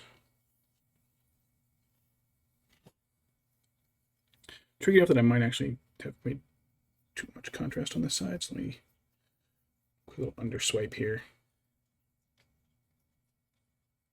Oh, just a little bit. Like it up under there. There too. And I think that's almost evenish. It's hard to tell with the light. Alright, so I think it needs another little bit of red on like the top and back. So let me see. Alright, so dropping paints. What is this? Evil Sun Scarlet. It's probably bright enough. Like these two are pretty similar. So let me just a little bit of Evil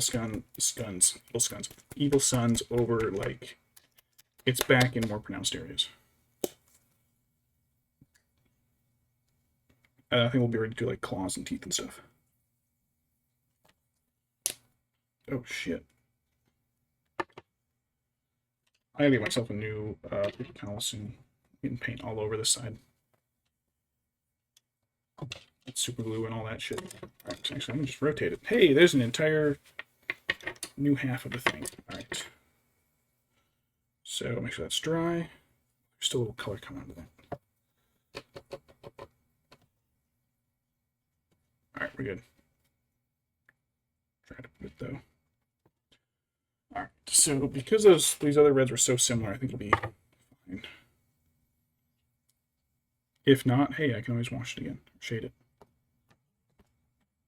Alright. So I kind of want to do over the top of its hip.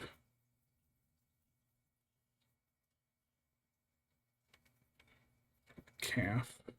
This is going to be kind of highlighty. It's not like 100% like we were last time, but this, not covering up every area, just areas that are going to be more pronounced.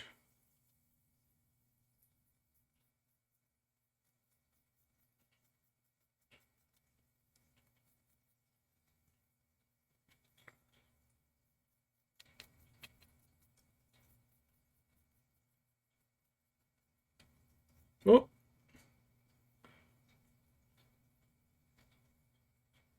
What happened? Oh, we hit 4 hours.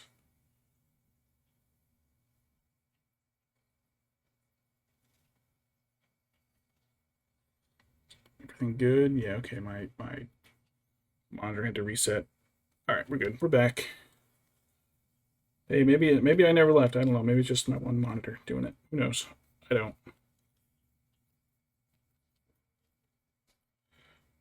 Does Twitch have a time limit? I don't think it does.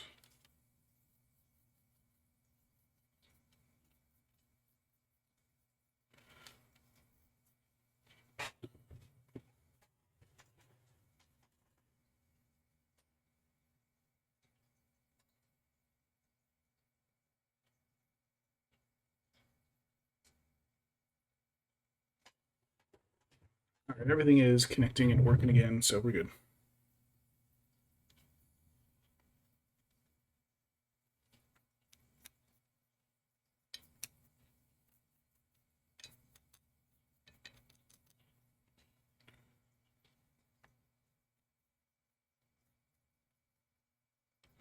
Around his neck.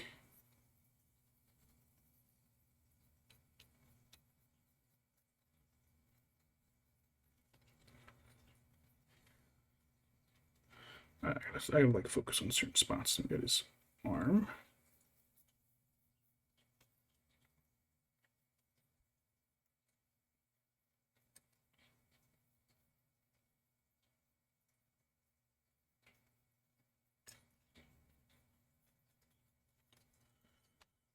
Boop, boop, boop, boop, boop, boop.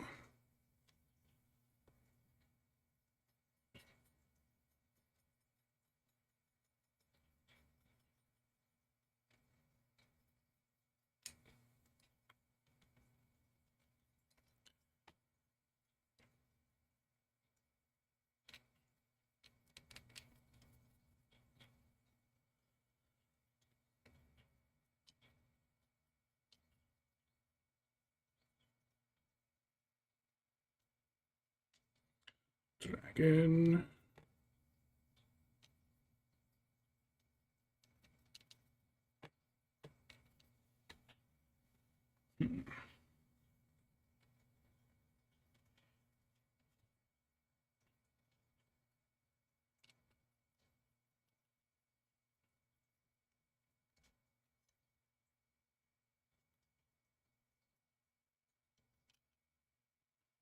Right, a little bit more on his face.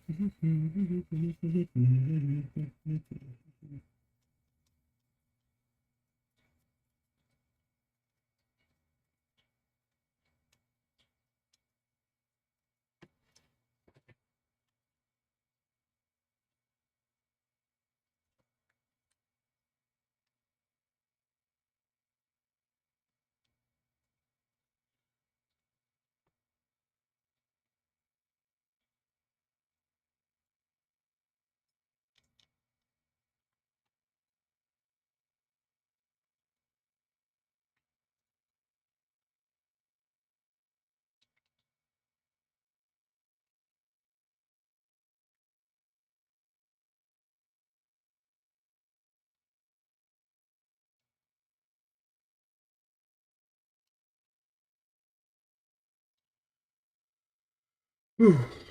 A little more each time, a little farther.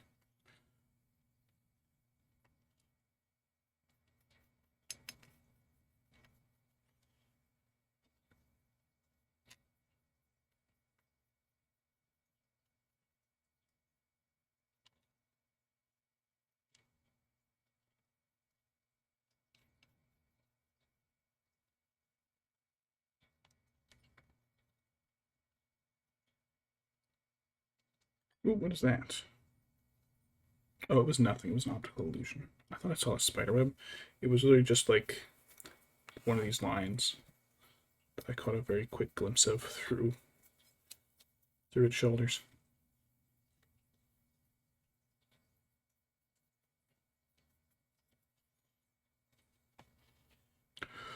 All right. Front paw. Smack my camera.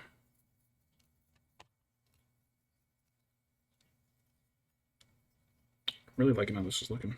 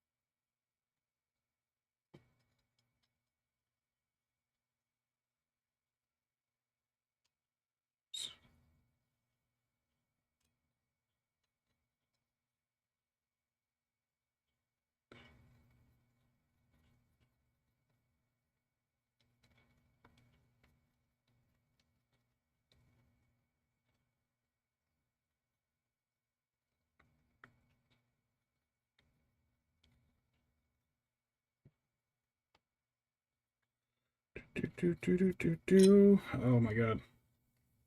Soon as a lot of this guy done. Pretty exciting because I'll be able to. I'm going to do his base is going to be done off screen. It's going to be a complex, long, multi-step process of several steps in design and planning. You know, hey chat, let's sit here for 20 minutes while I let this hot glue gun heat up. It won't take that long, but you know what I mean.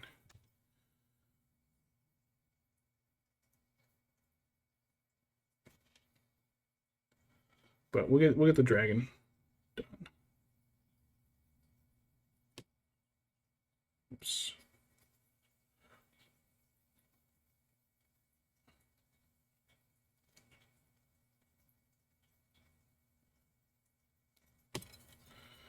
Whew.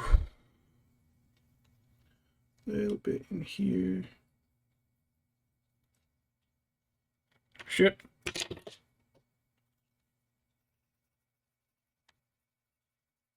Grab it away. It went on too thick. I got some in the wrong spot. Ooh, another spam. Hello, spam bot.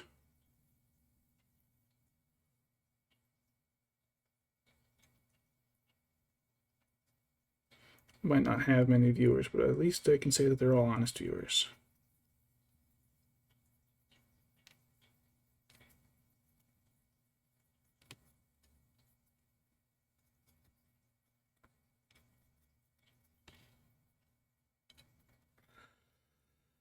All right. I am really loving this.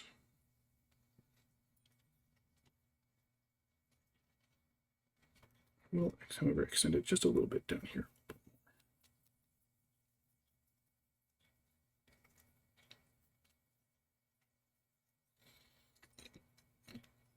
There we go. All right, let's get...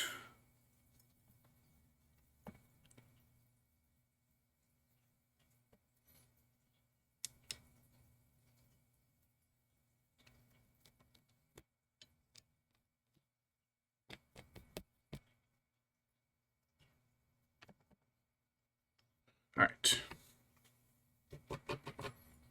Clear that brush out of that poor brush. It's so pretty cool paint. I haven't used this one that much, so it's still fairly fresh. So let me give it. We'll let that dry brush dry up a little bit.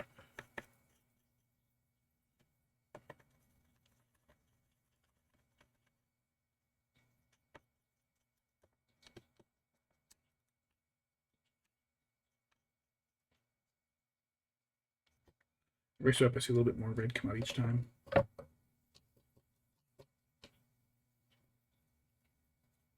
Alright, it's probably fine now.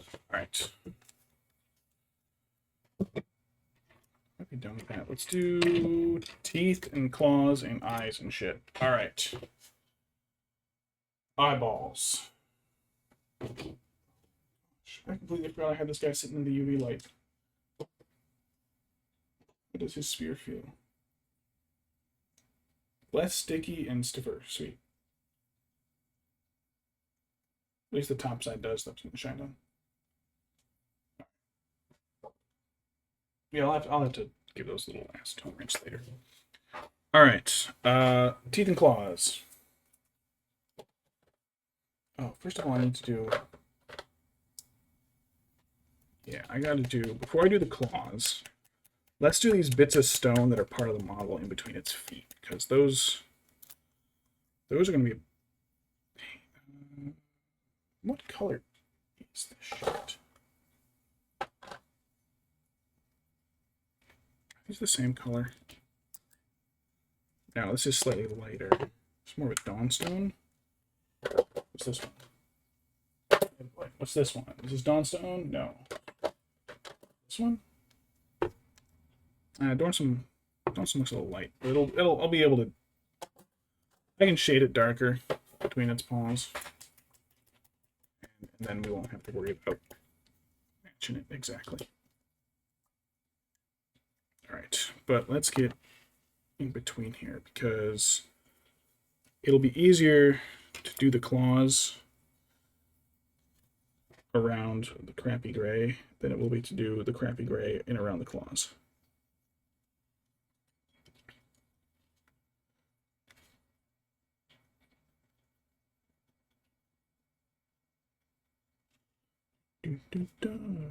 Plus, once everything on the base is done,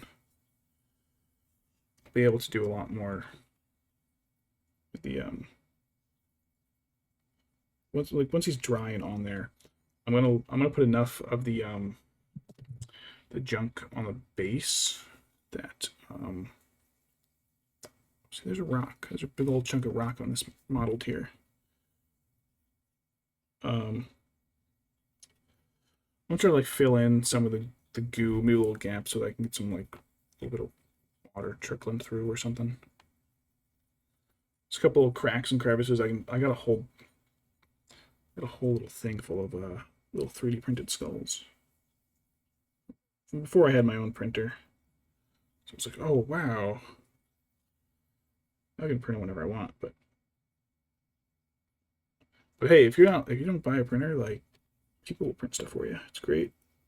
3D printing has been, I think it's kind of a double-edged sword on when it comes to modeling. On one hand, like I was never great at man-made structures. They were always very hard for me to get the straight linear builds. So being able to 3D print like movie accurate buildings is phenomenal for me, for my scenery. On the other hand, I think a lot of people are going to be you're going to a handful of people who are less likely to make their own stuff. They are yelling downstairs. Oh boy. Who are willing to make their own scenery. And you're probably going to lose a little talent because people aren't doing it. But at the same time, like for those who can't do it or are going to struggle with it or going to like make something and look at it and be like, oh, this is my building I made and I hate it. It looks like shit. Like now you can just be like, oh yeah, I just need a weather top printed up and made to look exactly like it does in the movie. And I have one. It's great. But especially when it came to like 3D printed skulls and stuff for minis, getting a printer has been phenomenal. Like, well, even the pieces I'm using to fix those minis from earlier are I just 3D printed them up the other day. God, I wish I could remember. I can't remember the name of the designer off the top of my head. But it's great for replacement parts and fixing things. I forgot how I got on this topic. Oh, the skulls. Yeah, I got a bunch of little baggy 3D printed skulls I can toss in here. Or just little bits crushed deep in the cave for this guy to walk on. Oh, my father-in-law's coming. Uh-oh. I may mute in a second. We shall see. Keep going. Keep going. Okay, he went in his room. Cool. Oof. Phew. Alright. Yeah, anyway, so I got like these stone chunks built into his feet are kind of lumpy. So I'll use some glue and some ballast to cover up a lot of it, and then I can use some of my texture stuff to fill in if I need to, because I want to have a little bit of water running through the base. I think it'll look nice. Like, oh, here's some little trickly bit of cave. This is a wet, damp cave. I also gotta get some dwarven bits. It's so hard for me to get in around these feet.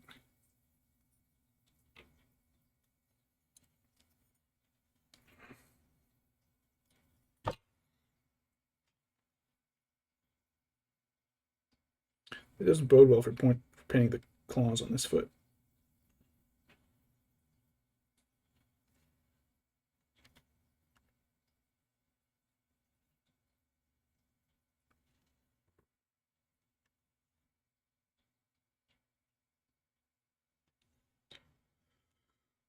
Well, it only took me about 4 hours to do the base coat and the highlights and everything. That's not bad.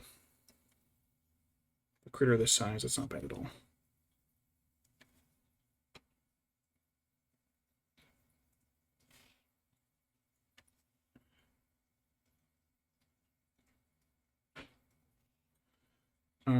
Yeah, I gotta find some dwarven bits. Maybe dwarven shield or something. Dwarven axes in the ground. Little skeleton with a beard. I'm sure I can find some dead dwarf STLs. And see that's another spot where 3D printing really comes in handy. Oh, spam bots. I must thank you for helping me reach my chat quota.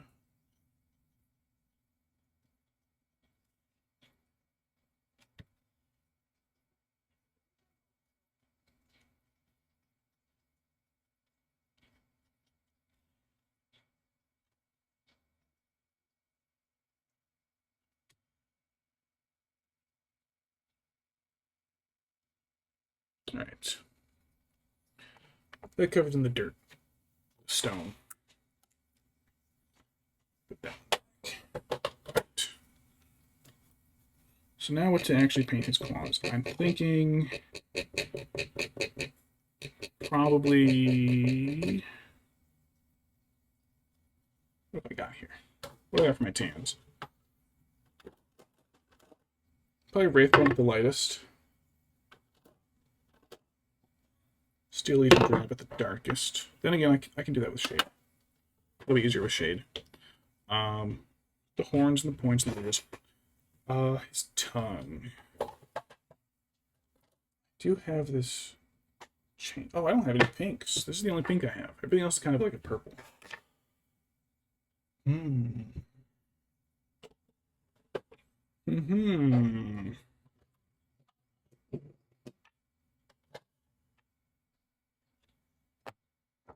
Oh, and its eyes. Mouth, teeth, eyes. Okay. For its eyes. Let's do this ball rock. For its eyes, let's get a couple of my UV paints out. We'll do it with the Gauss green, the fluorescent yellow, one after another.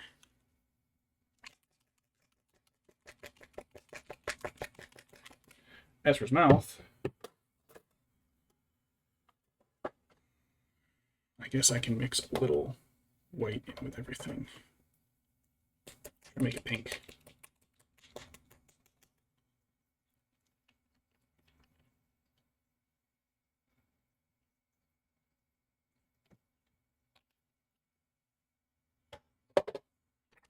Mixing brush, come here. There.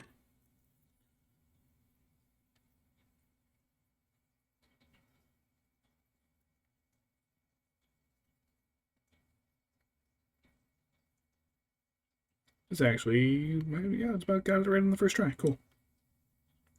Yeah, it's nice pink. About the same. Ah, it's pretty damn close.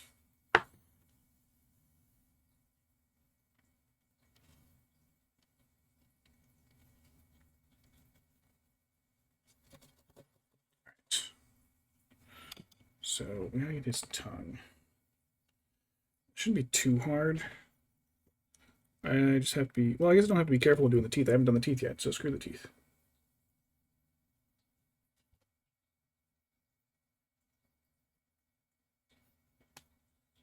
I can hit it with the crimson later and kind of darken it up because it is a little light.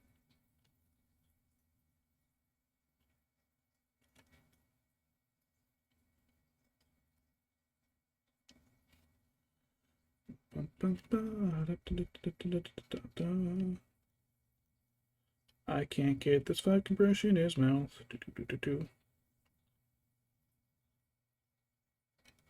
Wow, this is really hard to get this brush in there with all his teeth.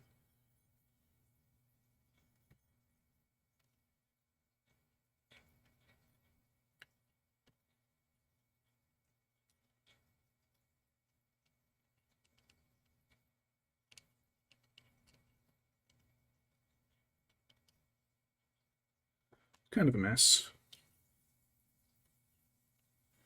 It's okay, because I can just do the teeth afterwards. Come here.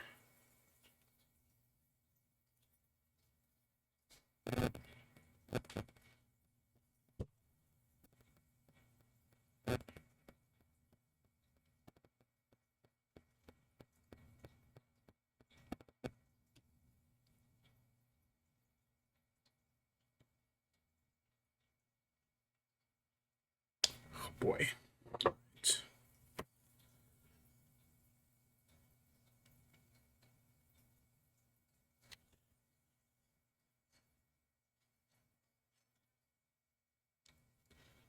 Yeah, this is it's like one of those puzzles where you have to like twist things at the right angle just to unlock them.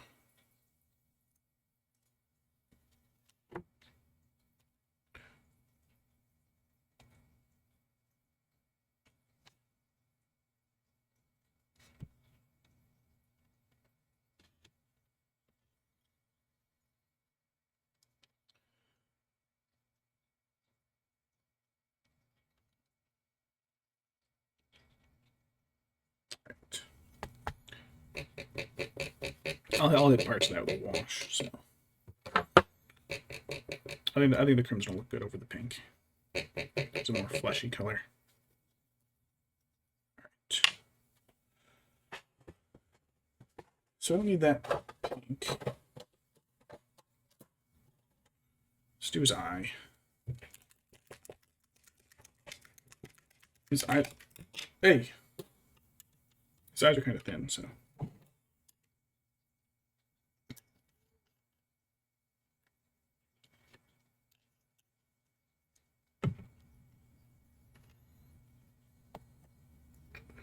It's a fluorescent paint, so it should glow. The odd chance I ever hit one with a black light.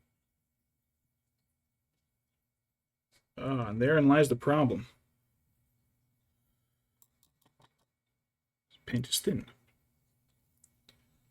So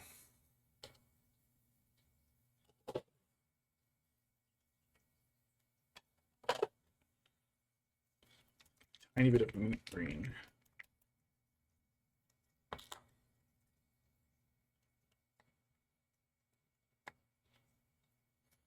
All right, fine. Be difficult. I only need a tiny bit. Come here. More than enough. Far more than enough. All right.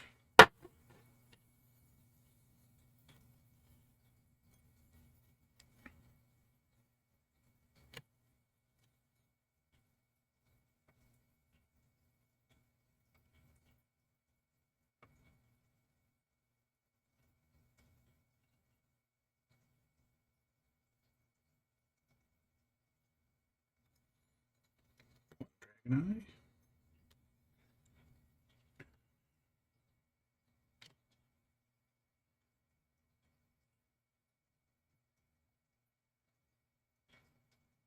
Two Dragon Eyes. All right. Once that dragon hit it with the. I want to use this one. Now that it's already got that green base under it, I'm going to use this one instead.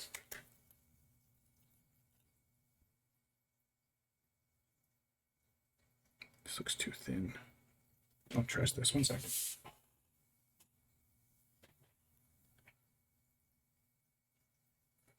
It's slight.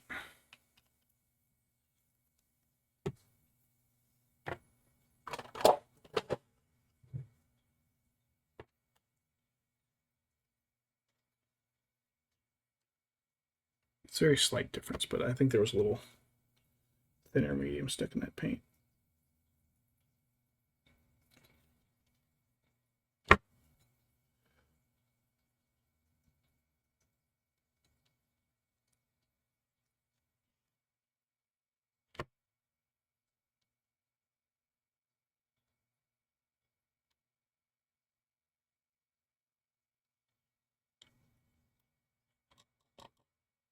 All right, that should be enough on there. Let me hit it with the UV light and see how it turned out.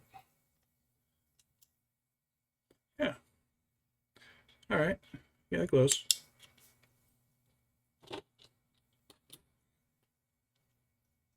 Cool. All right. Teeth. Ow. That was crunchier than I thought. Oof. All right. Teeth. Teeth and spines. All right. So I've got Wraithbone. Put down to that. But do I want to use... I think I actually want to use a little bit of... Yeah, I'll use this brush.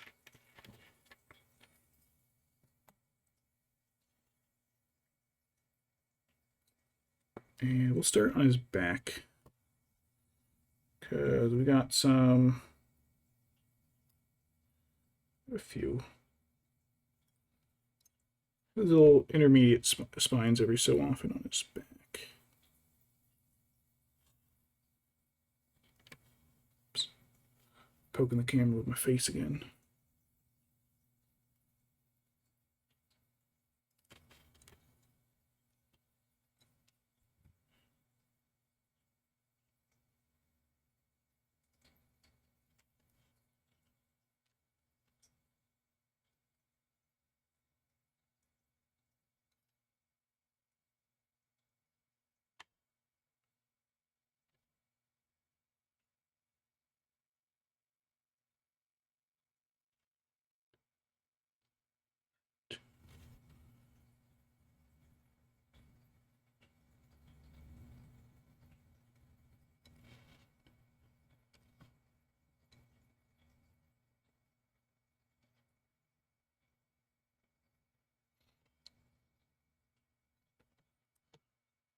All right, these little back spines are gonna be a pain in the butt. They're not gonna be too bad though, because they're just little spines. So I'll just I'll use a little shade at their base to kind of darken where they're coming out. Same thing with the claws.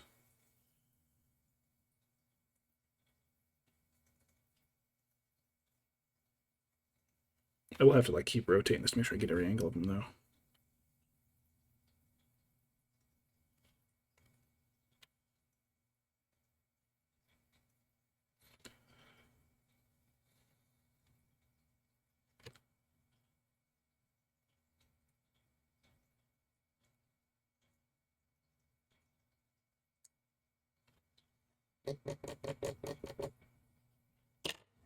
Alright, I'm gonna put a little water.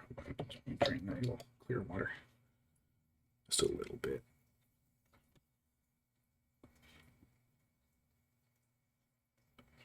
Make it workable enough so it goes on smooth.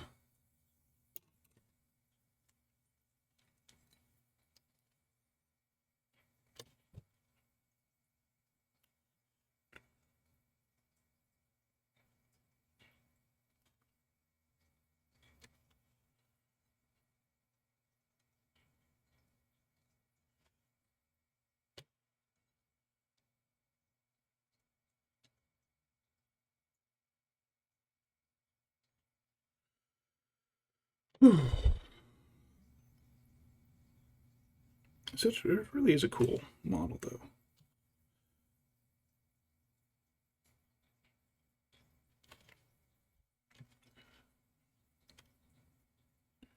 The funny things about Lord of the Rings is they feel like such an epic story, but like in terms of its own universe, it's such a small little last minute kind of like, oh yeah, the world's ending soonish. Like not ending. I mean like the magic in the world is going away. It's inevitable. So here's this one last little effort to try and stop the evil dude before he can mess things up too much. Yeah, he's not as big as his boss was, but he's still messing around and ruining things for people.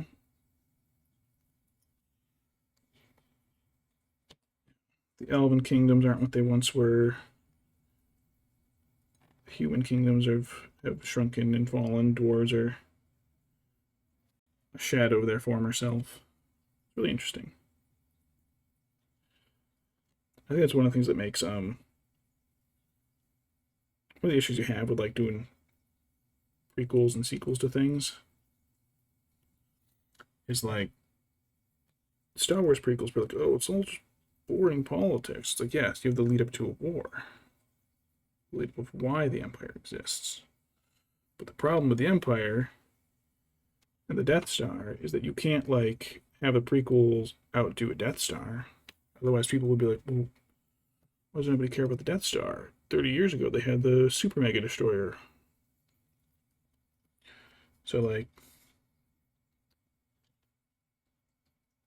Lord of the Rings is kind of interesting because it's like, oh yeah, there was much larger stuff going on before that.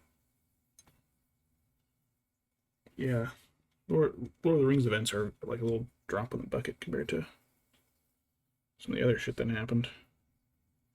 So you remember the time we had to get the gods to come over and fight Alcor and destroyed an entire continent and we lost a bunch of elven kingdoms? It's like, oh yeah.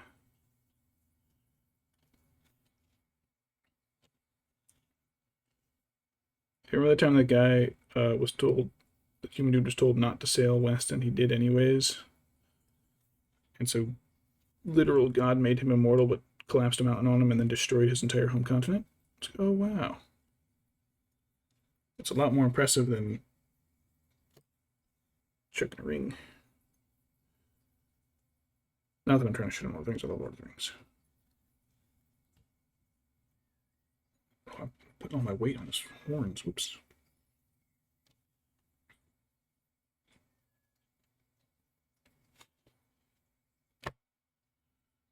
It just lends that much more to like there's such a huge world beyond this one little event. It's a little hard to convey in the story. Oops. I gotta stop headbutting my camera.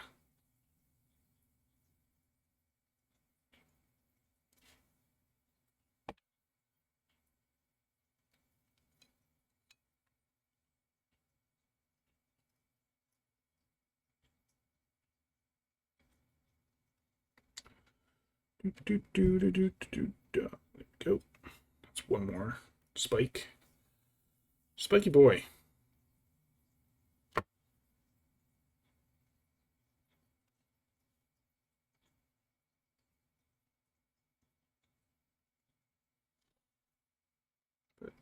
So it got me thinking that was just like, it would have been nice to see dragons a little more in the mainline Tolkien stuff, but he just didn't put him in there. Dragons are a rarity now. They don't come down from the north too often. Smog may have been a huge dragon, but he's dead now, so.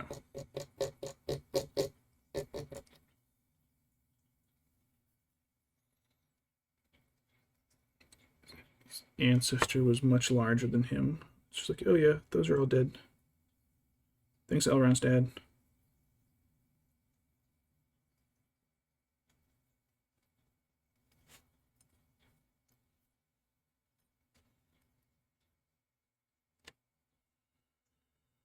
Now, do I shade the different parts of him with different colors? I think I'll probably shade his back spites with Carbro, just because they're coming out of his red back. But I'll do his... I might not do his teeth, but I'll do his claws probably with the brown. Probably with the sepia. I don't think the sepia will darken things too much.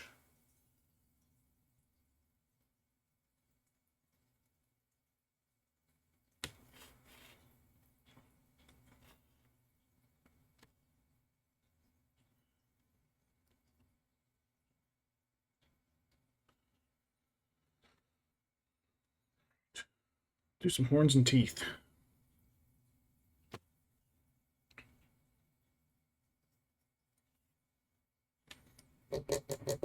This will be easier with the fat brush.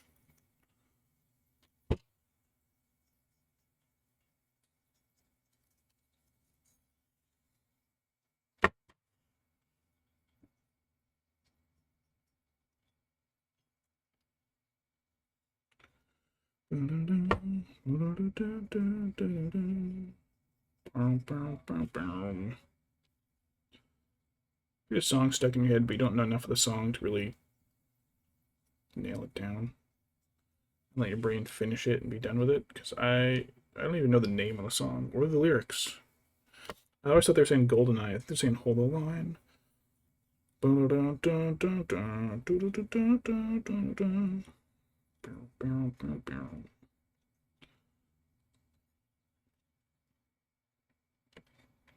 I guess I must have assumed as a kid that it was part of the Goldeneye soundtrack or something. So yeah, they got the man with the golden gun. They always, Bond themes come out with a song with the lyrics about it. Yeah, sure. This must be the one from Goldeneye. No, I was just an idiot child.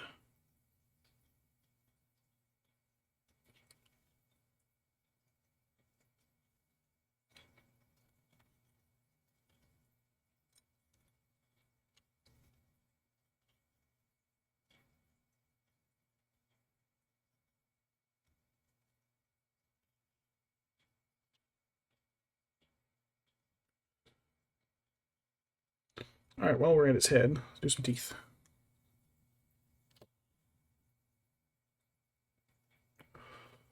Oh, I should have done gums. What was I thinking?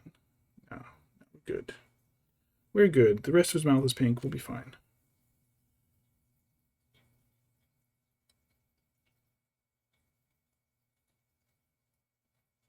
No one will care. No one's going to care. No one's going to care.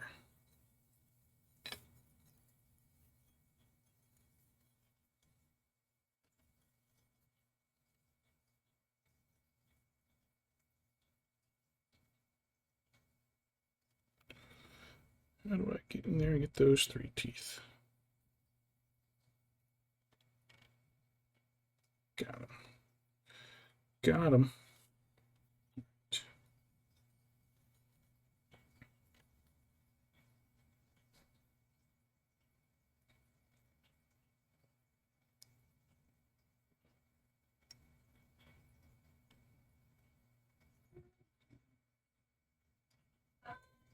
Hi, hon. I am hungry. I am hungry. Yeah, I think so. Soonish. Back to my once so far and go grab dinner. We're almost down here. I just got like claws and teeth, so. I'm gonna do a couple of slits for his eyes.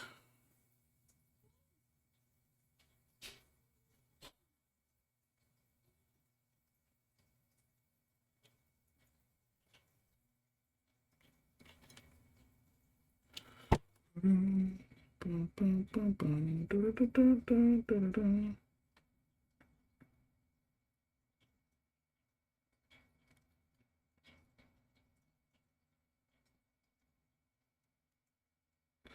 right. Feet claws. Back to this brush.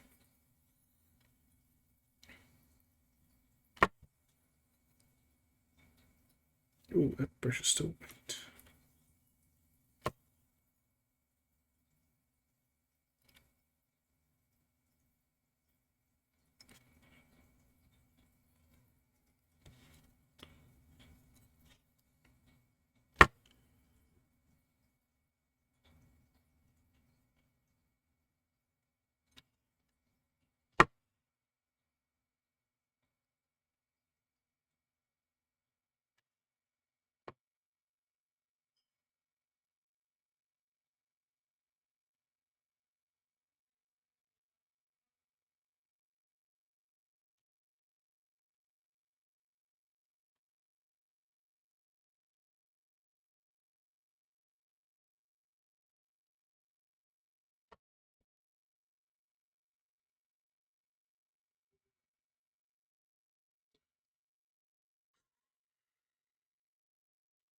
Painting a dragon's nails.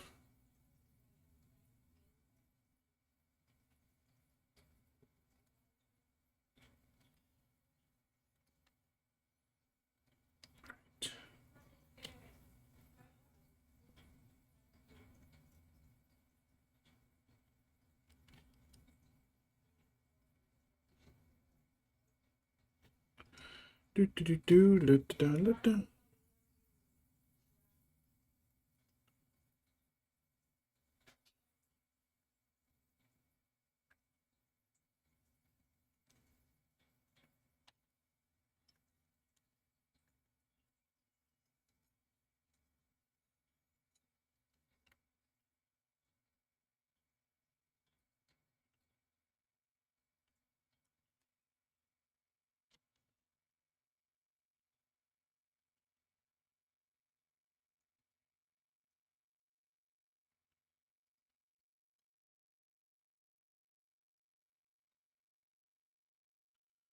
Oh, like I said, this foot was gonna be trouble.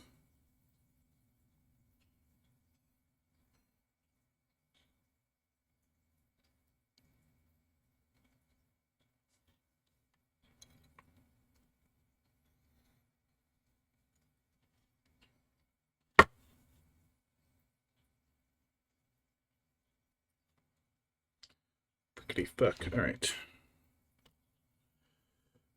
So we go up in here, and I can sweep it around this edge.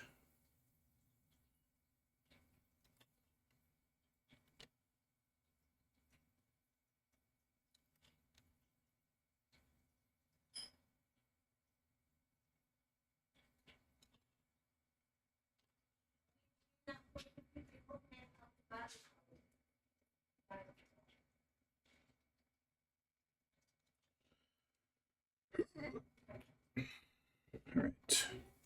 Can I get it from this angle? You can't see it, but it's the only way I can see it. Stupid foot, stupid toe.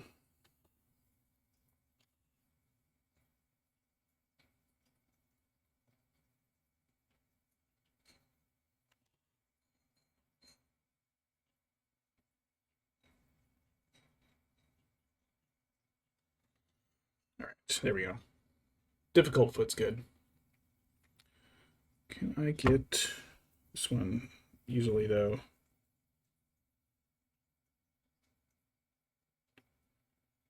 Sometimes I wonder about, like, assembling a model before, or painting it before I assemble it. I feel like any spots where you'd have, like, a transition between colors wouldn't look good. Like, you'd have to, like, match it up. It'd be so difficult. Plus, sometimes when you glue, like, the glue leaves a, misty residue, little fog on the model. Like, oh, I'd hate to paint that and then glue it and have the glue ruin it.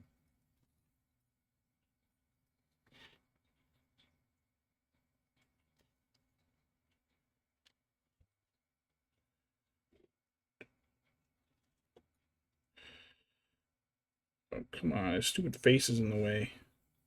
Alright. There we go. Last little bit here and there. Alright, that finishes up the claws. So let's add some shades.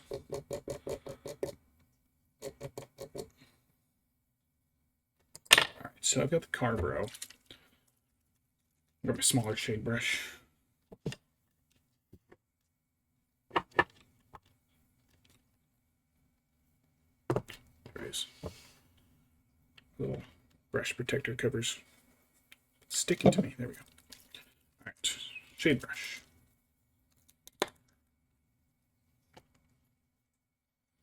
Let's get its mouth.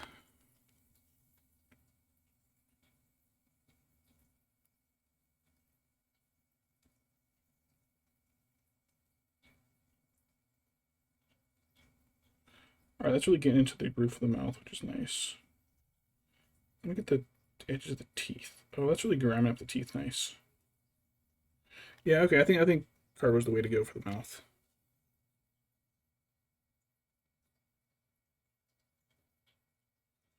Get it up into the edges of the teeth. More of it in the back so that it darkens. Yeah, swipe the teeth and then just dab the tip of the teeth. Seems to be working.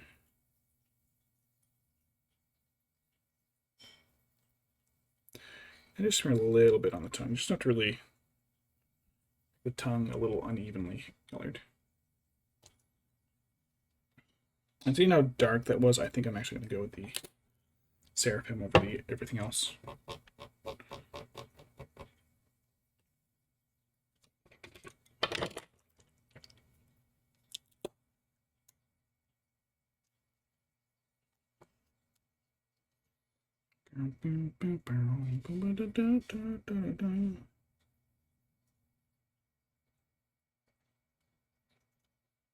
Ooh, okay, this is actually a little too light, but that's okay.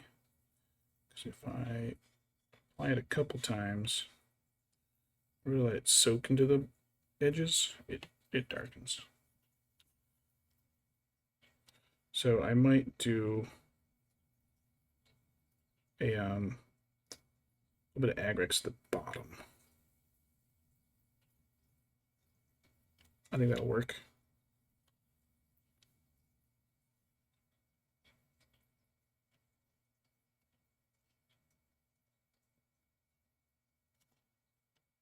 Yeah, I think that'll work.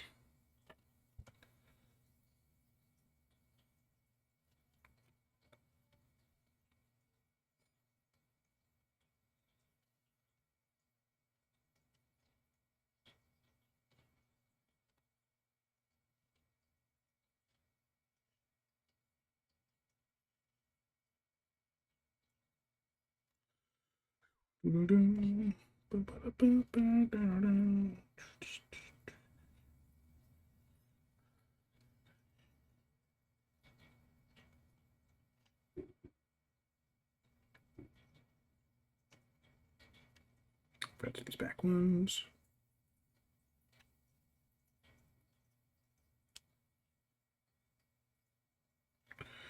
These wing claws.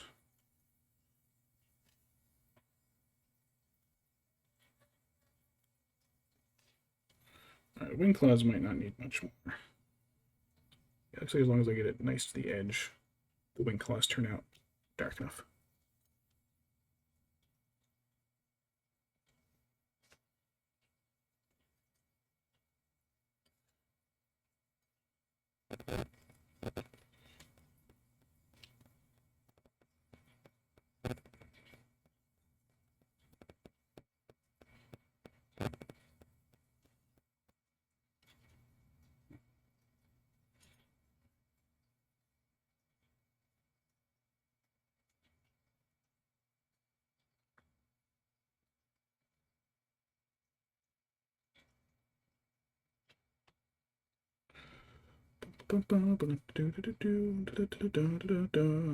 Alright, so I want you to get this up like halfway up the claws, but I also have to make sure I'm not completely dousing everything. Little bits here and there. A little hard because the angle, though. So let me flip this guy around.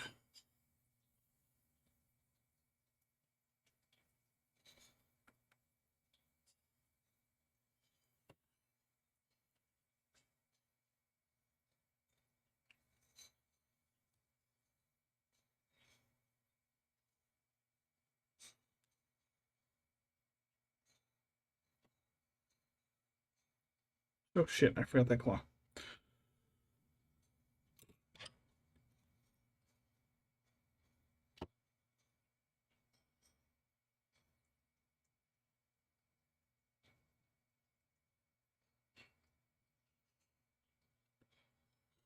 I did it again. Sticking my face in the camera. It's okay.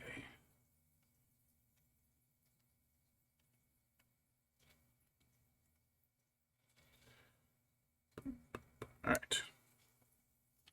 All right, there we go.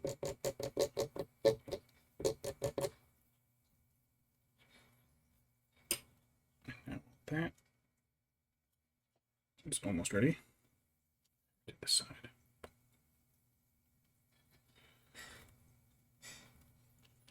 That dries. I also want to grab a little bit of neon oil for the gravel, dirt.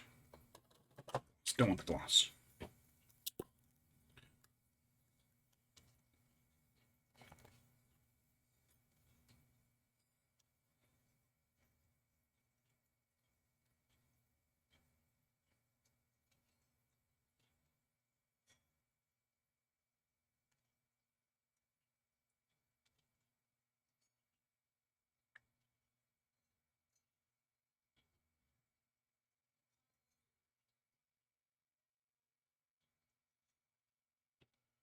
Oh, his pupils. I gotta do his pupils.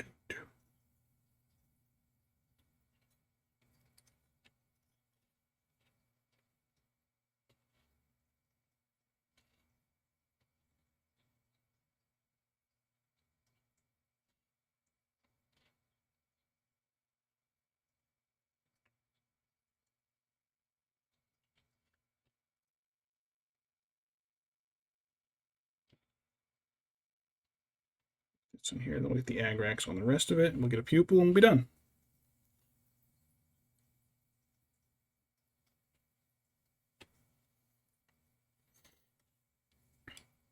I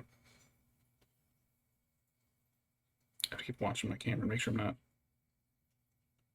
sticking my face in too far.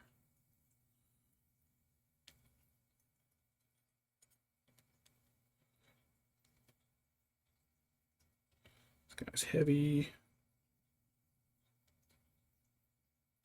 All right. A little bit of agrax on the base of everything else, and we'll be all set. Oh, and to slit pupils.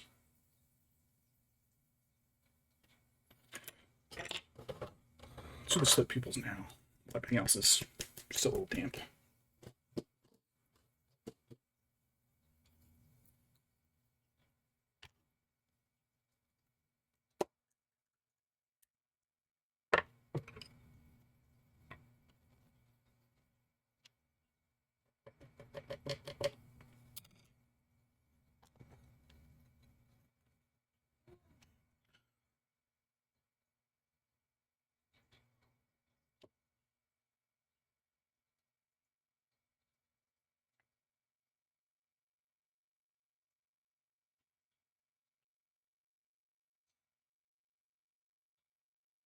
Give it a little dot pupil. I didn't want dot pupil. I wanted slit pupil.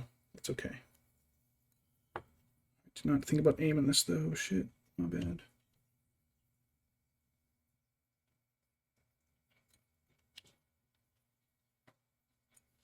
Hi, hon.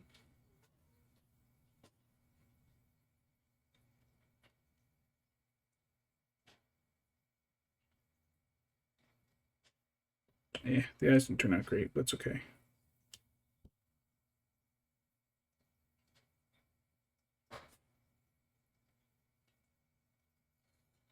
That'll be fine. The eyes are kind of thin. It's going to be hard to tell if it was a slit. It would have to be really thin for you to tell it was a slit.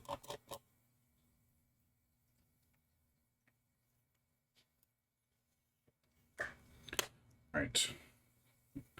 So a little bit of Agrax and we'll be all set.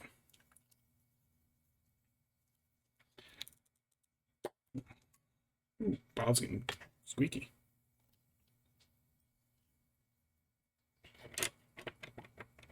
There it is.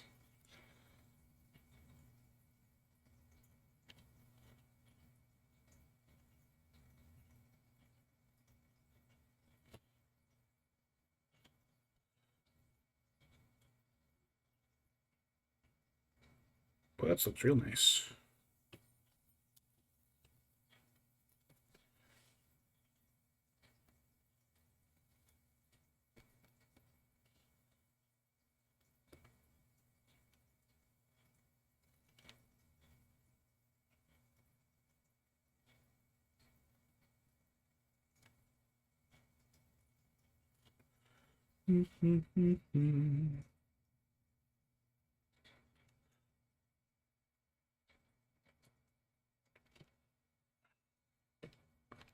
Ooh, John wants to switch in.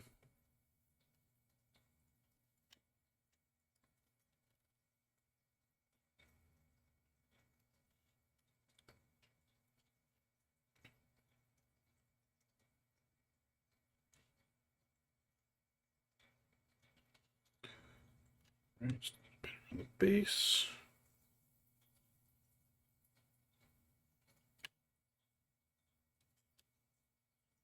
So the other stuff is still a little damp, it is kind of filling in. Bottoms are here.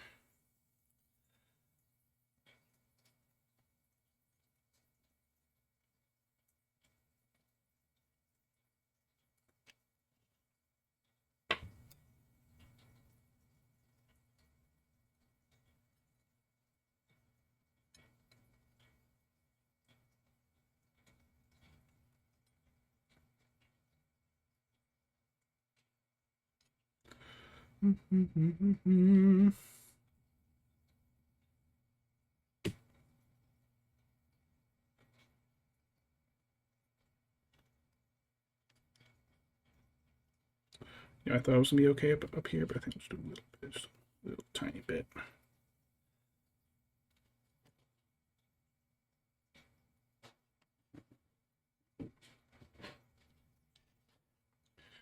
Just a little bit around here, and we'll be all set with this dragon.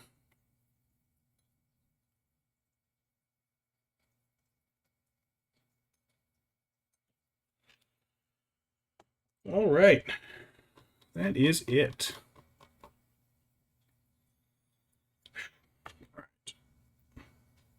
All right, that's not too full. All right, so there he is. One of the few models large enough you can see some of the details with this camera. All right, so gonna do some base work for him, but nice scoopy wet cave full of crud and grime, and now I just need to have a case for him, which I do not fucking have because I don't know why I started this project. I generally do not know why. I was like, I think I was just bored with doing my Minas Tirith, guys, but hey, whatever. Sick ass dragon. Cool. Alright. Side. Start getting stuff cleaned up, but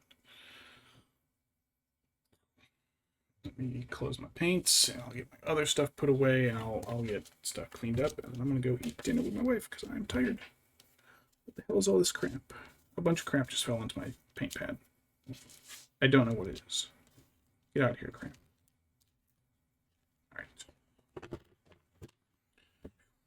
Alright. Yeah, 5 hours for a big monster. That's not terrible.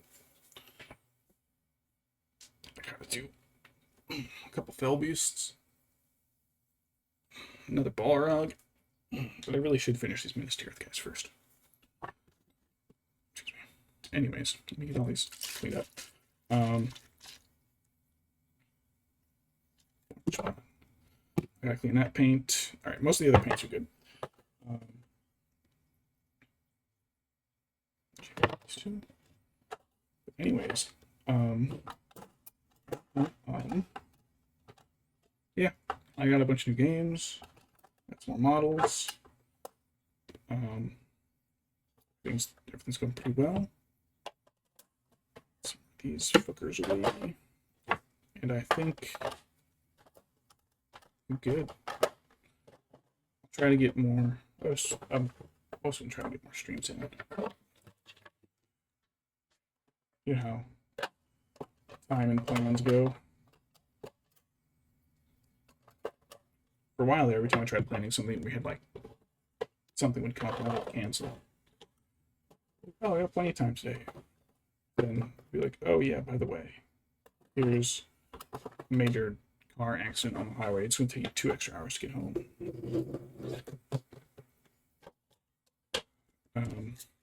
Yeah, it was a good day. But I'm going to get cleaned up and I'm going to go eat. So I'm going to call it a night. Just stab myself on the dragon. Bad dragon. Wink, wink. But anyways, calling it a night.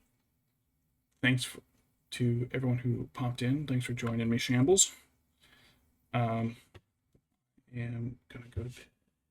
And now I'll actually be able to read any of the text you sent, Shambles, but that's okay. Yeah, all right. Have a good night. Hope everybody had a good weekend, and I'll see you later, and I'll figure out what to paint next, because I got new stuff, but I don't want to do random heroes all the time. So maybe I'll do some Gundorian stuff, since that's what I'm working on. Maybe I'll do the Balrog.